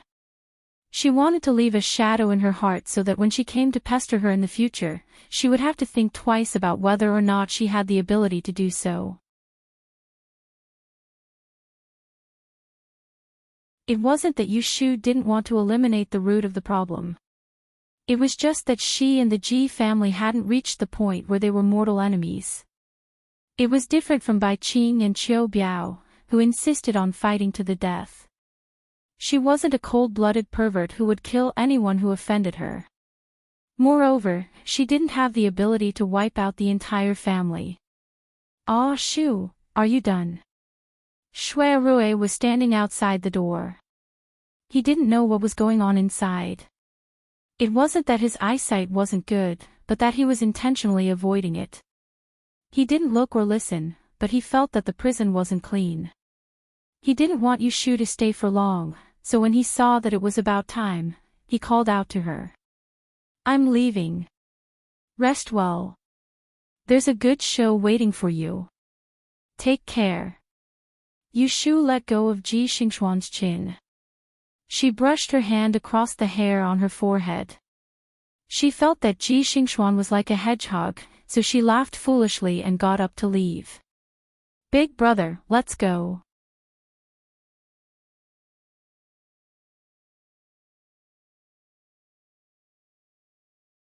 Chapter 290.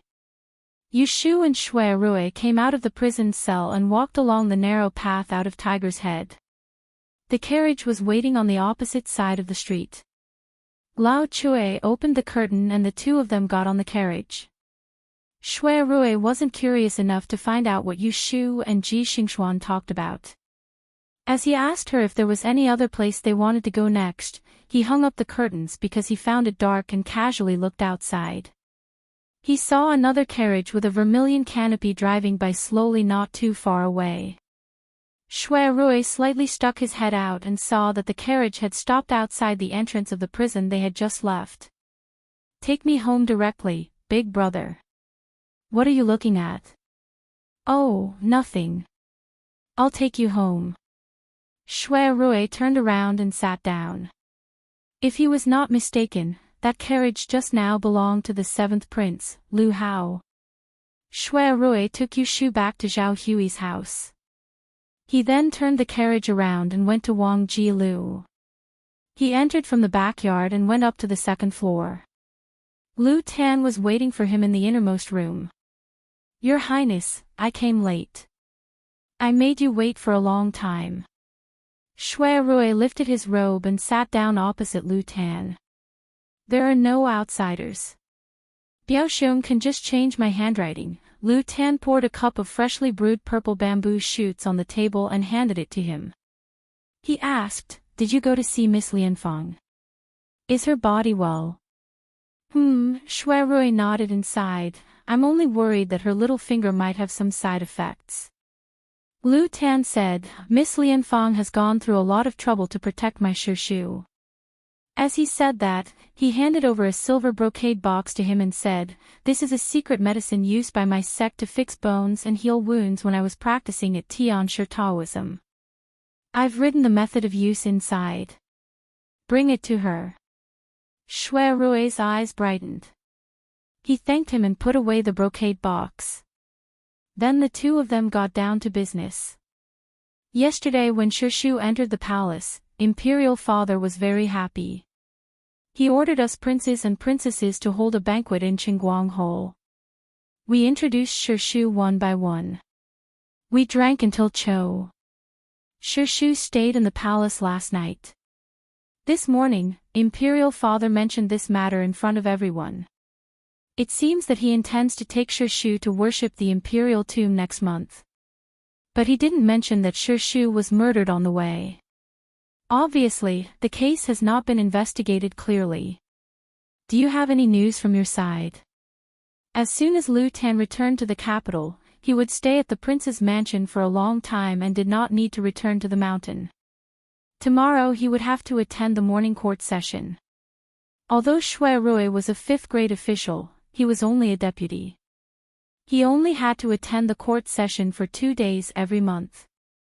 Therefore, he was not present at the morning court session today. Shui Rui sipped his tea and told the story of the Ji family's involvement in the Dian theft. He deliberately left out the details of Yu Shu and Jing Chen's visit to pay Renguan that night to submit the exam papers, but it was enough to make Lu Tan's expression change. This Ji family really has a lot of guts.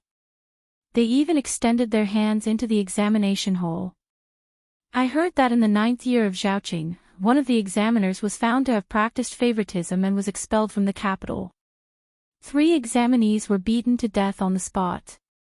It was a sensation for a while. I did not expect that after 3 years, such a scandal would happen again.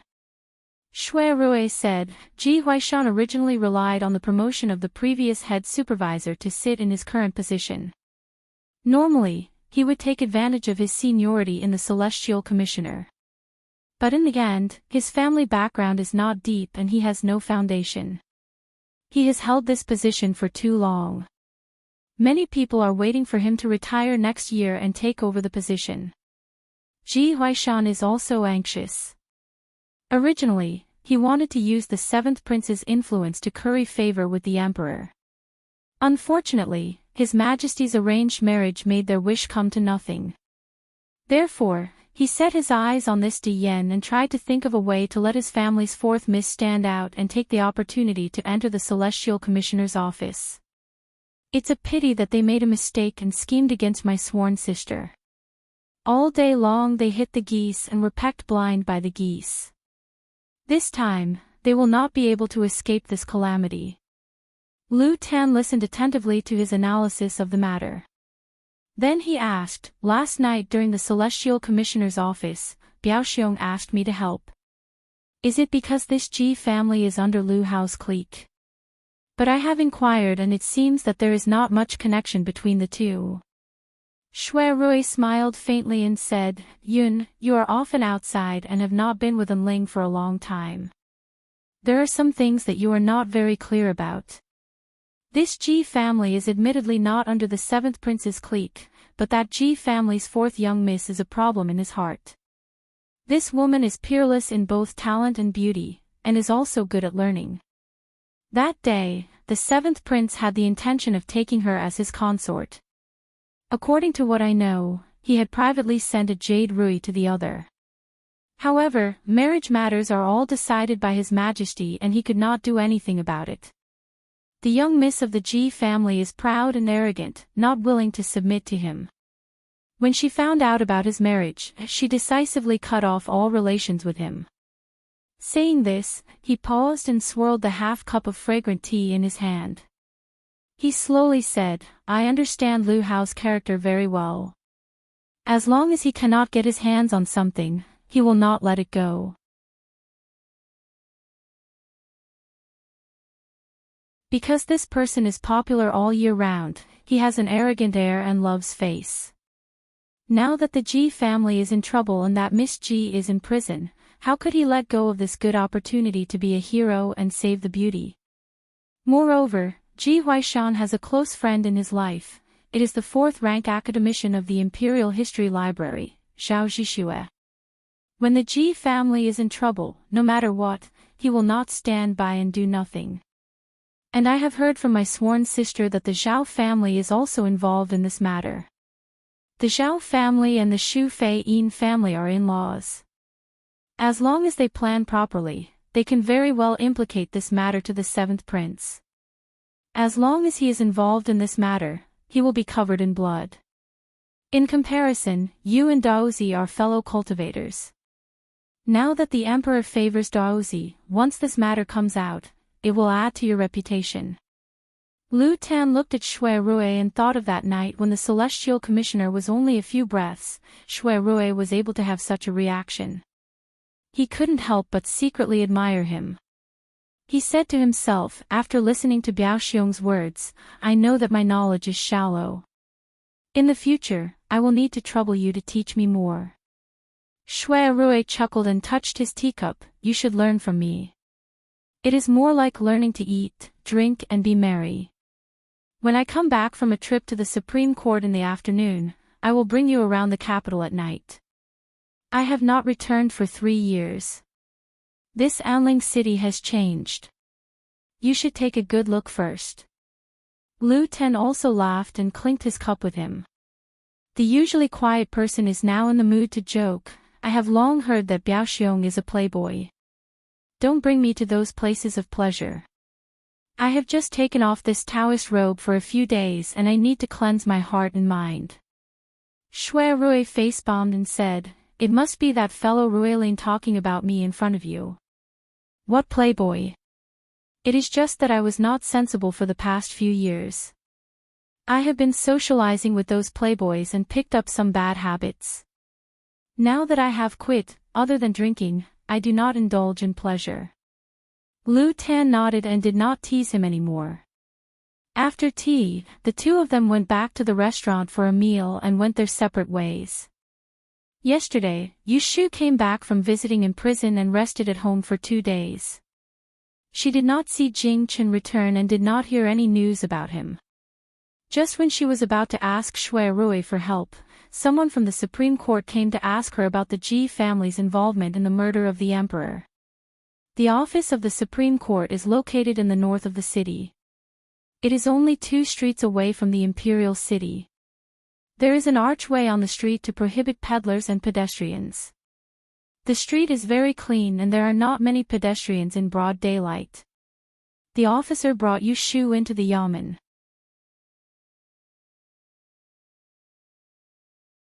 Because it is not an official court, there is no need to go to the front court. Instead, she is questioned in the waiter at the back. When Yu Shu arrived, the spacious waiter was already waiting for 3 officials wearing black veils and red robes. Shui Rui was among them. In front of the other 2 colleagues, he did not show too much intimacy with her. He just nodded to her, hinting that she did not need to be nervous and could answer at ease. Reporting to Darren, Diane's examiner, Yu Shu is here. You may leave. With the presence of Shui Rui, Yu Shu became bolder. When asked about the relationship between the Yellow Frost Stone and the Ji family by the 2 senior officials, she framed the Ji family calmly and insisted that the Yellow Frost Stone belonged to Jing Qin and was lost when he was plotted against and lost his memory. She implied that the Ji family had something to do with the traitor who murdered Jing Qin. There was a registrar sitting on the side. He wrote down Yu Shu's words one by one. It seemed that he planned to verify it with Jing Qin later. However, Yu Shu was not afraid. She had already made a deal with Jing Qin. If the Ji family wanted to get rid of the suspicion, it would be impossible to get rid of the 2 of them. Shui Rui deliberately gave Yu Shu a chance to confess about the theft of the Ji family, so he asked at the right time, You said that the treasure named Yellow Frost Stone was found on Miss Ji and got back from Daozi. Then why did the Ji family look very surprised when they saw the Yellow Frost Stone in your hand that night in the Celestial Commissioner's office? Obviously, they did not know that it was in your hand. What is the reason for this? Yu Shu pretended to be hesitant and said, Because when Daozi and I took back the Yellow Frost Stone, we used a little trick, so Ji Huaishan and Ji Xingxuan did not know that it was me, let alone that it was in my hands. What kind of trick? The other 2 officials saw that Yu Shu's words were evasive, and they realized that there was something hidden. An official surnamed Shu put on a serious face and asked, This is related to the case, please tell the truth, Miss Yu. Yu Shu gritted her teeth. On the surface, she seemed to have made up her mind about something, but in fact, she already had a plan in mind. She sneaked into the Imperial Historian's library, accidentally overheard Ji Xingxuan's conversation with someone, and looked for the examination papers from before the Fengshan New Year. She accidentally brought the file home and found the Yunhua Ez examination paper hidden in it. From then on, she guessed that the Ji family had stolen the questions, and then anonymously wrote a letter to the Ji family to threaten them, and then exchanged the examination paper for the Yellow Frost Stone in Changchun workshop. The two officials of the Supreme Court's expressions changed on the spot, and they exchanged glances. After a while, they thought of asking Yu Shu, "You claim that the Ji family stole the questions. What evidence do you have?" Yu Shu lowered her head and said, "Dozi can testify that he personally handed the Yunhua EZ examination paper to Miss Ji during the chaos. After that, I went to the human training hall to inquire about the questions. This year's astrology of the Great Expansion is indeed the same as 20 years ago. Milord, you can send someone to interrogate them. I will speak the truth and will not dare to hide anything." Hearing this, the people present all had a serious expression. An official surnamed Chu turned his head and asked Shui Rui, "Official Shui, what do you think of this matter?" Shui Rui straightened his face and said, "I think it is true. If the Ji family did not know the questions this year, why did they go as promised and exchange a treasure like the yellow frost stone for an invalid examination paper? In this official's opinion, we should first send someone to the Celestial Commissioner to inquire. After the investigation, we must file a case. As an official of the Celestial Commissioner, Ji Huaishan's crime of stealing the questions will be increased. This crime of favoritism and fraud cannot be tolerated. In that case, I will have to trouble official Shui to make this trip. During the morning court session tomorrow, this official will report this matter to His Majesty and ask for a decision."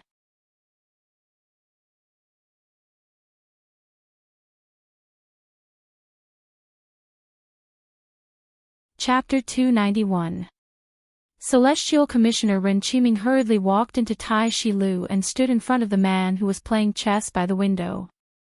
He bowed and said in a low voice, "Grand Secretary, someone from the Supreme Court just came to inquire about the case. The leak of the astrology question this year has been leaked." "Oh." The Grand Secretary raised his head and frowned imperceptibly, asking, "What happened? Where did it come from?" Ren Qiming said, "Do you still remember the night before last?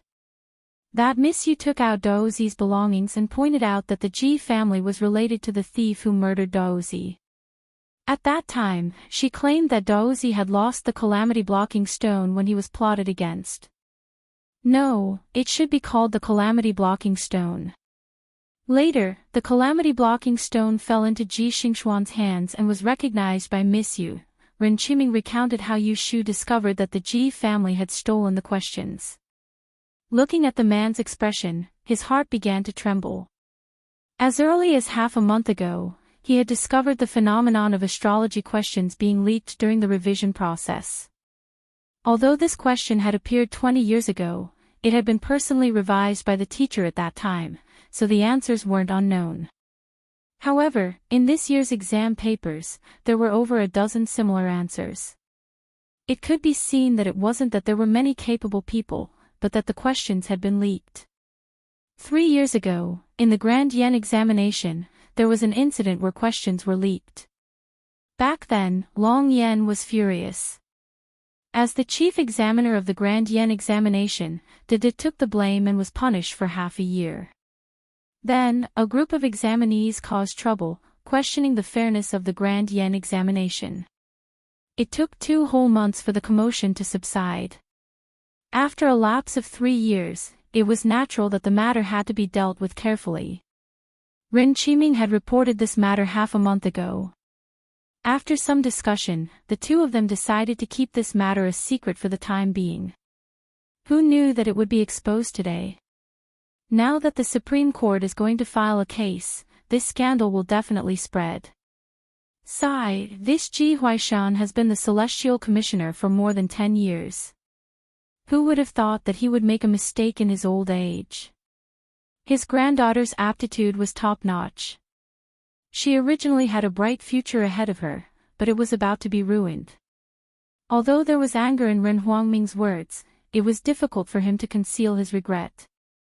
De Tian rubbed the black and white chess pieces together. He pondered for a moment and said, "Right, Magistrate Ji's fate has come to an end. His granddaughter, on the other hand, has the help of a benefactor. You don't have to worry about her. As for the leak of the topic, it will certainly attract people with ulterior motives to talk nonsense. You should send people to the training hall in advance to keep an eye on it, so that people from the north and south will not be incited and damage my reputation as the Celestial Commissioner. Ren Qiming agreed and left. De Ti Dian threw the black and white chess pieces back into the jade bowl. Ding dang, 2 crisp sounds were heard. He muttered to himself, I really don't know if it's a good move or a bad move. Yu Shu's health was good. She had been recuperating at home for several days. With He Fangji's meticulous care and Zhao Hui's concern, she quickly recovered and her cold illness subsided. Only the fracture of her left little finger had not healed and she could not move it lightly. Ever since Jing Chen was brought into the imperial palace, there was no news of him. Yu Shu asked Shui Rui to inquire about him. She only knew that the emperor had arranged for Jing Chen to live in the imperial palace. It seemed that the emperor was very close to this nephew of his. This matter greatly puzzled Yu Shu. After thinking about it, she could not figure out why the emperor was not afraid of Jing Chen's Ketu star. It was the 19th of the first month. Yu Shu woke up early. She freshened up and took a few southern specialties as gifts from Beijing. She took Yu Xiaoxiu with her to Baichuan Academy to visit Academician Song. Baichuan Academy started to welcome new students on the 16th. Many children from wealthy families who had reached a certain age were sent here to study. In the past few days, it was common to see parents bringing their children in and out of the academy. In comparison, very few children were accompanied by their elder sisters like Yu Xiaoxiu. Fortunately, although Yu Shu was young, she was a head taller than her peers. She wore a modified Hu costume and looked quite heroic. She had the steadiness of an adult, so people did not see her as a child. Outside the door of Academician Song study, Yu Shu saw that there were people inside. She pulled Yu Xiaoxiu along and waited outside. She could faintly hear the conversation inside. Academician Song does not know. Although there is a private school in my clan, most of the people in that big family are hedonistic. There are not many people who are truly interested in learning. I am afraid that this child will learn bad things again, so I deliberately sent him to another school to study. After he studies for another year and a half, I will have his father find a grade E master to take him as a disciple. After 3 years, he will be able to study for the grade E master and obtain a name. Madam Shui, rest assured. With your son here, I will definitely take good care of him. With your words, I am relieved. Then I will not disturb you any longer. Wenjie, mother will send a sedan to pick you up in the afternoon. As soon as she finished speaking, several people walked out of the room. A maid was supporting a woman who was dressed in silk, and behind her was a handsome young man. Yu Shu and Yu Xiaoxiu were standing at the door. The young man turned his head and saw the siblings. At first, he only glanced at them and did not think much of it. However, after a few steps, he suddenly turned his head back and stared at Yu Shu. Recognizing her, he stretched out his hand and said in astonishment, "Mouse Yu." Yu Shu secretly rolled her eyes. She also recognized the pretty boy in front of her. He was a classmate of her and Xiaoxiu at the Sanju study house in Yang. His name was Shui something again. Who are you calling? It's so rude. Yu Xiaoxiu said unhappily to Shui Wenjie. He also recognized this old acquaintance. As soon as he saw him, he reminded Yu Xiaoxiu of the unpleasant memories of the Dan Duan period. Then, he heard him call Yu Shu by the crooked nickname that people used to make fun of in the past. How could he be nice to him? When Shui Wenjie's mother, Madame Lu, heard her son's call, she turned her head and followed his finger. When she saw the 2 youths in the corridor, she didn't recognize that Yu Shu was a girl and thought that they were from rich families because they were dressed in embroidered clothes. She asked in confusion, "Wenjie, this is?"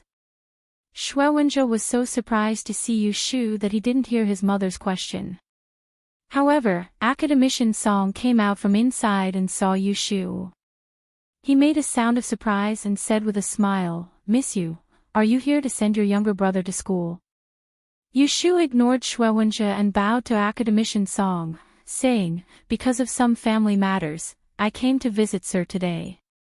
I saw that Sir was receiving guests inside, so I waited outside. Sir, are you free now? I want to ask you to talk about Xiaoxiu's homework."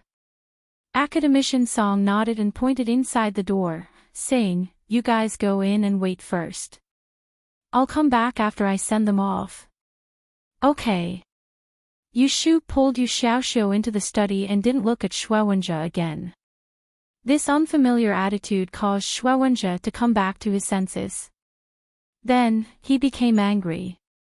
He turned around and saw Madame Lu looking at him suspiciously, so he hurriedly said, "Mother, I'm walking around. You should go home." Madame Lu looked at Yu Shu and her younger brother, who had just walked in. Although she was confused, she didn't ask any more questions. She warned him a few more times before she was sent away by Academician Song. As soon as they left, Wenjie turned around and entered the study. He strode in front of Yu Shu and Yu Xiaoxiu, looked at them, and asked with a frown, "Why are you two here?" A year ago, the young master of the Shui family grew taller and thinner. "I think he's reaching puberty. There's a red pimple on his forehead, but it can't hide his good looks. Yu Shu isn't young." She secretly compared him to the other Master Shui, and inwardly shook her head. They were from the same family and had the same surname, but her big brother Shui was much more magnanimous. Yu Xiaoxiu didn't like Wenjie's tone. When he was in the Sanju study house, he was the son of a concubine. He wasn't even a member of the same family, so he had to endure the ridicule of the young masters and misses. Now was different from the past. He and Yu Shu had traveled all the way to Anling, seen life and death, and studied in a proper school. He lived a life without lack of food and clothing. The inferiority complex he used to have had long since disappeared. How could he show weakness in front of Wenjie? So, he angrily replied, "I'm studying here. Of course, I have to pay my respects to teacher when school starts." Wenjie's expression was strange. "You're studying here?" It was no wonder that he didn't believe it. In Wenjie's impression, Yu Shu and her brother were similar to the servants of the Ji family. He was already very suspicious that they would appear in the capital. Beichuan Academy was said to be one of the top foreign schools. The monthly expenses were dozens of taels. Unless they were from a rich family, who could afford it? Yu Xiaoxiu vaguely guessed what he was thinking from his expression. He coldly snorted and turned his face away. He didn't want to talk to him anymore. Only then did Wenjie notice that the brother and sister were dressed neatly, which was very different from the past. In his impression, the brother and sister were always wearing patched old clothes, and sometimes they were unkempt and dirty. How could they be as exquisite as they were now? At first glance, they seemed to be the children of a rich family. This discovery made him even more puzzled. Looking at the brother and sister's eyes, it was as strange as seeing a stone suddenly turn into gold. Wenjie saw that Yu Xiaoxiu ignored him.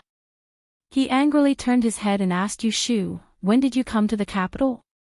I heard that you stole something and were chased out by the Ji family. Is it true?" Hearing this, Yu Shu slightly frowned and bluntly said, "Who are you listening to **T?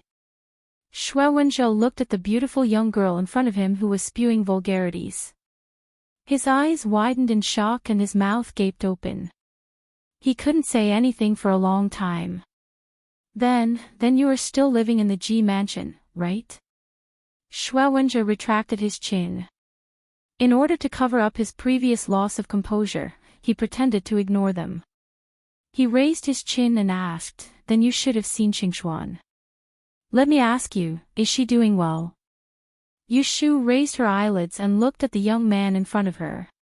It took her a long time to remember that he admired Ji Xingxuan. She smiled strangely and answered, "Fourth Miss Ah, she is doing very well. Why didn't you visit her when you came to the capital?" Shuewenjia gloomily said, "I just arrived in the capital 2 days ago. How could I have the time to go out?" "Oh." Yushu nodded. She secretly laughed at this silly boy. If he knew that Ji Xingxuan was suffering in prison, how would he react? "Hey, wait for me outside the academy after school. I will go with you." Shuewenjia was a little embarrassed and shamelessly suggested. In fact, he didn't know the way to the Ji family. That was why he wanted to go with them. Yu Xiaoxiu disdainfully said, "Who wants to go with you?" Shuewenjia was displeased. "You think I want to go with you? I am going to the Ji mansion to visit, not to follow you." Yu Xiaoxiu looked at him as if he was an idiot. Just as he was about to say something, Academician Song came back from outside. When he saw that Shuewenjia was still here, he thought that he didn't know the way. He called a book boy to lead him to the classroom.